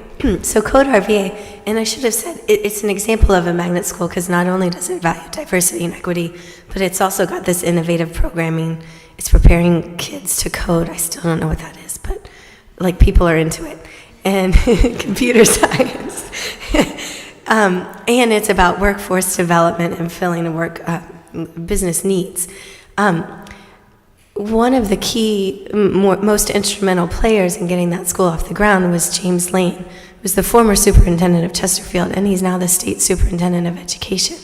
And we have a good state board of education right now, too. I think there's some possibilities with, political pressure and will. There's some possibility for positive action from the state level right now in Virginia. One thing that I often do is look to non-government actors for some cues. And we know right now that many of our teachers will often work in hard-to-serve areas and live in cities where a sizable portion of their income is going to pay for housing. And so in Miami, the Urban League is working with some housing developers there where they're actually allowing teachers to have access to not free housing, but below market value housing, so much of their income is not eaten up. And there's another group that I met with recently who's partnered with Google and a few others to pay for the housing costs for HBCU graduates, particularly black men, to move to San Francisco and to work in that area. What are some areas or ideas that some of you are seeing in the non-government sector that are trying to encourage housing to broaden it beyond just families, but maybe the role of teachers and other stakeholders can play a role? I don't know if this is exactly on point to your question, but one of the most inspiring things that I've seen is in Pasadena, where the realtors have stepped up and become real proponents of the school district. And the way this came about is the current superintendent, when he first came to town, he received the normal treatment realtors give to families, like, these are great houses, beautiful neighborhood, but you don't want to send your kids to the schools here. You want to probably go to the and when you're coming in and buying a home, that was pretty much the standard routine, because the schools were perceived as low performing, not the kind of place a new homeowner would want to send their kids. This disturbed the superintendent and a number of other folks, and the local educational foundation made a real effort to go to the realtor community and start to educate them about the school district, which is actually a pretty good school district in a wealthy city, but it just had this bad image, and part of the bad image was implicit racism, like, oh, it's a predominantly minority school, therefore it must be low performing. And just getting the realtors to come into the schools and having that become part of their marketing.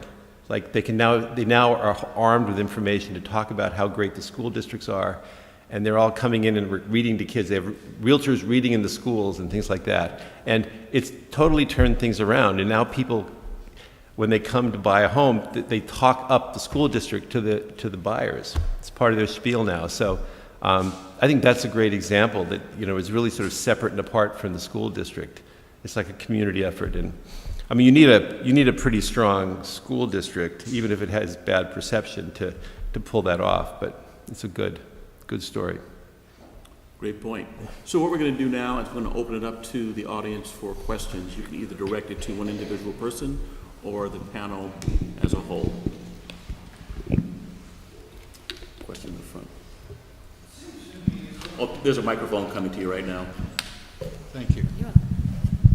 Since performance in schools seems to be so much based upon poverty or wealth, it's certainly been implied, I think, by all of you, but is there a reason to really believe that if kids from poor neighborhoods go to a higher performing school, they're going to perform better? Yes.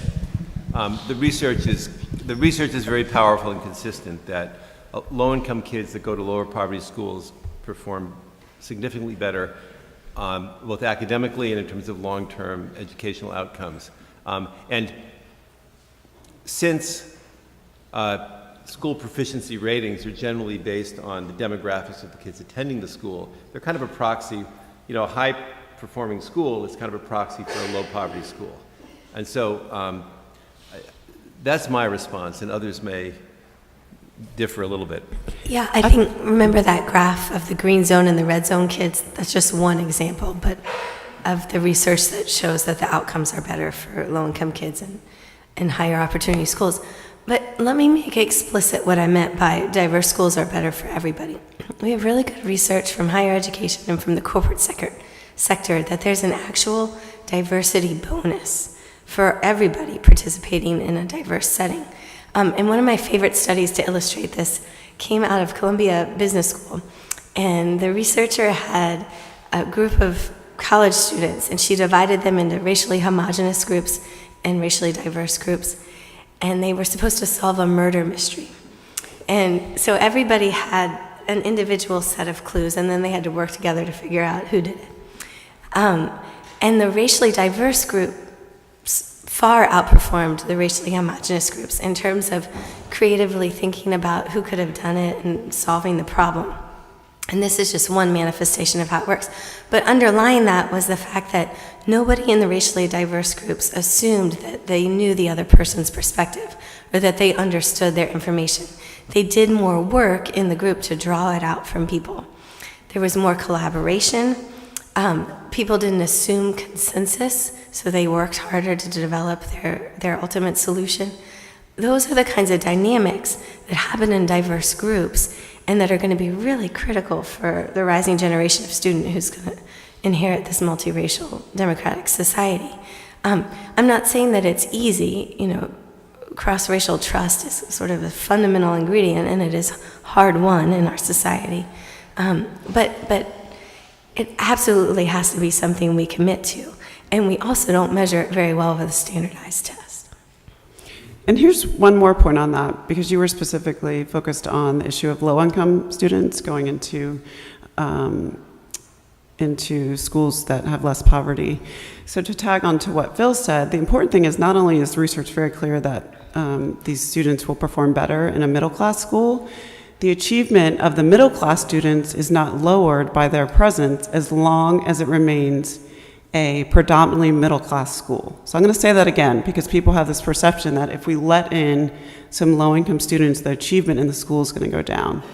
However, the research is very clear that it remains a predominantly middle-class school, that the middle-class students will set the standard for the school. They will set expectations. All the middle-class parents will continue to put pressure on the school. The expectations are higher.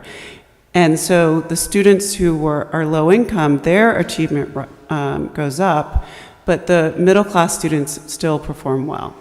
And so I think one of the biggest barriers is that people don't understand that. They think if their school, goes from 20% poverty to 25% poverty, achievement's about to, drop dramatically. And the research is very contrary to that. As long as it's a middle-class school, achievement will remain steady. Congressman Bobby Scott and former Congressman John Conyers a few years ago required the Departments of Education and Justice to put together data on segregation and what it looks like, post-Brown 50 plus years later, or 60 plus years later. They've got great resources that all of them have actually referenced, and they've also identified majority, minority, high poverty schools that in fact were blue ribbon schools. So there's some examples actually of high poverty, racial identifiable schools that are in fact doing well. Before I go here, any questions up here? Okay. I saw, yes. There's one? Oh, okay. My name is Susan Harris, and I live in the city of Richmond. I've been there 30 years. And recently read in the paper that the city of Richmond's high school graduation rate is the worst in the state. It's 75%. You start in the city school, you're 75% only are going to graduate. In Chesterfield, it's 90%. And one thing that I think should form policy is truancy. One of the reasons why we've got such a crummy graduation rate is the kids aren't there. Why aren't the kids there? They need to be there. And it seems to me that if there's going to be money invested, it should be getting the kids there. Parents evidently are not doing their duty as a parent. Okay. So A lot of it is a prosecutor in the city of Richmond. Those cases need to be attended to. They need to be taken seriously. Okay. And parents need to be held accountable for what they did. And No, excuse me one second. I want to make sure we get another question. I think we got the gist of what you want. Who wants to take that first? So I'll start with that. So one of the truancy is a real problem. There's also, however, the school to prison pipeline that is also pushing kids out of many schools. And so one of the challenges is that when a student is expelled or a student is suspended, they no longer have access to school. And in Virginia, as is true across the country, alternative schools, for example, for students who are being disciplined, are really low quality. So we don't really provide for children once they're being disciplined. Instead of sort of trying to help them prepare to re-enter the community, the punishment includes withdrawing from them the very tools that they need to ultimately succeed. And so the school to prison pipeline is part of the challenge and the problem that we're confronting with the graduation rate, not addressing the needs of the children such that the response is a more constructive one rather than a punitive one. So I'm sure there's lots of other. And I would just say that truancy and graduation rates, those are symptoms of the underlying problem of segregation. Well, I agree with that. But I was also reminded of something that Governor Wilder said when he was mayor of the city of Richmond. He said today, if our students are ill-educated and ill-prepared to enter the world beyond secondary school, we cannot blame it on lack of money. Richmond Public Schools spends almost 60% more per student annually than any of the surrounding jurisdictions, while lagging far behind in critical measures of student achievement in Richmond. We spend $12,000. This was in 2011. Sure. Well, I'm not going to let you read the whole thing, so I want to make sure I get other people's points, but I do appreciate your comments. Excuse me, ma'am. I want to make sure we get someone else. Sir, what's your name? Okay, you have the next question. So on this issue of housing and schools, one of the most interesting studies I've seen was by David Card and Jesse Rothstein about a decade ago that had national data on test scores and levels of neighborhood and school integration. And the key finding from that was that neighborhood housing and school integration both mattered to student performance, but the effect of housing integration was much larger, about 3 times as large as the effect of school integration. So the implication is that if you're sort of going a long distance to achieve an integrated school, you may not get the same kind of educational payoff as you do if that school integration arises from housing integration. So I was just wondering what comments the panel had on that. That's a good point, and there are really boring academic debates about neighborhood effects versus school effects. They're not boring; they're fascinating. But I think we set up sort of a false choice if we say, is it either do we address this through school policy or through housing policy? The plus to school policy is you can do it quickly. You can change a student assignment policy within a year over the summer, and kids all of a sudden get access to more integrated schools. Housing policy takes longer. But the obvious answer here is let's do both together. It is now 2:15, and all good things must come to an end. Let's first of all give our panelists a round of applause.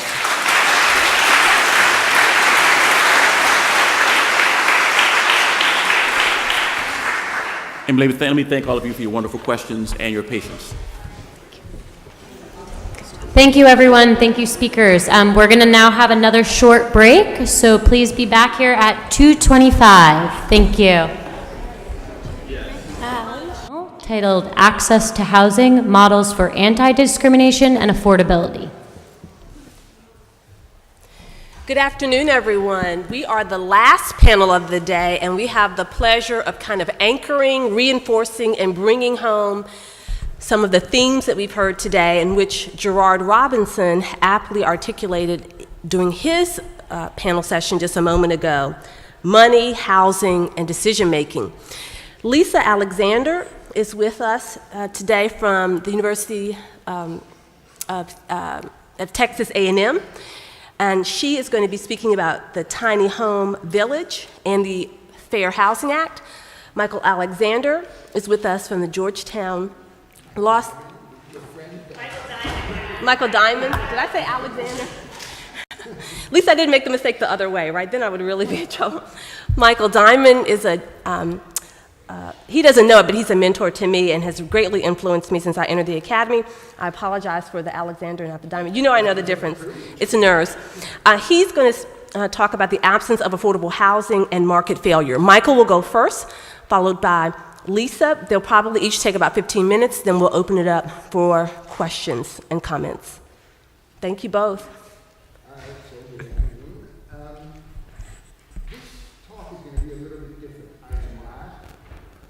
Litigator. In fact, I work in affordable housing generally, and that's really what I want to talk about.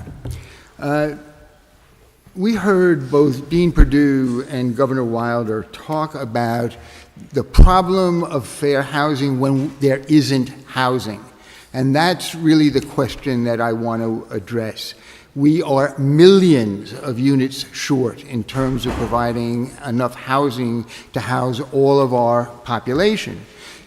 The housing that does exist, fair housing does a decent job, I suppose, of eliminating overt discrimination, but the absence of housing is, in my mind, a bigger problem.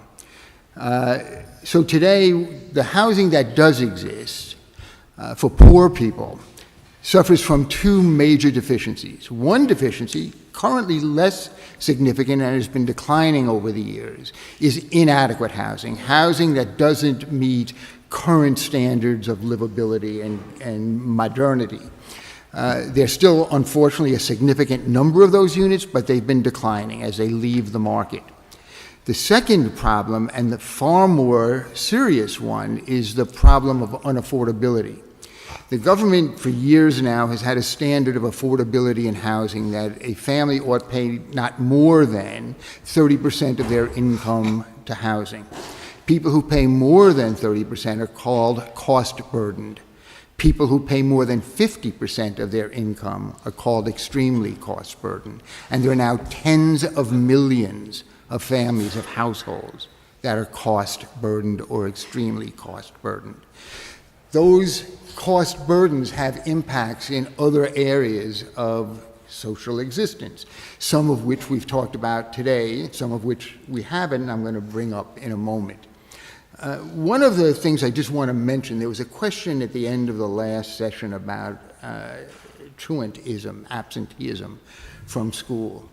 There is a significant body of research suggesting that cost-burdened families often will double up and have more than one family, one household in a unit. The effect of that is to create, for children, concentration problems. To the extent that the housing may also be inadequate, it creates health problems, both of which lead to absenteeism and disruptions of educational processing. Those losses in education have further consequences that I'll talk about in a moment. A second big area of concern for this cost burden or inadequate housing is health itself. We haven't talked about health at all today, but the relationship between housing and health has been shown by study after study after study. The health issues are in several different forms. To the extent housing is inadequate, there is a high predominance of mold and asthma. There is a high percentage of injury through defective materials, defective conditions in the property. Those different health problems end up having social costs, which I will talk about in a moment. So we know about the absence of a significant number of units in housing. The problem that we're told is it costs too much to build and subsidize the housing over time. And there are major barriers to the entry of affordable housing into the market. So there are regulatory burdens, there are political burdens, and there are certainly economic burdens. In order for someone to build housing, they want to be able to get a return on their initial investment that's commensurate with the risk, and in low-income housing that often is not available, which means that there's a requirement for significant subsidization in order to be able to make real estate investors build housing that would be available to low-income people. Now, we don't do that because we have a tax aversion, we have a reluctance, at least theoretically, to taking on more government debt. But in fact, it seems to me, and this is a hypothetical situation, the data is incomplete on this because there's not sufficient quantification, but I want to present a kind of thought experiment. So it's going to cost a certain amount to build housing, to add to the stock of units. It's going to cost a certain amount to subsidize that housing over time. How do we pay for it? One of the ways we might pay for it is through savings in a variety of other unrelated social fields. Right now, the absence of housing results in more than 500,000 people each night being homeless. Homeless people take an enormous chunk of health care costs. Some estimates are $40,000 per person per year, $40,000 per person per year. That's more than enough to build and subsidize housing. The subsidization may cost $10,000, $12,000 per unit per year. The capital cost would be then paid back through these other savings and subsidization. The educational cost. So it's not only absenteeism. Performance in school is demonstrably lower when there's overcrowding, when there's illness, when parents are out of the home and older kids have to take care of younger kids. Those education losses for people who might be quite talented inure ultimately negatively to the society as a whole. To the extent we have inadequate housing and there's loss of time at work, there are productivity losses that are tied to the absence of affordable housing. Right? People have stress, they have high blood pressure, they have a number of other ailments. All of these things keep people from producing to the maximum. So if those costs to society approximate the costs of constructing and subsidizing affordable housing, you have a payment method. Now, this is independent of what some might think of, I am one of those people, of a moral imperative of a society to be able to adequately house its citizens. It's independent of that cost. I'm now looking at an economic analysis, and I am not a law and economics scholar. I look at the law differently than that. But from a purely economic standard, there is a payment source for adding units of housing, privately owned housing. So why don't we do private? If this is accurate, if this thought experiment resonates, why don't we do this? The market, we're told, makes the right choices in the aggregate. So why don't we do this? One of the reasons is there's a collective action problem. No developer in the market, no individual in the market can solve this problem. They won't get the return because the subsidies aren't there, the returns aren't there. So no person can do this. Who can do it? The collective action answer would be the state, typically the federal state in this case, but might be a local state or municipality. Why don't they do it, assuming this is an accurate portrayal of the economics of the situation? There you have what's known as a public choice problem, and we heard some about that today.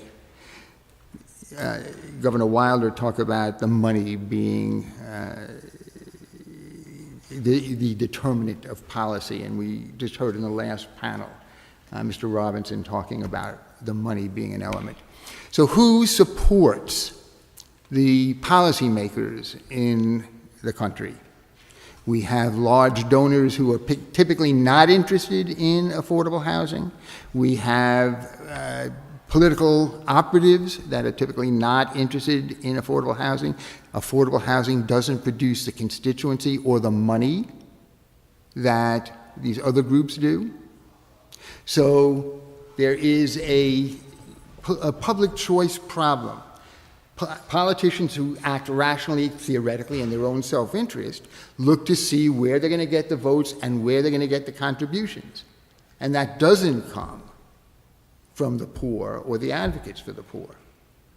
So there is a problem that is both economic and political that operates to limit the possibilities for the development of the number of units that it would take to support low-income people in an affordable, decent unit. And society bears a number of costs as a result of that failure.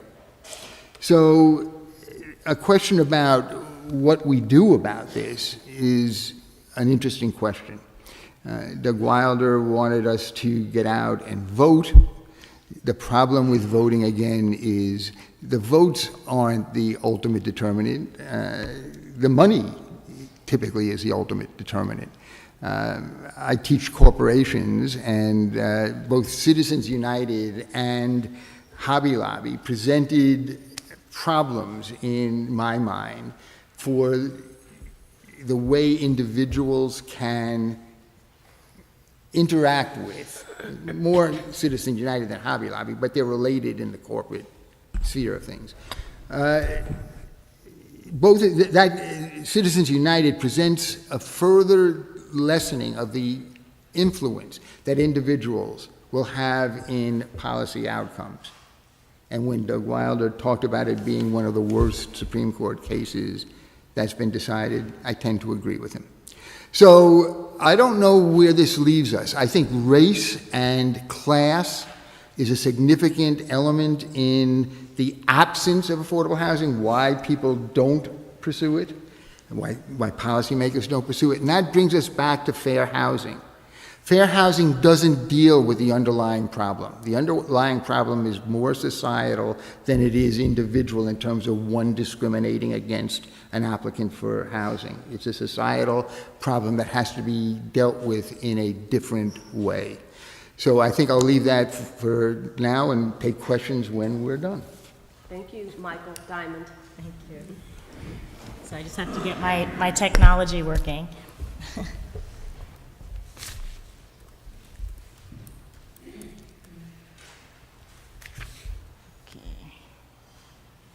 Okay, of course that didn't work for me. Hold on a second.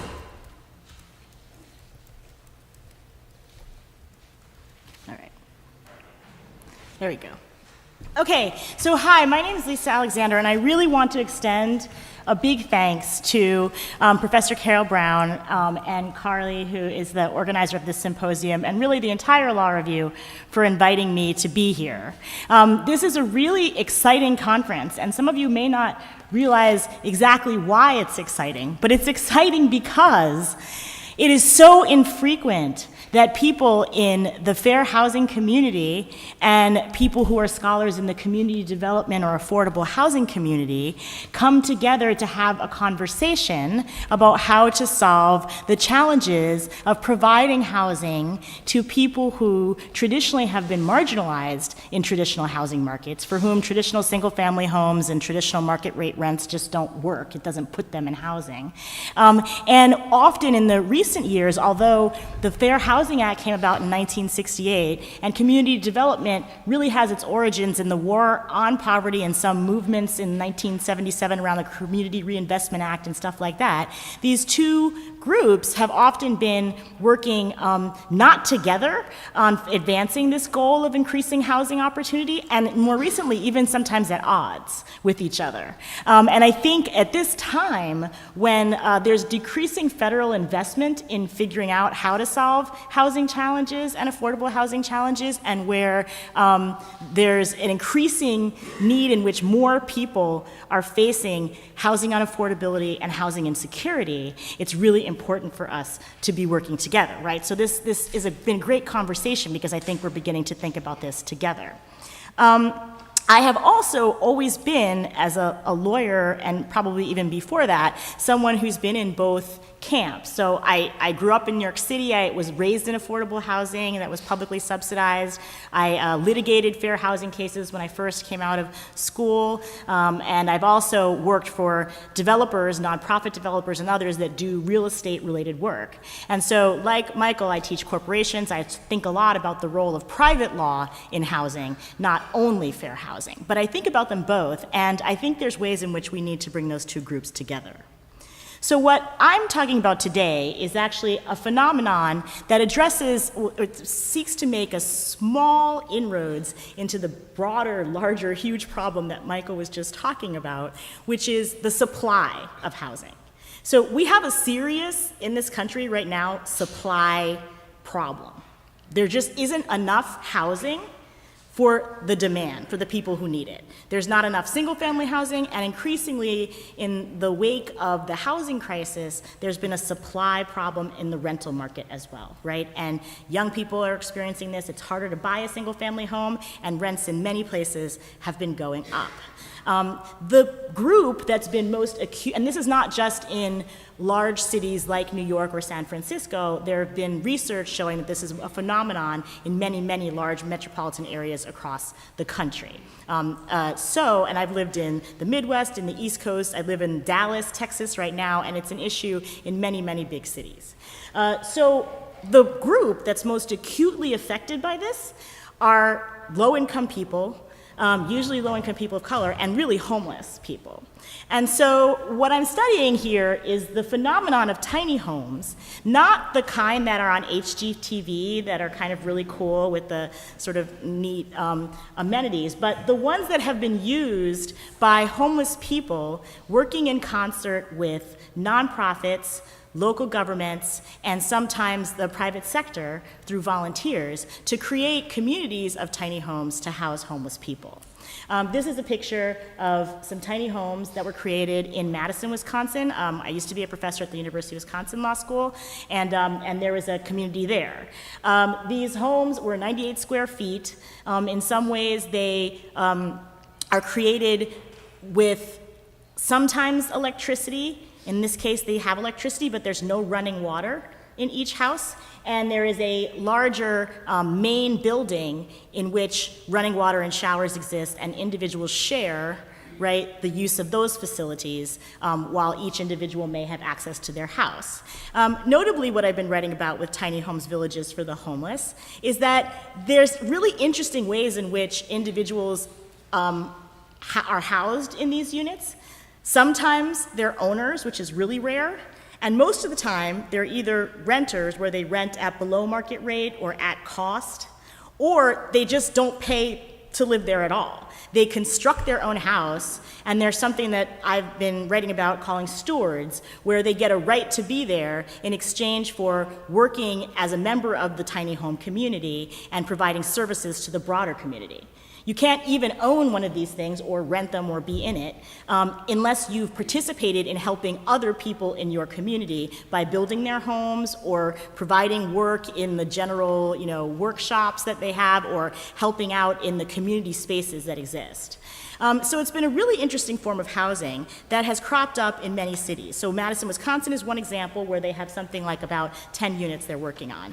There's also, it's happening in Portland, it's happening in Portland, Oregon, it's happening in Denver, Colorado, it's happening in Seattle, it's happening in Austin, Texas, it's also in New York City, and many, many other cities. So there's at least 20 cities where this is occurring, and there's at least 20 more in the works.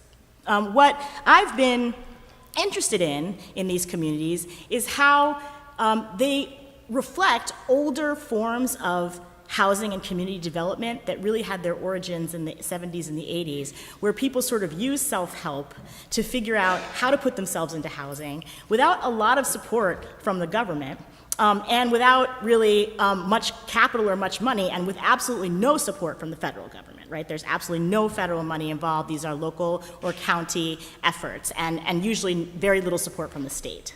And I've been interested in how they structure these communities in ways that are actually empowering for people who are traditionally homeless. Because homeless individuals, in many of these examples, get to build their own homes. And then once the homes are constructed and formerly homeless individuals are living in them, they become part of a community where they get to make decisions about who gets to be in the community, as well as what the community should look like and what its goals should be. And so even though they're not owners, or even sometimes renters in the traditional sense, they begin to become part of a community that has been really empowering for many of the people who are part of it. These have been used as forms of permanent housing, and in Seattle, they've been used as temporary housing. So Seattle, for example, has tiny homes to take people off the street, and they can live in there for up to 2 years, and they're part of these kinds of communities where they're making votes, they're deciding about how the community is run, they're thinking about what else should be built on the property and what's needed, and they're determining if other residents are involved in the process in a healthy way. So to the extent that you're someone who may have been doing drugs or may have had an eviction in the past, none of that prevents you from being in this housing, because the goal is not to make money and profit off you or worry about whether you're going to pay your rent. The goal is, are you going to be part of a productive community? And if you can show by your daily work in this community that you're a productive member, you can stay for up to 2 years in Seattle, permanently in Madison, and there's different models across the country. I've been interested in how that model is empowering for many of the people who participate in it. And I think it's a really good example, and especially the ways in which they structure their rental and their ownership, that could be applied in other contexts outside of homelessness. So for example, in Texas, we have a really big problem with hurricanes and tornadoes and lots of other things like that. And they happen all the time, right? And then people literally lose their homes and are displaced, and this is happening increasingly in many more communities around the country. Tiny homes that were not maybe 98 square feet, maybe a little bit bigger, maybe a little bit better constructed, but put into this kind of communal structure where you're a steward for a year or until you can get back on your feet might be a really great idea. And the cost of constructing these and making these is quite low. And so there are real advantages to doing this from an efficiency perspective, but because it's also empowering, there might be other benefits. So what I've been interested in, or what I want to talk about for the rest of my time, is showing the fair housing challenges that these communities may raise. This is another example of a community in Austin, Texas, where they've brought this model to a really large scale. They have 300 units in this community in Texas. It's a nonprofit that actually doesn't want to take any government money because it's Texas, and so they don't want to work with government, but they've raised tons of money through foundations and volunteers constructing the homes to create these really awesome, interesting community that consists of tiny homes. It also consists of many, many amenities like a memorial garden and a prayer labyrinth, places for worship and study, a medical facility for health screenings, walking trails, community gardens that actually produce food that the people who live there can eat. And then they also have ways that people who are not homeless, who live in Austin, which is about 20 minutes away, can come to the facility and interact with formerly homeless people in constructive ways. So there's a movie theater that has been constructed partially by like a fancy movie theater group in Austin, and the residents work at the movie theater, and people who are not homeless come and watch movies there. There's a bed and breakfast where you can rent on Airbnb to stay at this community for a couple of nights, and you can work and do service projects at the community.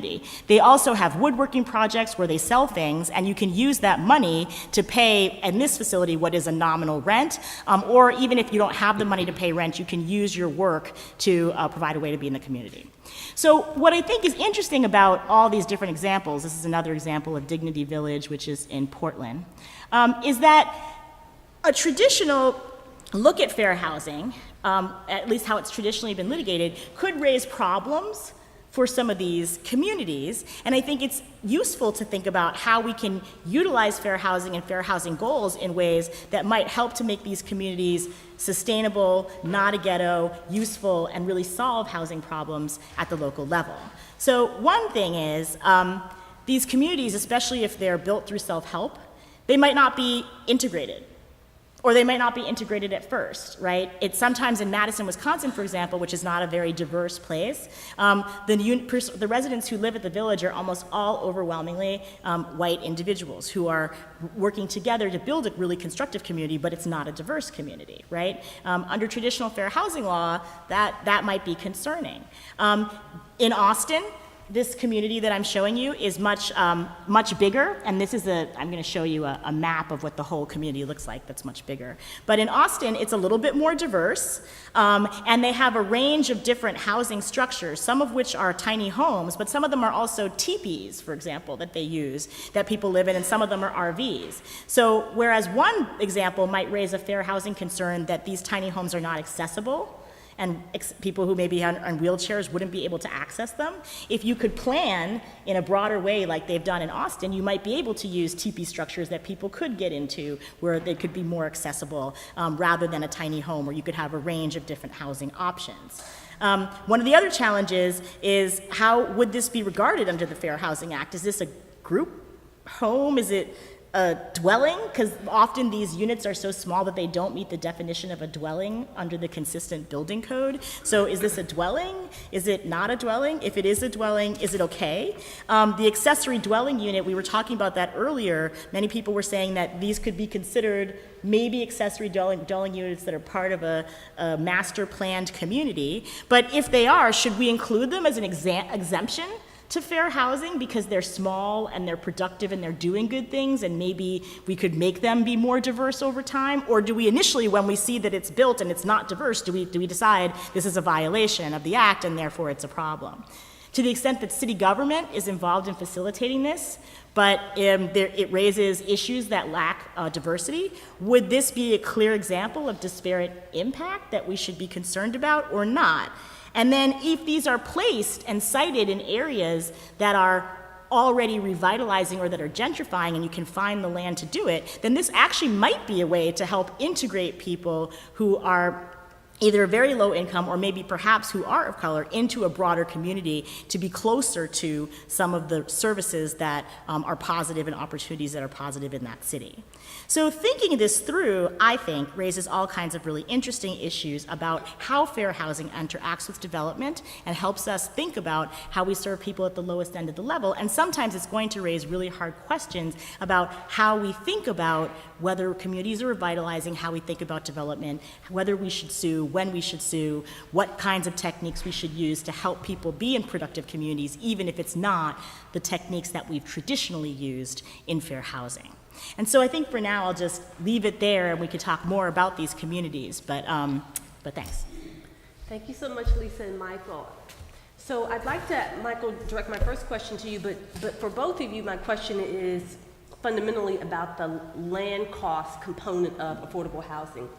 And so earlier this morning, Laura Lafayette, who moderated the second panel, I believe, hinted at this, a dilemma that she has, and she and I have talked about, which is using tax delinquent properties to build affordable housing, to build housing trusts, land trusts.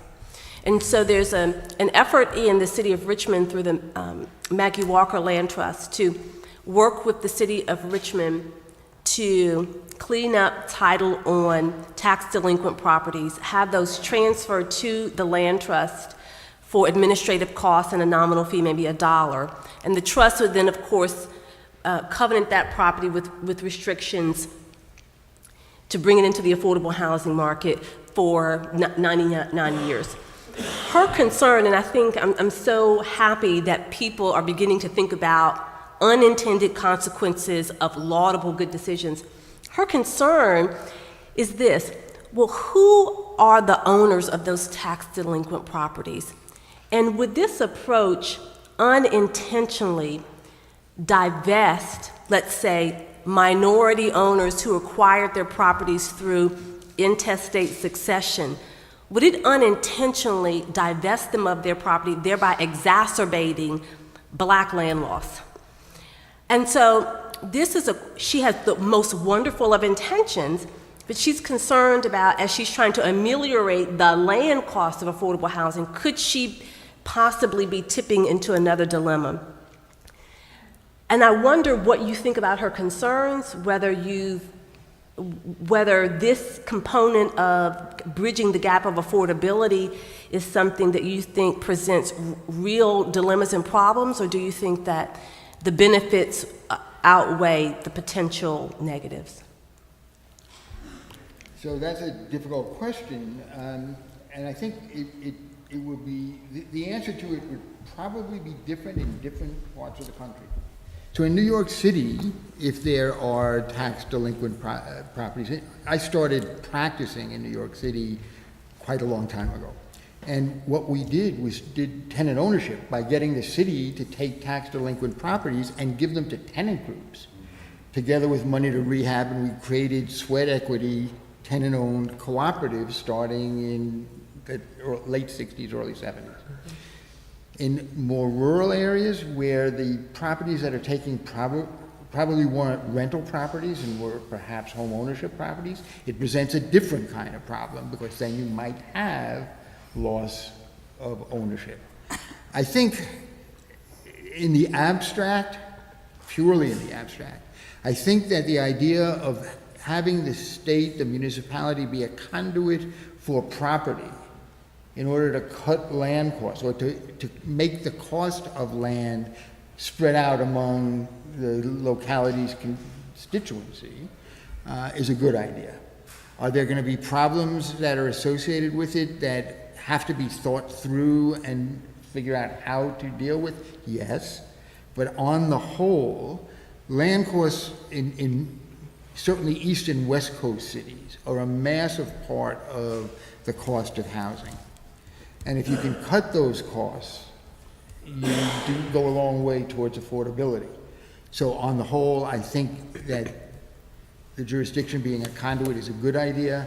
I think the problems have to be really carefully examined and come up with fair ways to ameliorate the So hardship. location, like you said, right. Tax delinquent properties in New York City, a whole different game than tax delinquent Right. properties in Richmond, Virginia. And I wanted to, so I'm not sure if it's directly answering, but it kind of gives me an opportunity to say something that I wanted to say that's related, right? Which is that I do think that in this contemporary period of cities and urban areas becoming more popular, where people who may have lived in the suburbs are now living in these areas, that the fair housing toolkit needs to include things that are sort of zoning, land use, business, property in a more extensive way than they may have in the past, where the model was more of a litigation model. So for example, I think, and the other thing I think is that we went on the tour to a really interesting community here in Richmond, the East End, I think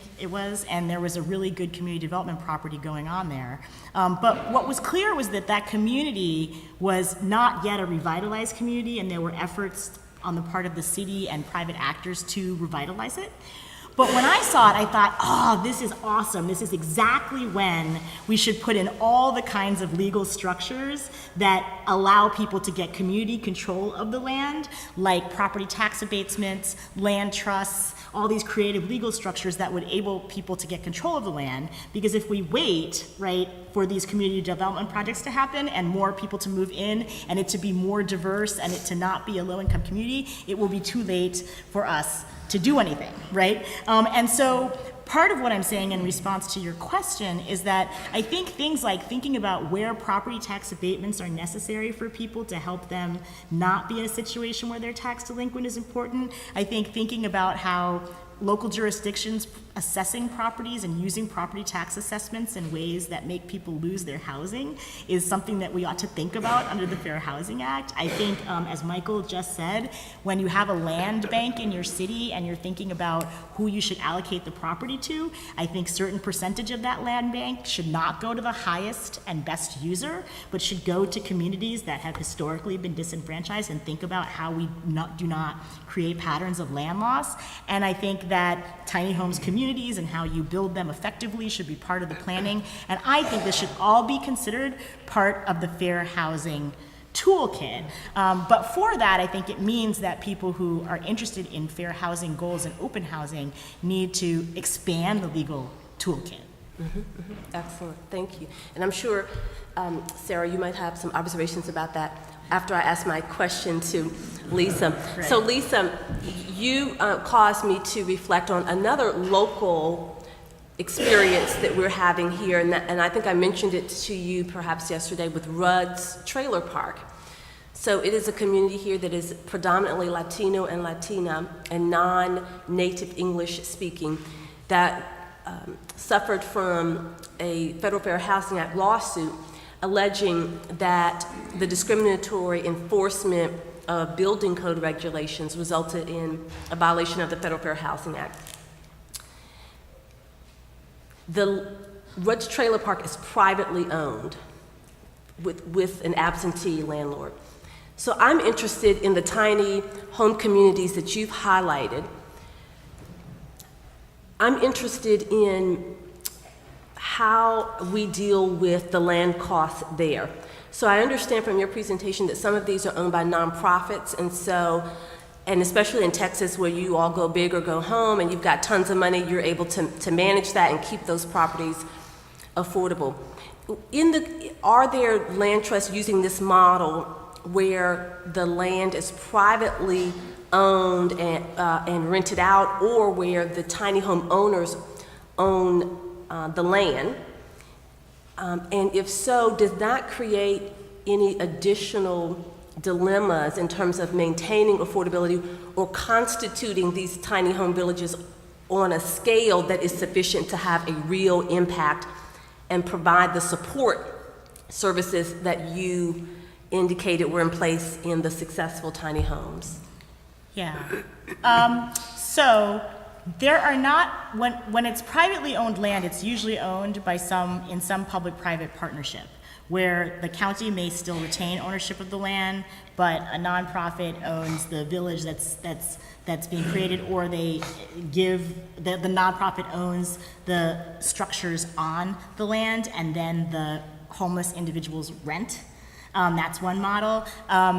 The only model where I've seen it move into home ownership is in Detroit, where there's actually quite a bit of vacant land still.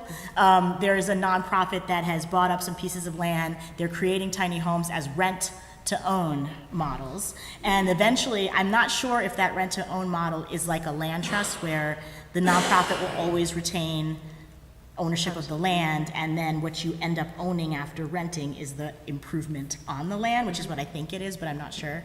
But in each of these situations, it's usually in places where there isn't going to be as much of a NIMBY, challenge, and where the city has some land, or where land costs are manageable so that you can do this. It's much harder. Seattle is the best example of where they're doing this in a place that's really expensive with high costs. There, it's usually city-owned land. But I think the point that I was making is that in order to bring this to scale in communities, you have to do it in places early before it's gentrified, right? Which is why what's happening in Detroit is really interesting. There's other places in, Indiana, cities that are dissolving and declining where you could do this. There's parts of probably Richmond where this could work that are considered right now low or high poverty, not diverse areas. And there, the land costs you could do, and then there's just a question of timing, right? You don't want to put things in areas that just create new ghettos. But then at the same time, if the community is right across the street from downtown and there's a really good metropolitan train station nearby and there increasingly seems to be new people moving in, then that might be a community to consider, because if you could put those things in place, they will make it a diverse community, a more diverse community in the future, as opposed to displacing. So I think those things have to be balanced. And the last point on scale is just that I think often we think, well, if you can't serve 500,000 people, then we just shouldn't do it because we can't bring it to scale. But the whole history, and Michael knows this better than anybody else, of community development in this country, like why we have the LIHTC, basically, or the LITEC, is because people did things at a really small level, and then people saw at the federal level the benefits of that, and then there were efforts to formalize it and bring it to a higher scale. So you wouldn't get anything to go to scale if you wait till we can serve 500,000 people. So it seems that you're also adding another component, timing. Yeah. Timing. So I'm happy to open up to questions.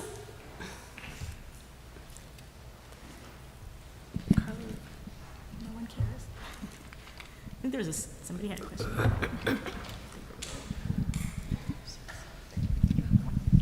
Hi, my name is Joe Cizek with the Virginia Poverty Law Center. I'm a fellow there. My question picks up on where Professor Brown just went with her discussion of RUDs. I'm currently working on a project to help establish resident-owned community manufactured home parks, mobile home parks, whatever term you prefer. And in doing so, I'm looking to help create these communities which are currently, in Central Virginia at least, overrepresentative of the Latinx population as well as white individuals. Those are, for whatever reasons, the particular demographics which seem to have chose this living type. So my question to the panel is,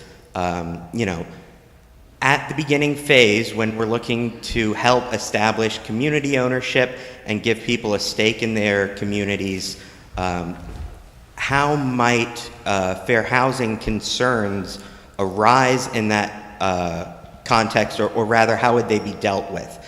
So for example, at RUDS and in several other communities that I can think of offhand, they're almost entirely Latinx populations, and it creates a mutually beneficial environment where people have a sense of community. However, demographically, they are very non-diverse.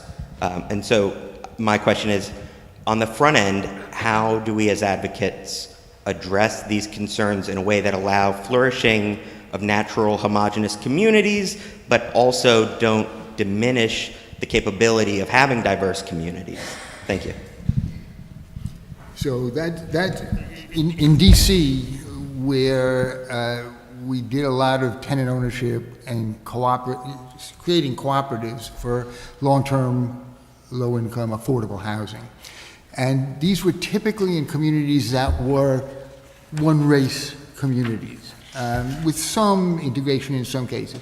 So the problem is that to meet the fair housing standards, when you do advertising for openings, you advertise in publications that are likely to hit a wide range of demographics, of racial and ethnic groups, of gender groupings, and people will make choices. We advise clients that they can't discriminate on the basis of X, Y, Z as they have applicants, and some of the situations played out with a diverse group coming in, creating diversity. Others played out with a homogeneous group coming in, retaining homogeneity. So the law requires, I take it, again, I'm not a fair housing litigator, but as I understand it, the law requires a wide-ranging net for bringing applicants in and no discrimination upon the basis of the protected classes when applicants do come in. So we advertise and we advise very proper, appropriate criteria for selection. The other thing would be is if you could cite, if the location of the site where you're putting the park could be in close proximity or near transportation that could allow people to get closer to other communities, that could also be a benefit, even if the community initially is homogeneous. And in addition to what Michael said, so in a place where you have some control over land and there's some city-owned land somewhere, or where the land bank could provide, you could intentionally put it in a place that community in a place that's already somewhat diverse.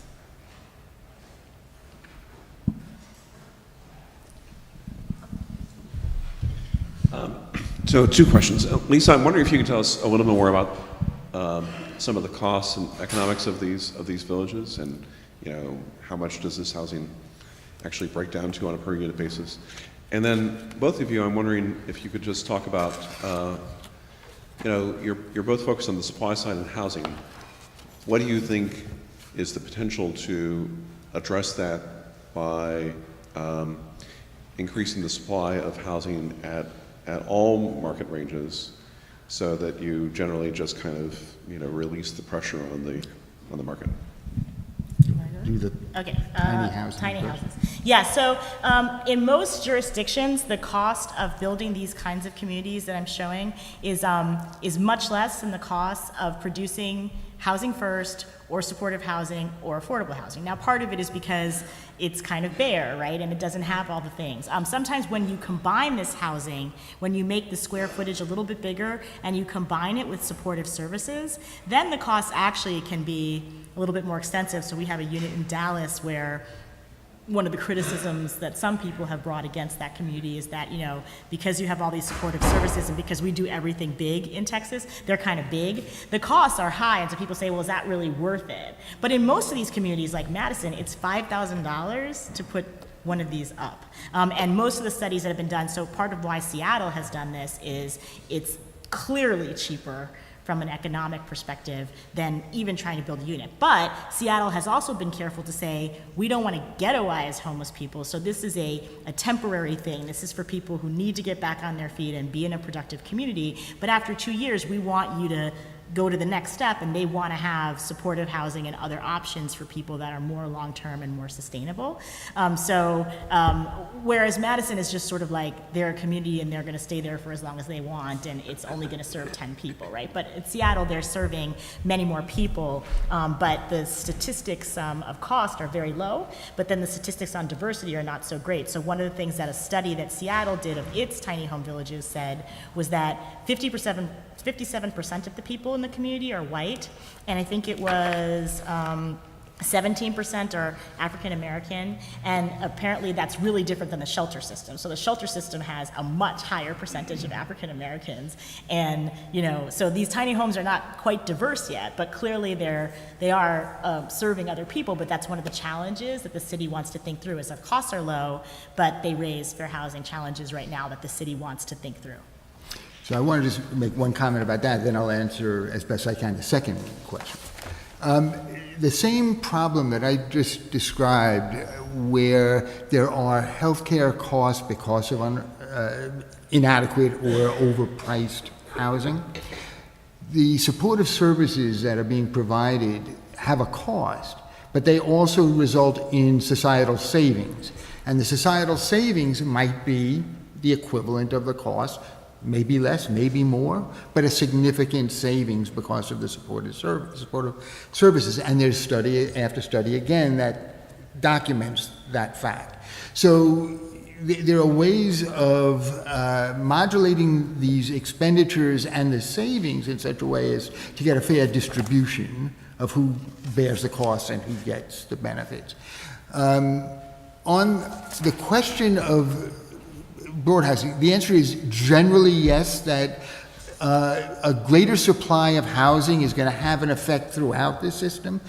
But my view of this is that there has to be a greater emphasis on the affordable side for low-income people. The filtering that does happen when you build high-income housing doesn't happen as quickly as some of the proponents of filtering suggest. So that while some of the housing trickles down to lower income people at affordable prices, it happens slowly and not in big enough numbers. So there still has to be a focus of production and supply on the low income side, in my view. And just to follow up on Michael's point, I completely agree with what he just said. And the thing I would also add is that those supply and those numbers in terms of if you get rid of zoning and you have more supply throughout, it'll trickle down and there'll be more housing for moderate income people. That's also really inattentive to law and geography, right? So I trust that in certain cities you would have more moderate and low income housing, but would it be, in the ideal place with good schools and really cool amenities and nice cafes and bars? Probably not. It might be like an hour outside of where all the great things are happening. And if we think about the history of the Fair Housing Act being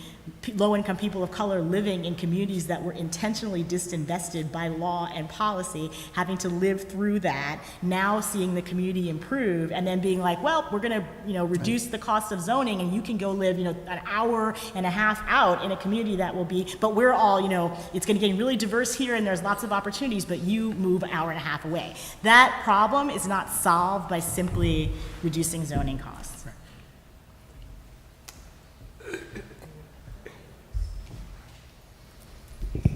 Hello, I'm Jane Helfrich with Richmond Metro Habitat.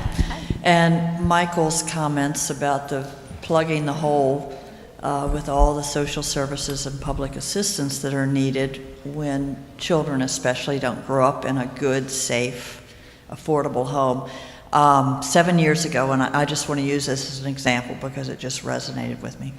7 years ago, when I joined Habitat, a couple of months later, we got this lovely 2-page letter, handwritten, from Sudie Williams, who was paying her last mortgage payment to us.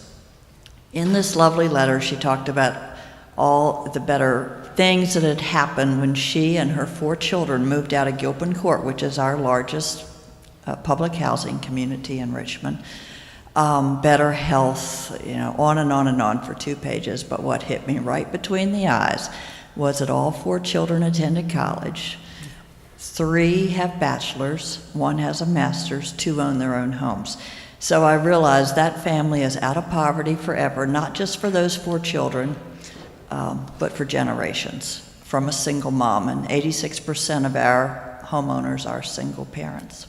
So, Michael, that is so true.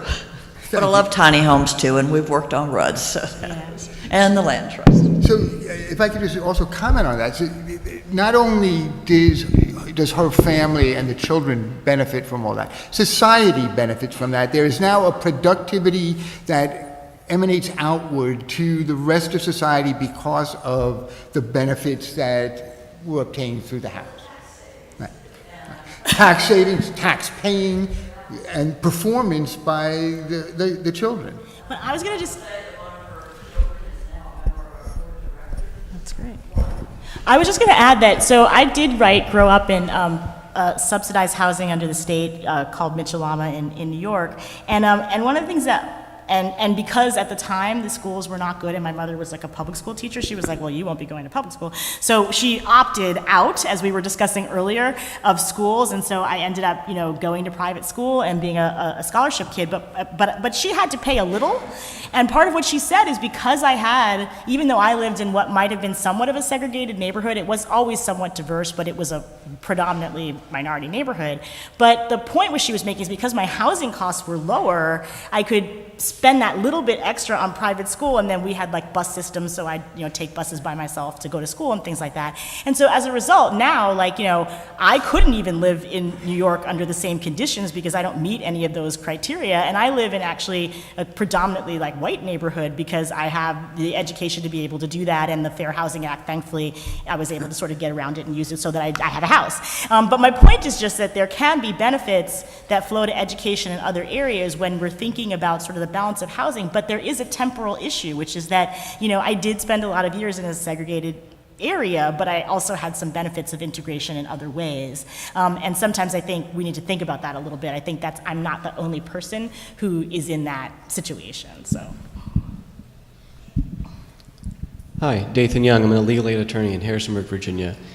Shifting gears a little bit, I read recently about a proposal for having municipalities tax just the land and not the improvements on the land for how they get that money. And I guess the argument in the article was that somehow that would encourage maximal use of property, but also provide housing. I don't know if you've thought about this idea, if you're familiar with it, and how that speaks to this housing shortage issue in your estimation, either of you.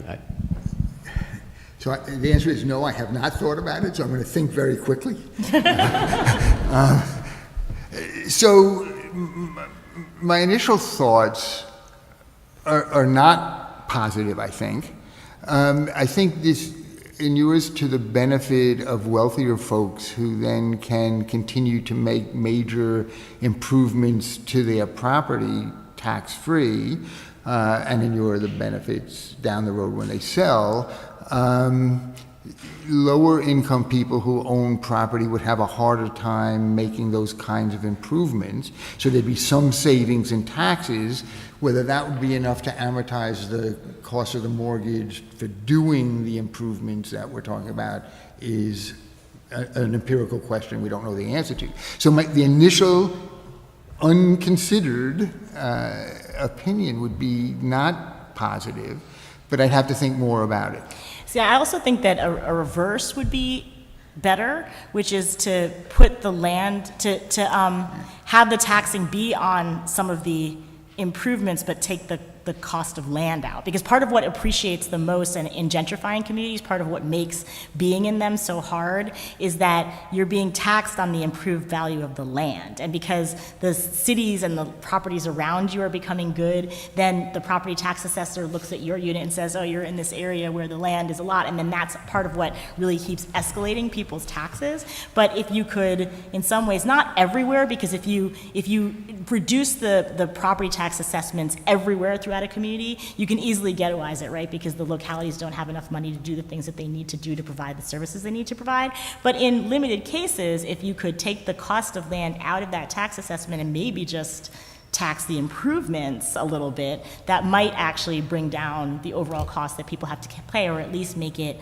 slower. And that's what land trusts, community land trusts try to do, is they have the land owned by a nonprofit, and then the improvement on the land is owned by you, and then maybe you are taxed on the improvements, but the cost of land is taken out, so it's a little bit less. Does that make sense, what I'm saying, a little bit? Hi, I'm Terry Dolson. I work with the Center for Civic Engagement here. A slightly different perspective on this is I was doing some work with the residents in Creighton Court, and I heard from them something that I just am embarrassed that had not occurred to me before, which is we think about these housing problems and about the ideas of temporary, smaller, and moving up, and how successful people are when they get out. But what I heard from people in the community itself was, hey, we've been here for generations. This is my neighborhood. These are the people I know and love. And so ever since then, I've been thinking a little bit differently about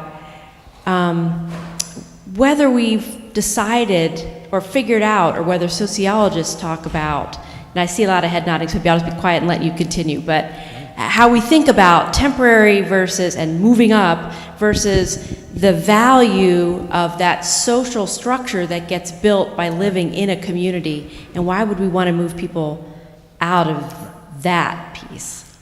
So this is a great point, and it raises a really fundamental question. I've written a lot, actually, about the value of the community ties that are disrupted through programs like Hope 6 or Moving to Opportunity and things of that sort. So those ties, so people who are living in poor housing that's about to be torn down fight to keep it so that they're not put out. And so there's a real value to maintaining the kind of social safety net, the community, the values that people have. So the question then, but that raises the question on the fair housing issue, where those communities, if those communities are largely segregated communities and are not likely to desegregate in any, or integrate in any foreseeable period, then you've got a question, and it's the place versus people question. You can put money in and improve the quality of the physical environment. You can encourage business to come in. You can do a variety of things to make the place very livable and maintain at least a significant amount of the ties. And that's a really important thing in my mind.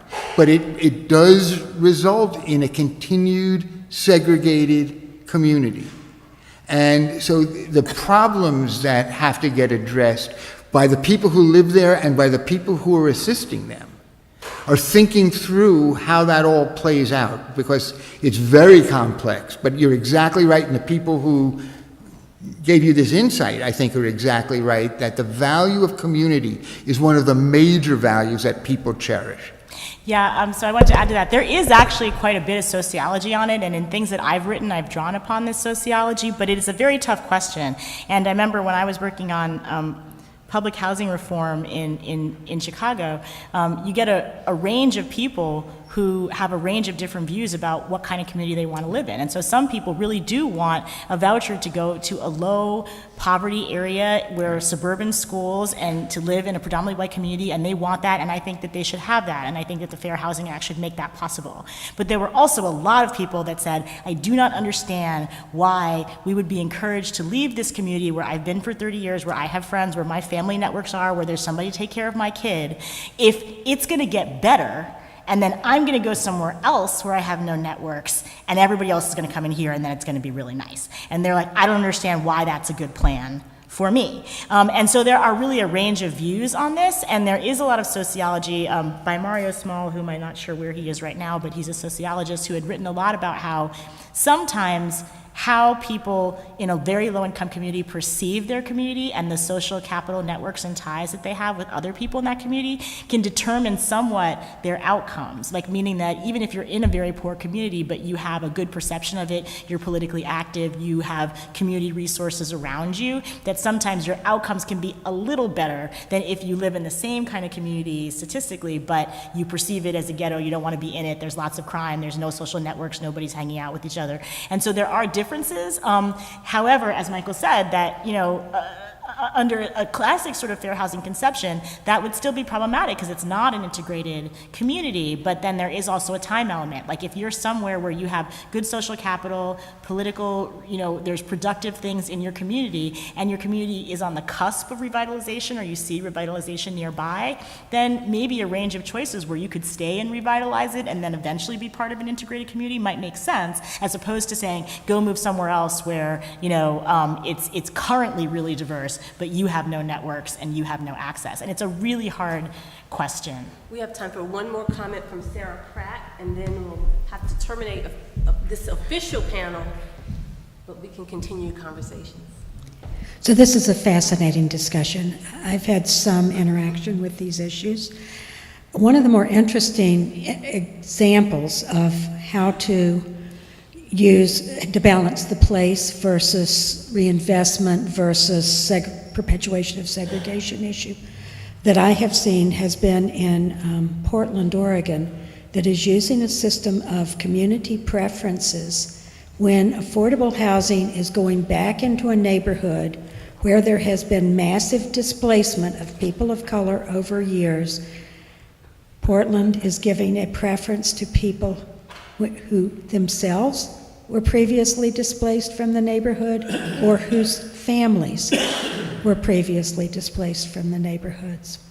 And the challenge to that, and what allows you to do it from a fair housing point of view as I analyze it, is that when there has been this displacement and gentrification essentially occurring, by adding some community preferences, you may be adding, 200 units, but of those 200 units, some people will be new residents in the community and some will be returning displaced people. And so you balance out the population, you don't create a perpetuation of segregation issue. And that is particularly useful where you have been able to preserve some community institution, as a museum, say, or as a former bodega that everybody was familiar with, but now it's been embedded in a larger community center or something, where you can preserve the community, the sense of the community, and provide options for people to move back in who've been displaced. That seems to me to show some promise for the future. Yeah. Thank you so much, Okay, Lisa, thank you. Alexander, Michael Diamond. Appreciate you both. Thank you.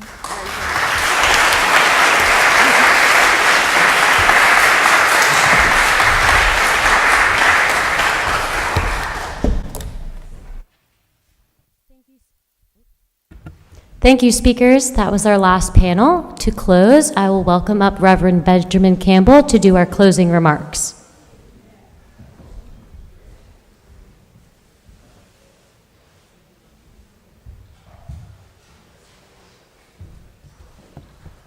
So it's the afternoon. I really should just give a benediction and quit, but so it's actually a really powerful thing, and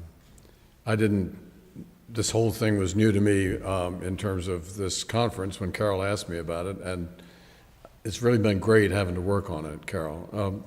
It's a powerful thing to mark the 50th anniversary of the Fair Housing Act of 1968, something that actually happened and has actually had an effect.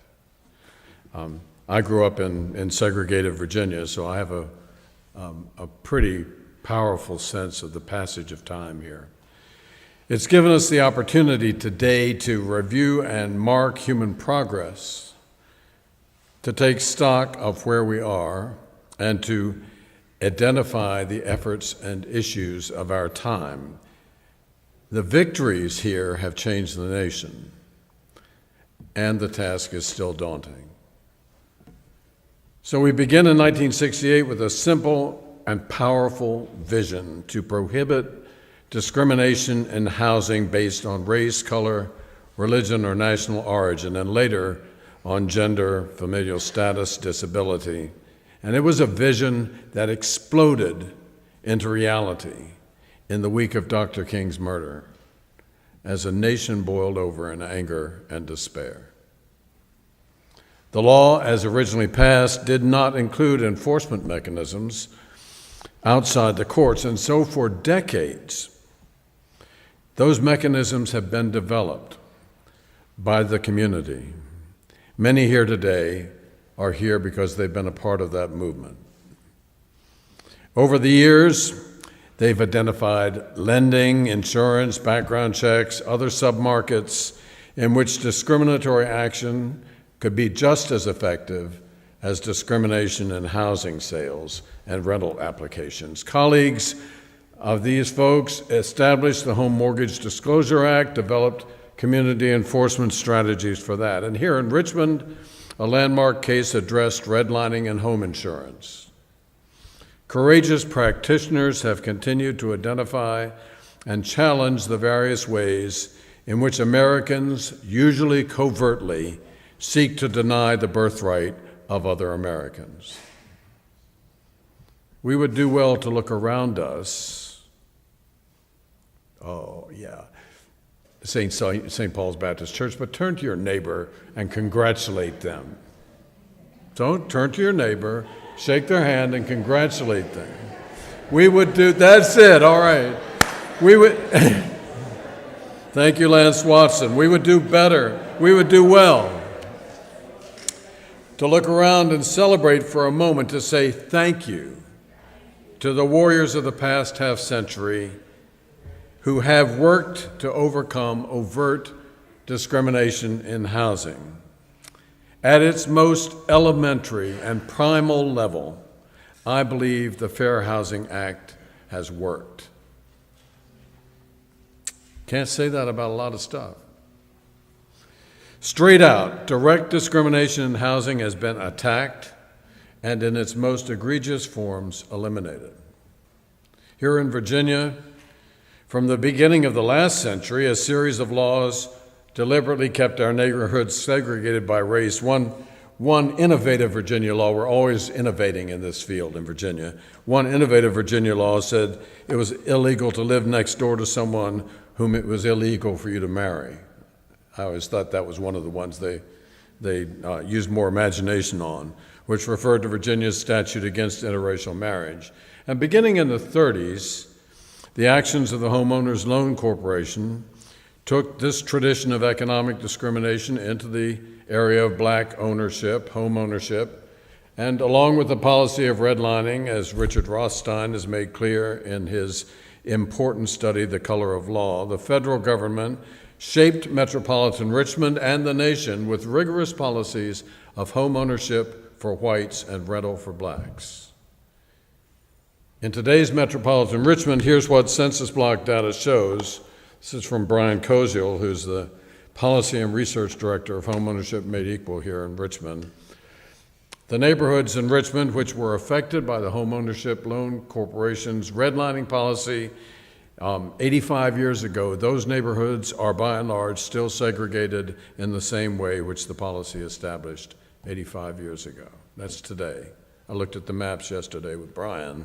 There's some integration here in Metro Richmond in both older and newer middle-income neighborhoods, and overall we're becoming slightly less segregated by race. Major suburban black neighborhoods in Metro Richmond are almost totally segregated, along with major wealthy white neighborhoods. And impoverished black neighborhoods are single race. In portions of the suburbs, of metropolitan Richmond, there are neighborhoods which blend multiple, and I really mean multiple, ethnicities. But those neighborhoods are all same-income neighborhoods. So in seeking fair housing, we sought both integration and equity. Were we seeking racial integration for its own sake?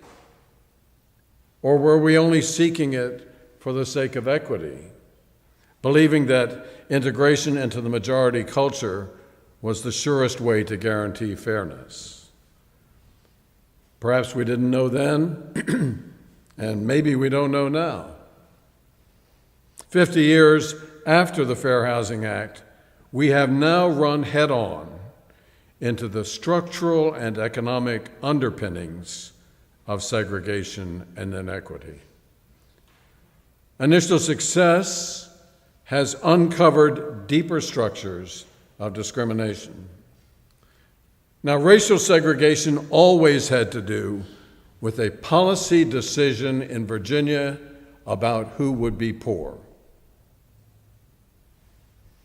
From the very beginning, America assigned poverty by race. I'm telling the truth now, and this is the way it's been here in Virginia for 400 years.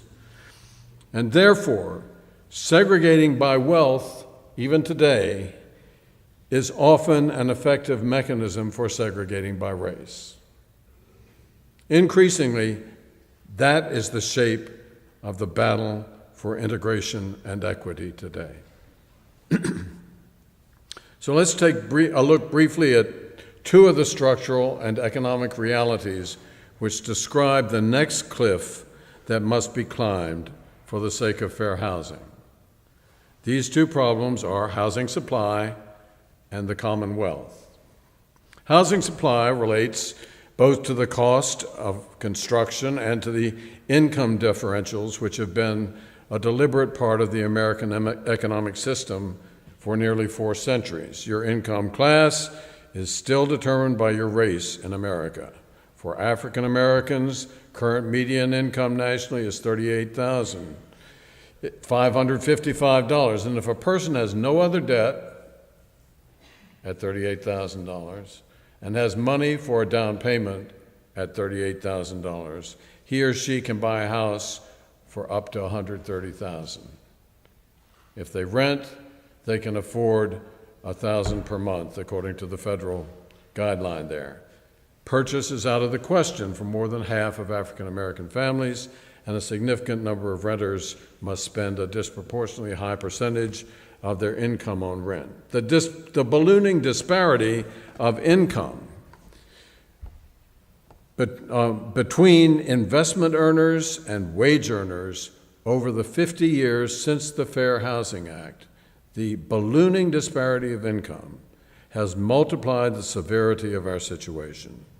In the past 50 years, the wealth of persons living on investments has increased 300% in real dollars, in constant dollars, 300%, and the wealth of persons on wages has increased 16%. That's 20 times as much for people who are living off investments. That is what was allowed to inflate when they stopped wage inflation. Wages increased by 16%. The racial implications of this distinction are mind-blowing. The median wealth of white families is $116,500. The median wealth of African Americans is less than $2,000.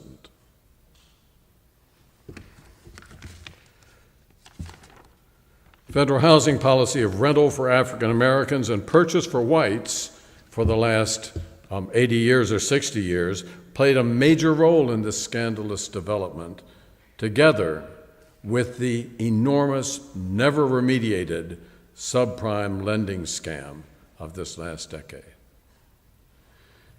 Today in America, new houses can hardly be built for less than $225,000.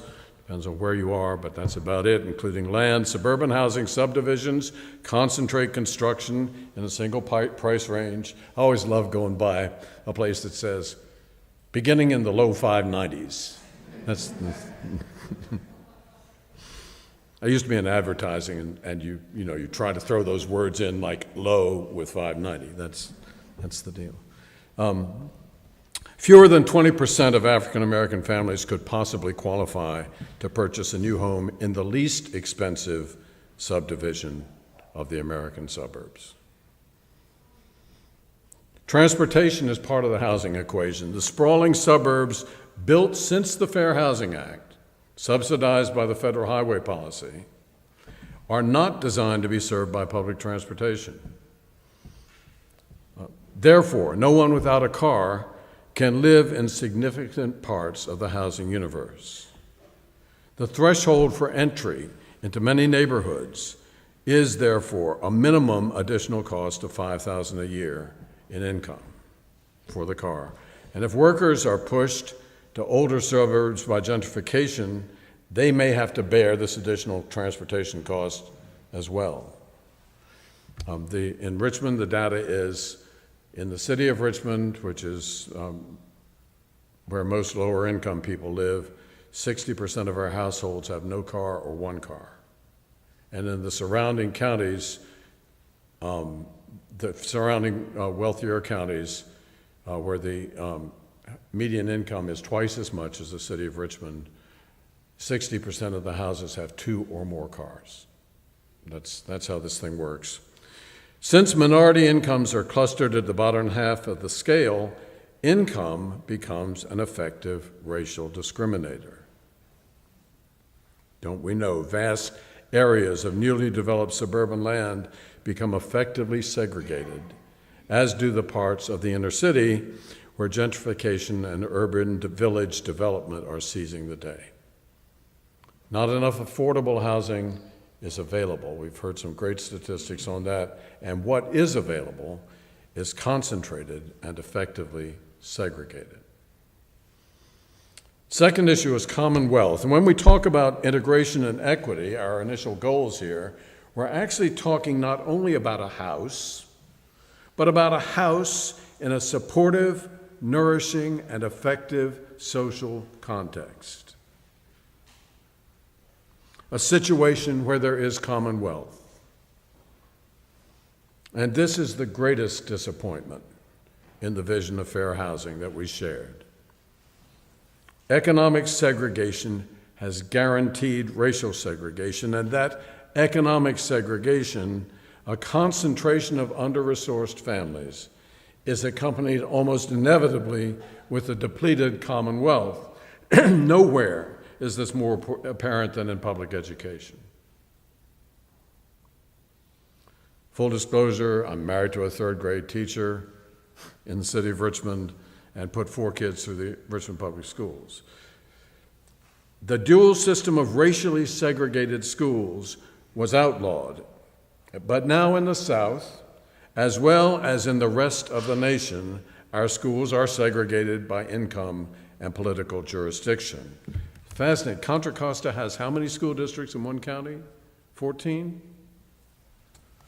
Boy, that's just really innovative for segregation. It means almost inevitably that these schools are segregated by race. No school system of 1968 was prepared for today's physical concentration of social needs in one student body, for this depletion of the commonwealth, for this concentration of traumatized children. Wise and experienced educators have, over the last several decades, identified strategies that can be successful in this environment, but they cost money and they need economic and racial diversity to succeed. Since the Civil Rights Act of 1968, in the last 50 years, America's cities have continued to be fragmented into separate tax districts and school districts. And these jurisdictions divide up the metropolitan city by race and income, featuring different prices of housing. The political and physical fragmentation of our cities is our major educational reality. Our schools reflect the economically segmented populations. Genevieve's got some good data on the fact that solid well thought through, economically and racially engaged schools are the best we have. And I've got 4 kids with 10 college and advanced degrees to prove it, who are prospering from the effect of an effective integrated education. But since public education is financed by the property tax primarily, the wealthiest jurisdictions have the greatest resources and the lowest tax rates at the same time. And in the jurisdictions where there's the highest need, which is often from 150 to 200% as much in what you need to pay for public school funding, the resources are the lowest. New suburbs, free of economic diversity, with a low burden of social services, strategically planned to be free of economic diversity, with the lowest burden of social services and a high rate of new construction using roadways paid for by the federal and state taxes, fill their public school classrooms with the ambitious, privileged, literate children of the college graduates who live in their homes. And the classrooms are even peppered with non-white students, giving the false impression of a post-racial society.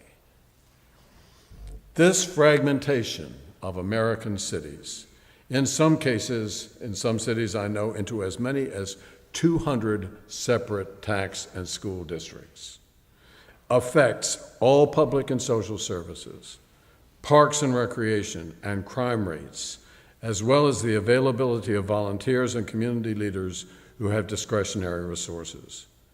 Shopping and jobs go where the highways and MasterCards are, further depleting the social context of lower income people. The Commonwealth is co-opted by the wealthy. Jurisdictional separation creates a powerful incentive for governments to block affordable housing. If there's class prejudice or racism, here is a virtual dictionary of policy code words so that discrimination does not need to openly identify itself. The poor are chased around the metro city from jurisdiction to jurisdiction. Gentrification is encouraged, even by persons who should know better, as poorer jurisdictions seek to compete for an augmented tax base. The economic incentives for competing governments in a single metro city to limit or discourage affordable housing are enormous.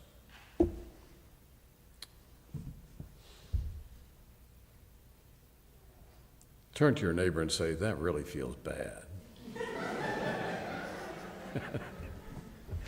Today's presentations have given us a powerful sense of the creative work going on in fair housing today as we know it.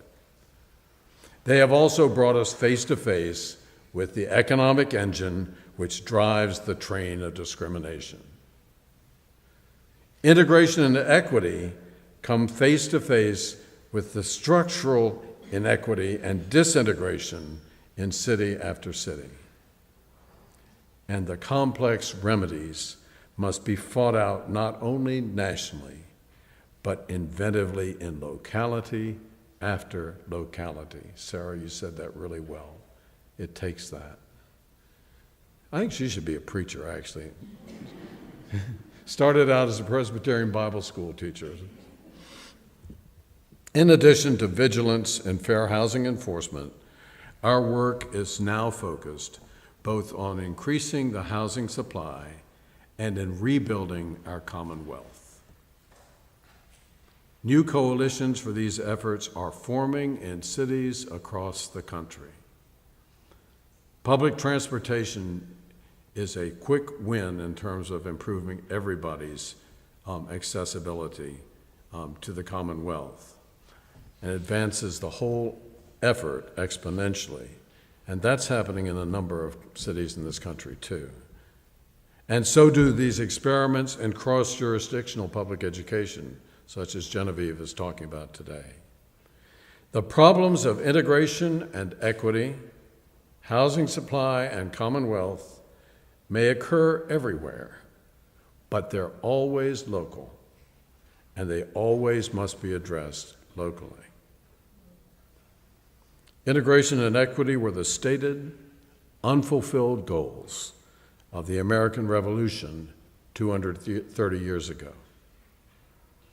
Segregation by race, or by its surrogate, segregation by income and wealth, is the enemy, and it is still our task today to complete that American Revolution. That's it.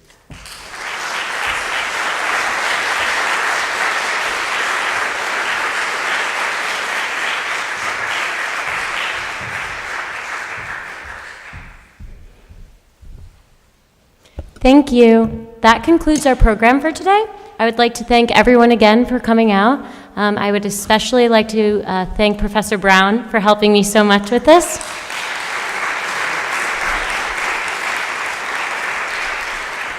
I'd also like to thank the entire Law Review staff, which many of them are just outside those doors, so hopefully they can hear this.